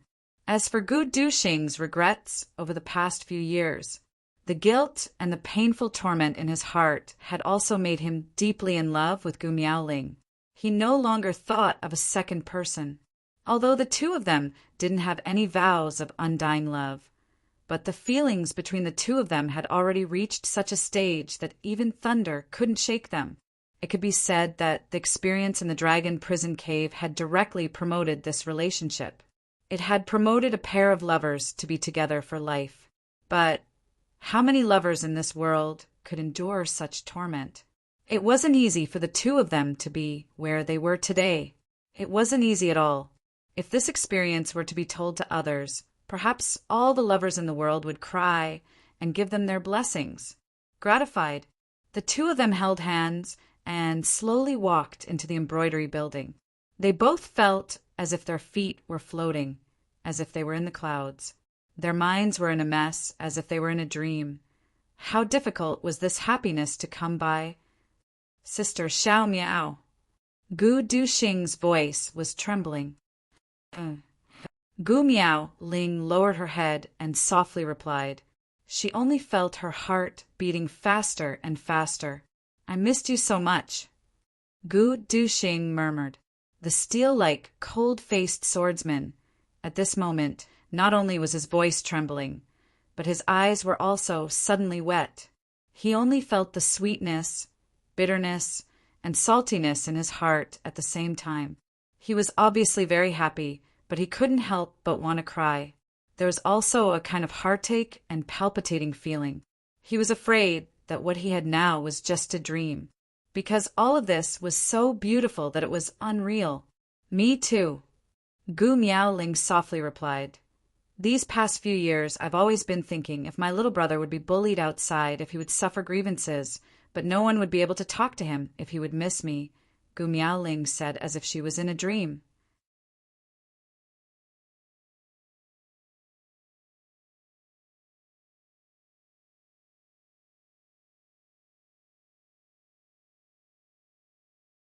She looked at Gu Duxing in a daze and murmured, "Little brother, you've lost a lot of weight." Gu Duxing only felt his blood boiling. He couldn't hold it back anymore. He roared in a low voice and finally took a step forward.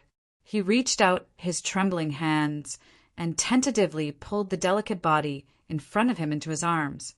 He felt Gu Miaoling's body tremble, but she didn't resist.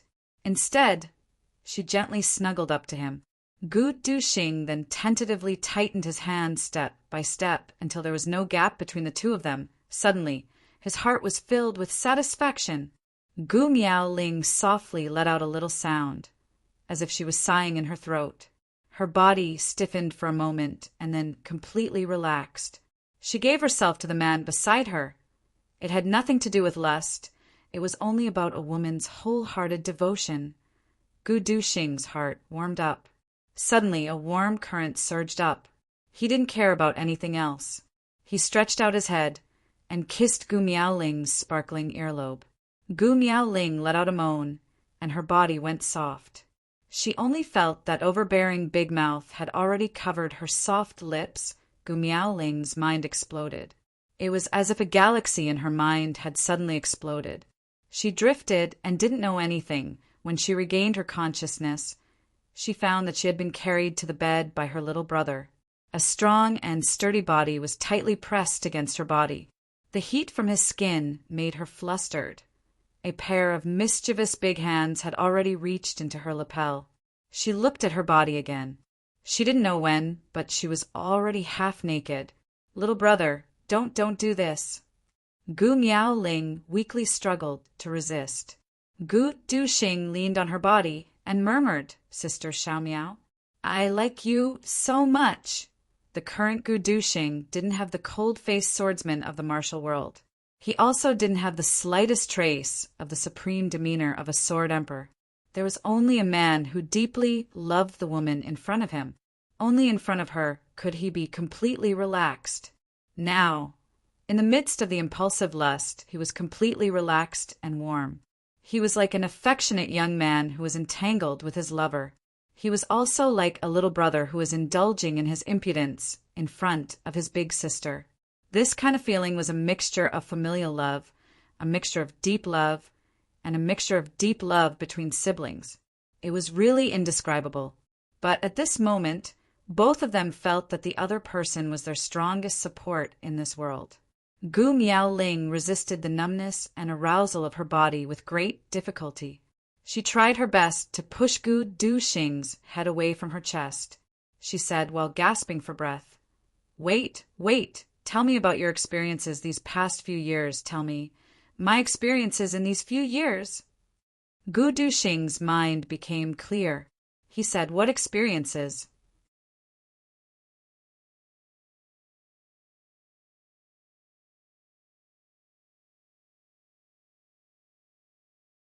"I want to know how my little brother survived these few years without sister Xiao Miao by his side." Gu Miaoling looked at him affectionately. Her slender, jade-like hands gently combed his hair.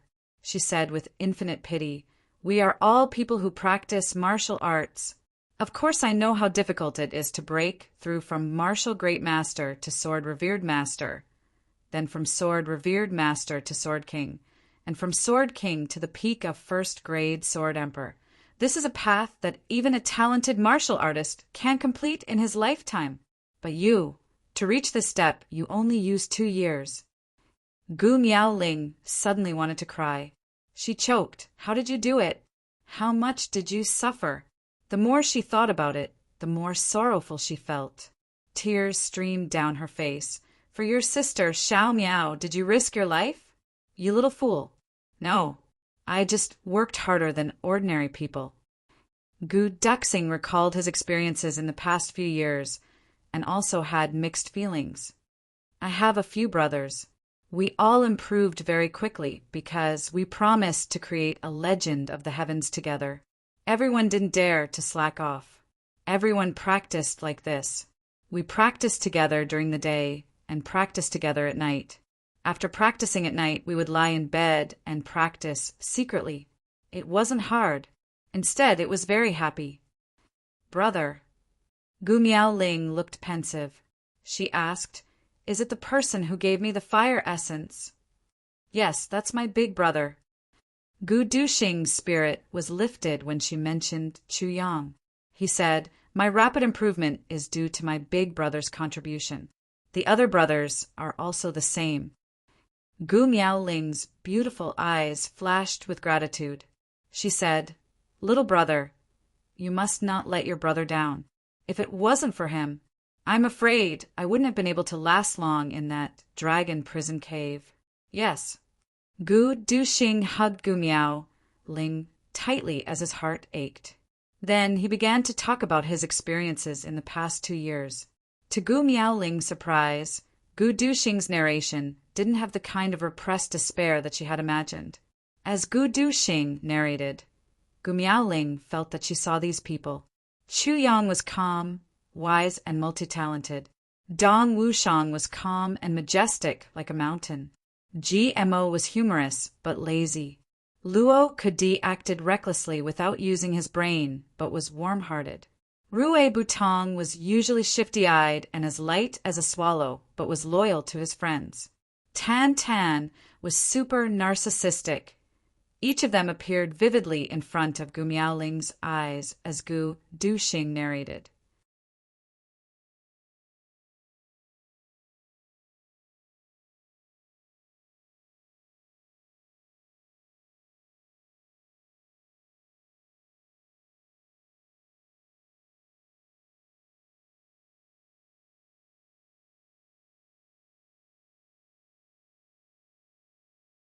Chapter 619.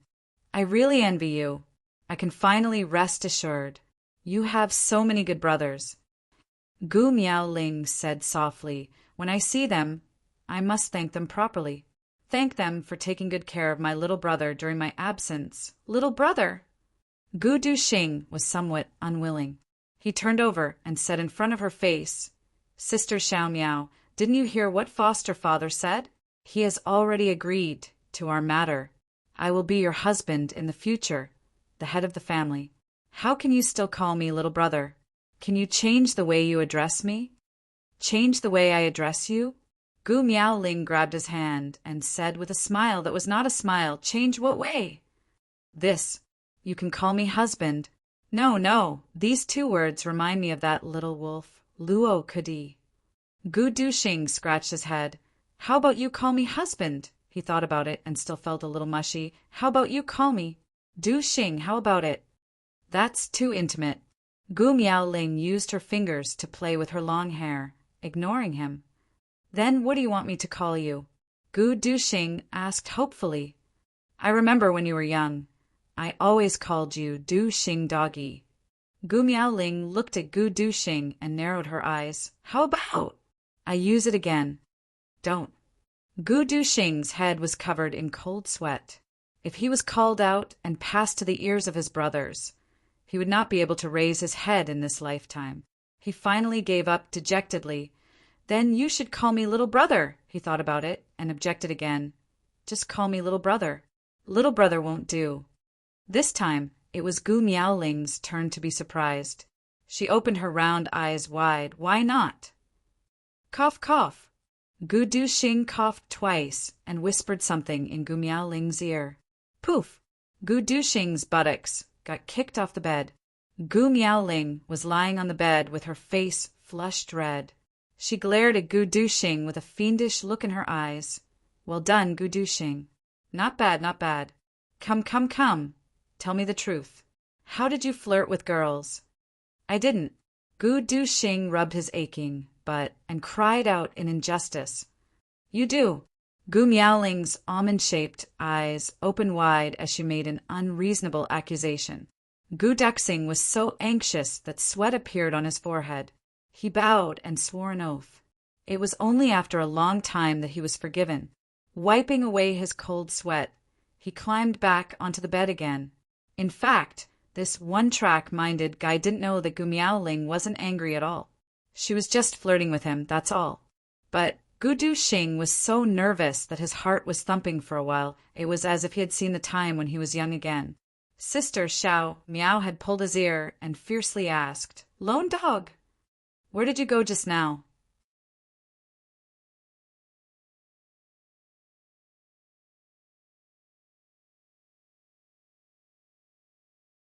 If you don't tell me the truth, I'll whip your ass. He couldn't help but feel a sharp pain in his, but over the years, Gu Duxing still needed time to digest the power he had accumulated over the years. Gu Miaoling saw that he was so honest. Her joke was like the sky had collapsed. She couldn't bear to bully him anymore. So, she snuggled into his embrace and happily narrowed her eyes. The two of them were long-winded and seemed to have endless things to say. Once Gu Duxing opened his mouth, he actually talked nonstop. Even if he added up all the words he had spoken with Chu Yang and the others, it wouldn't be as much as half a day today. Gu Miaoling listened with a smile on her face. Every now and then, she would interject a sentence to express her opinion. In fact, she was saying, go on, I like to hear you talk." After a long time, Gu Duxing was still talking nonstop. But Gu Miaoling finally stopped him in a gentle manner. She softly said, "Little brother, you quickly go to the front hall. Father and the others are waiting for you. Be good, be obedient." Gu Duxing reluctantly lifted his head from her body. His eyes sparkled as he looked at her. He reluctantly said, "Sister Xiaomiao, then will you wait for me here?" "Wait for you for what?" Gu Miaoling pointed a finger at his forehead. Biting her lips, she said, "Lone dog, you little rascal." Gu Duxing laughed foolishly and jumped up. Gu Miaoling anxiously shouted behind him, "Put on your clothes! Put on your clothes properly, you little fool." Gu Duxing hurriedly tidied himself up. Gu Miaoling sighed. She covered her lapel and got down from the bed. She came in front of him and carefully tidied him up. Her eyes were overflowing with tenderness. "Go on." Gu Miaoling retreated a few steps. After she was satisfied, she finally let him go. Gu Duxing continued to laugh foolishly. He was infinitely satisfied. Outside the door, a cool breeze blew. Gu Duxing only felt refreshed. The wind blew under his armpits. He walked out lightly. He only felt that the joys of life were nothing more than this. The happiest day of his life was none other than today. He skipped and jumped as he rushed to the meeting hall. He ignored the surprised gazes of the guards around him. He was in high spirits and wild with joy. Behind him, the eyes of countless guards fell to the ground. They didn't dare to believe their own eyes. Damn, what did I just see? This still our cold-faced and unapproachable young lord? He looks more innocent than a 7 or 8-year-old child. When he arrived at the meeting hall, he saw that the room was filled with people waiting for him.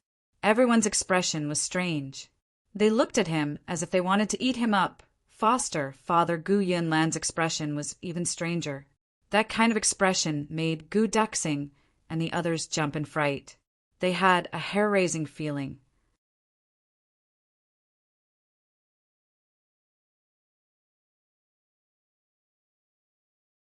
It was as if he had stolen a treasure that he had kept for more than 20 years.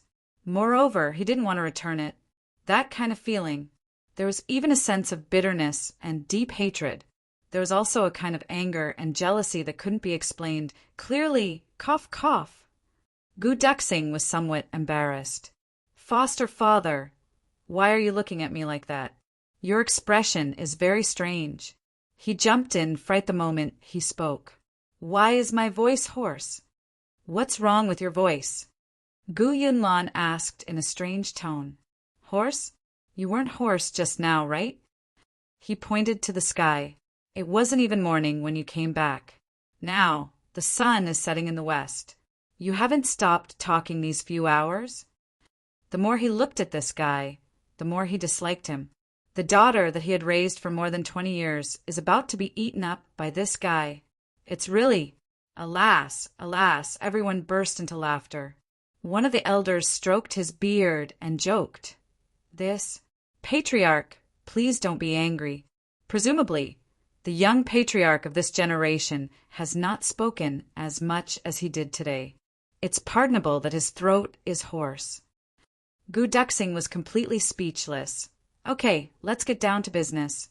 The great elder stood up to smooth things over. Then he looked at Gu Duxing with bright eyes. Young clan master, are you really a first-grade sword sovereign now? Gu Duxing nodded. It was useless to say more. What was important was to see action and facts. He opened his shoulders. Instantly, the aura of a sword sovereign gushed out like a tide. It was incomparably sharp and mighty.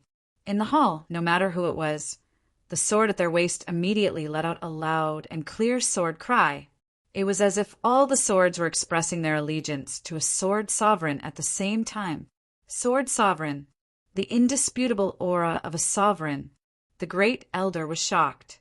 Then, his eyes suddenly shot out a look of ecstasy. Everyone behind him was shocked with a loud rumble. Everyone was indescribably excited. They looked at Gu Duxing as if they were looking at a living immortal. The Gu clan finally had an emperor-level expert. Moreover, it was a sword sovereign who had never appeared in the three heavens in the last 1,000 years. Many people's eyes were brimming with tears of excitement. They almost had the impulse to worship their ancestors. Old ancestor, our Gu clan finally has roots. We finally have someone to rely on. Our Gu clan can finally straighten our backs from now on. Many people couldn't help but use their sleeves to wipe their eyes as they thought of the sufferings of these years. Everyone was smiling, but it could be faintly seen that everyone's eyes were glistening with tears. Even the usually calm clan master Gu Yunlan's eyes were moist. He kept taking deep breaths to control himself, but his body was still gently trembling. An emperor-level expert had appeared in the Gu clan.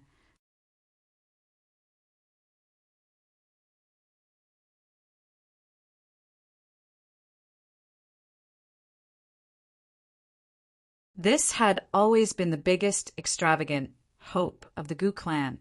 The Gu clan had always been unstable. The clan didn't have an emperor-level expert to keep watch. So they didn't feel strong when they went out. They had to be careful when doing things. They were afraid that they would provoke this and that, and bring disaster to the clan. The people of the Gu clan had been living with their tails between their legs these years. They had been sullen to the point that they were about to go crazy. Gu Miaoling was the daughter of the clan master, but she had only stolen a stock of elixir, and she had incurred the wrath of the entire clan. In fact, they had even locked her up in the cruel dragon prison cave. The reason for this was because of the 2 words emperor-level expert. The clan's foundation wouldn't be affected if a younger brother died, but the clan didn't have an expert to keep watch. So the entire clan would be consigned to eternal damnation if they offended a powerful force. And Gu Miaoling's willfulness had hindered the promotion of an emperor-level expert. So how could they not be angry? And Gu Duxing had realized this illusory hope. In fact, he had far exceeded everyone's expectations. There were many emperor-level experts in the 3 heavens. Apart from the Gu clan, there were also emperor-level experts in the other clans. It could be said that emperor-level experts were rare in the Gu clan, but they weren't rare in the 3 heavens. But what about sword emperors? How many sword emperors were there in the 3 heavens? Moreover, they were pure sword emperors who could emit the aura of an emperor. Only Gu Duxing had appeared in the last 1,000 years, and he was the only one. The Gu clan was in an uproar as Sword Emperor Gu Duxing released his aura. This atmosphere was 100 times livelier than the New Year's. Everyone had forgotten about Gu Miaoling's mistake in this festive atmosphere. In fact, they didn't even mention it. Even some of the people who had been dissatisfied with Gu Yunlan's release of Gu Miaoling were beaming with joy at this moment. The adversity that the Gu clan had faced over the past few years had already twisted everyone in the clan into a rope. Everyone was working hard for the sake of the clan.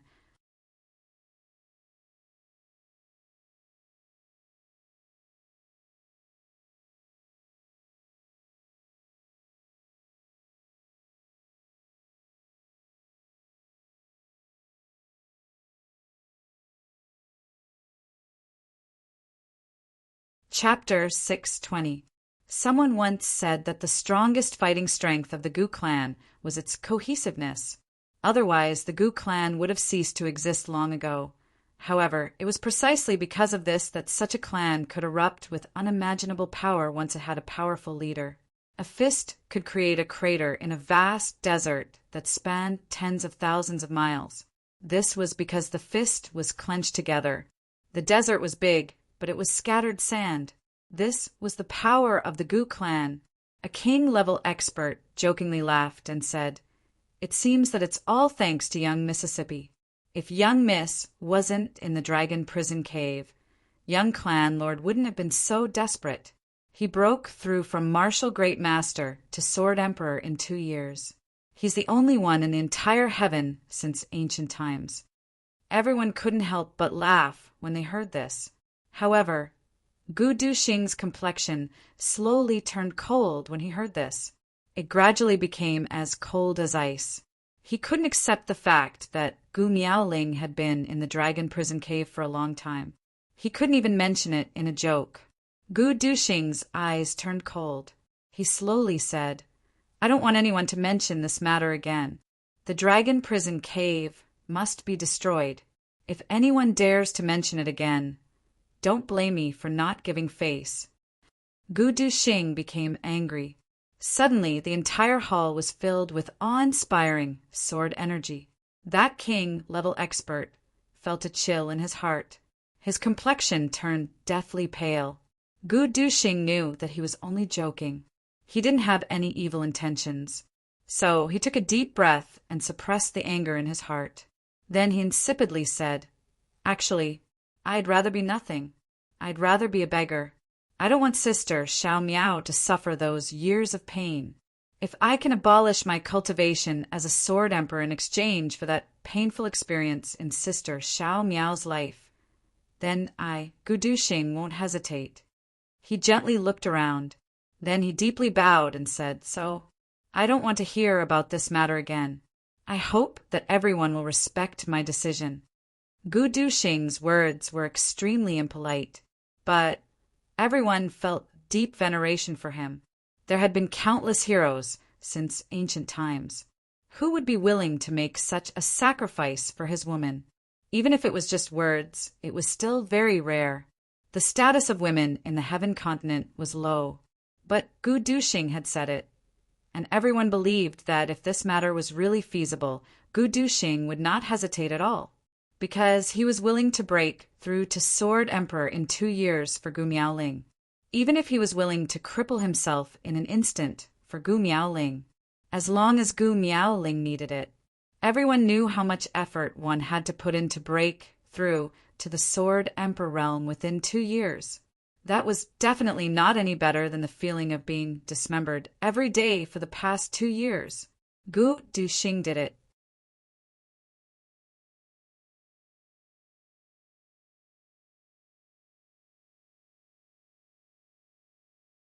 Although he didn't say it, they were all martial artists. Who wouldn't be able to imagine the hellish feeling?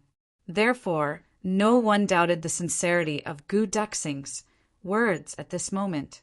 This cold-faced young man, for his love, could ignite a fire that could burn the heavens and earth at any time. Even if he burned himself to ashes, he would not regret it. He could do it. Gu Yunlan's eyes lit up. He felt gratified in his heart. For Gu Duxing to be able to say such words, it was enough to show that his daughter did not entrust her life to the wrong person. He could finally rest assured. At this point, the discomfort in Gu Yunlan's heart completely disappeared. Gu Miaoling was his daughter after all. His daughter was going to get married when she grew up. As a parent, he felt anxious, reluctant, and indignant at this time. Even if his son-in-law was his righteous son, he still couldn't dispel this feeling. This was an extremely strange and contradictory state of mind for a father. He hoped that his daughter would be happy. He hoped that his daughter would live her life as soon as possible. But he didn't want his daughter to get married. But what else could Gu Yunlan say after hearing Gu Duxing's words? He turned his back and wiped the corners of his eyes when no one was paying attention. Then he silently said in his heart, "Mother of the child, our son is no longer here. But our daughter can obtain the greatest happiness a woman can obtain. Moreover, our son-in-law is a man who values affection and righteousness. He is our righteous son. There is no difference between him and our son. You can rest assured. I will have a good chat with you when we go back tonight. I will have a good drink with you. We may be separated in the netherworld, but I know that you can feel it. I remember that you held my hand tightly when you passed away. You couldn't say a word. I know that you were worried. I know. I hope that you will teach our son a good lesson in the netherworld. Don't let them be debauches like they were when they were alive. Gu Yunlan wiped his eyes and turned around. He smiled and looked at Gu Duxing. He felt the joyous atmosphere and said in his heart, "Mother of the child, it would be great if you were by my side at this moment. Then I would have no more regrets in this life. I remember that you were always angry and jealous at that time. But did you know that ever since you passed away, I have never looked at another woman in the eye?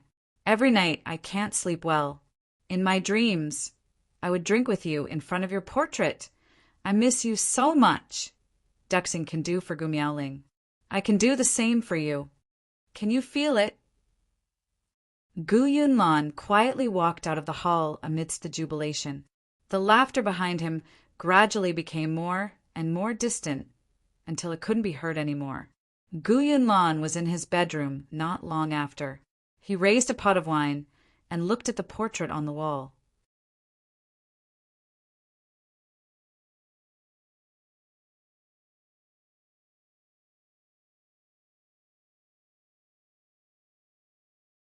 He smiled and said, "Ling Air, today is a big day. They are celebrating. I also want to celebrate with you. I can't drink without you on this big day. I want to get drunk with you today." He looked at the portrait for a long time. Then he raised his head and drank the wine in one gulp. There was an incense burner in front of the portrait. Green smoke was rising in spirals. A cup of wine was as calm as still water. A pair of chopsticks was upright. There was a young woman in the portrait. She had a gentle face. Her clothes were fluttering in the wind. Her eyes were full of worry and reluctance. She seemed to be quietly looking at the white-haired man in front of her. She seemed to be consoling him. She seemed to be sighing. She seemed to be crying, "Cheers!" Gu Yunlan closed his eyes and drank another cup. "I can finally put down the burden on my shoulders after today. I will be with you from now on. You didn't like it when I was busy every day.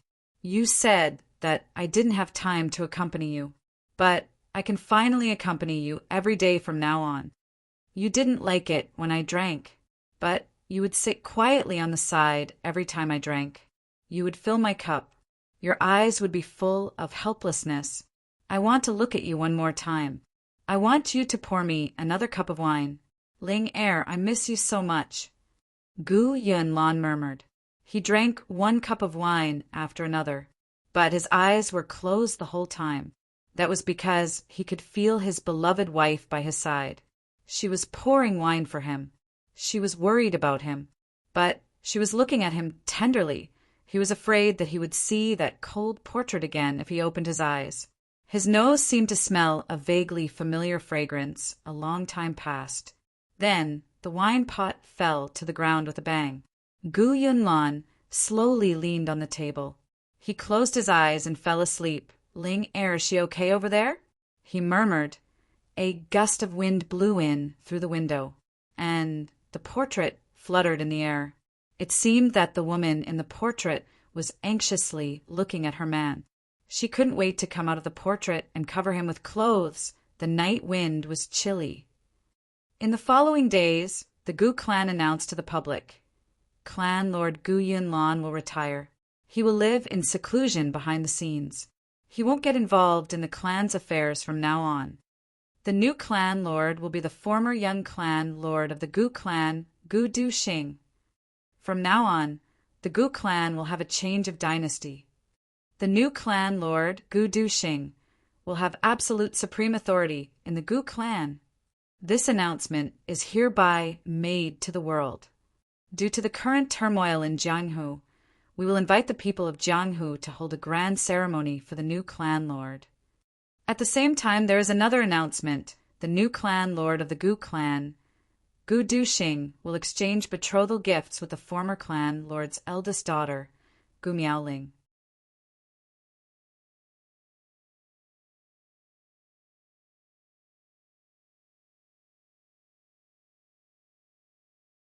Similarly, the marriage will be officially consummated after the turmoil in Jianghu subsides. In other words, Gu Duxing has a bountiful harvest in both his career and love. If you add in his limitless future, then he will have a bountiful harvest. While Gu Duxing was returning to the Gu clan, Chu Yang had also finally arrived at the Mo clan. Hearing that King of Hell Chu had arrived, Mo Tianji rushed out to welcome him. He held Chu Yang's hand tightly and shook it repeatedly. "It's great that you're here. I was worried that no one would talk to me." Chu Yang pulled his hand back and stared at Mo Tianji. He said vigilantly, "You can talk to me if you have good things to talk about. But if it's bad things, then don't talk about it." Mo Tianji was stunned. How can this guy be so shrewd? He didn't know that Chu Yang was shrewd. But today he wasn't shrewd. He was experienced. In his previous life, the two of them were very close. Chu Yang was very clear about Mo Tianji's habits. This understanding included Mo Tianji's reaction when his eyebrows moved to the upper left corner, and the reason why his eyebrows moved to the upper right corner. In other words, if you raise your "but I will know if you want to shit or fart." With such a deep understanding, how could Chu Yang be fooled by Mo Tianji's apparent enthusiasm? Mo Tianji only had a superficial understanding of Chu Yang in this life. But Chu Yang had studied Mo Tianji for 2 lifetimes. It could be said that Chu Yang's understanding of Mo Tianji had reached the point of authority. If this was a subject, Chu Yang could be called a great master, the kind that had never been seen before. For example, some of Mo Tianji's habits. If Mo Tianji had a card up his sleeve, his unhurried attitude could make a person with the best self-restraint vomit blood and die. Mo Tianji's enthusiasm and familiarity at first sight made Chu Yang feel that there was a conspiracy behind it. Moreover, this guy wants to use me. Therefore, before Mo Tianji could open his mouth, Chu Yang had already sealed the door. "No matter how many tricks you have, I will not move." You're tuning in to the Thunder Spear YouTube channel. Don't forget to subscribe and join us on this journey to catch the most captivating stories.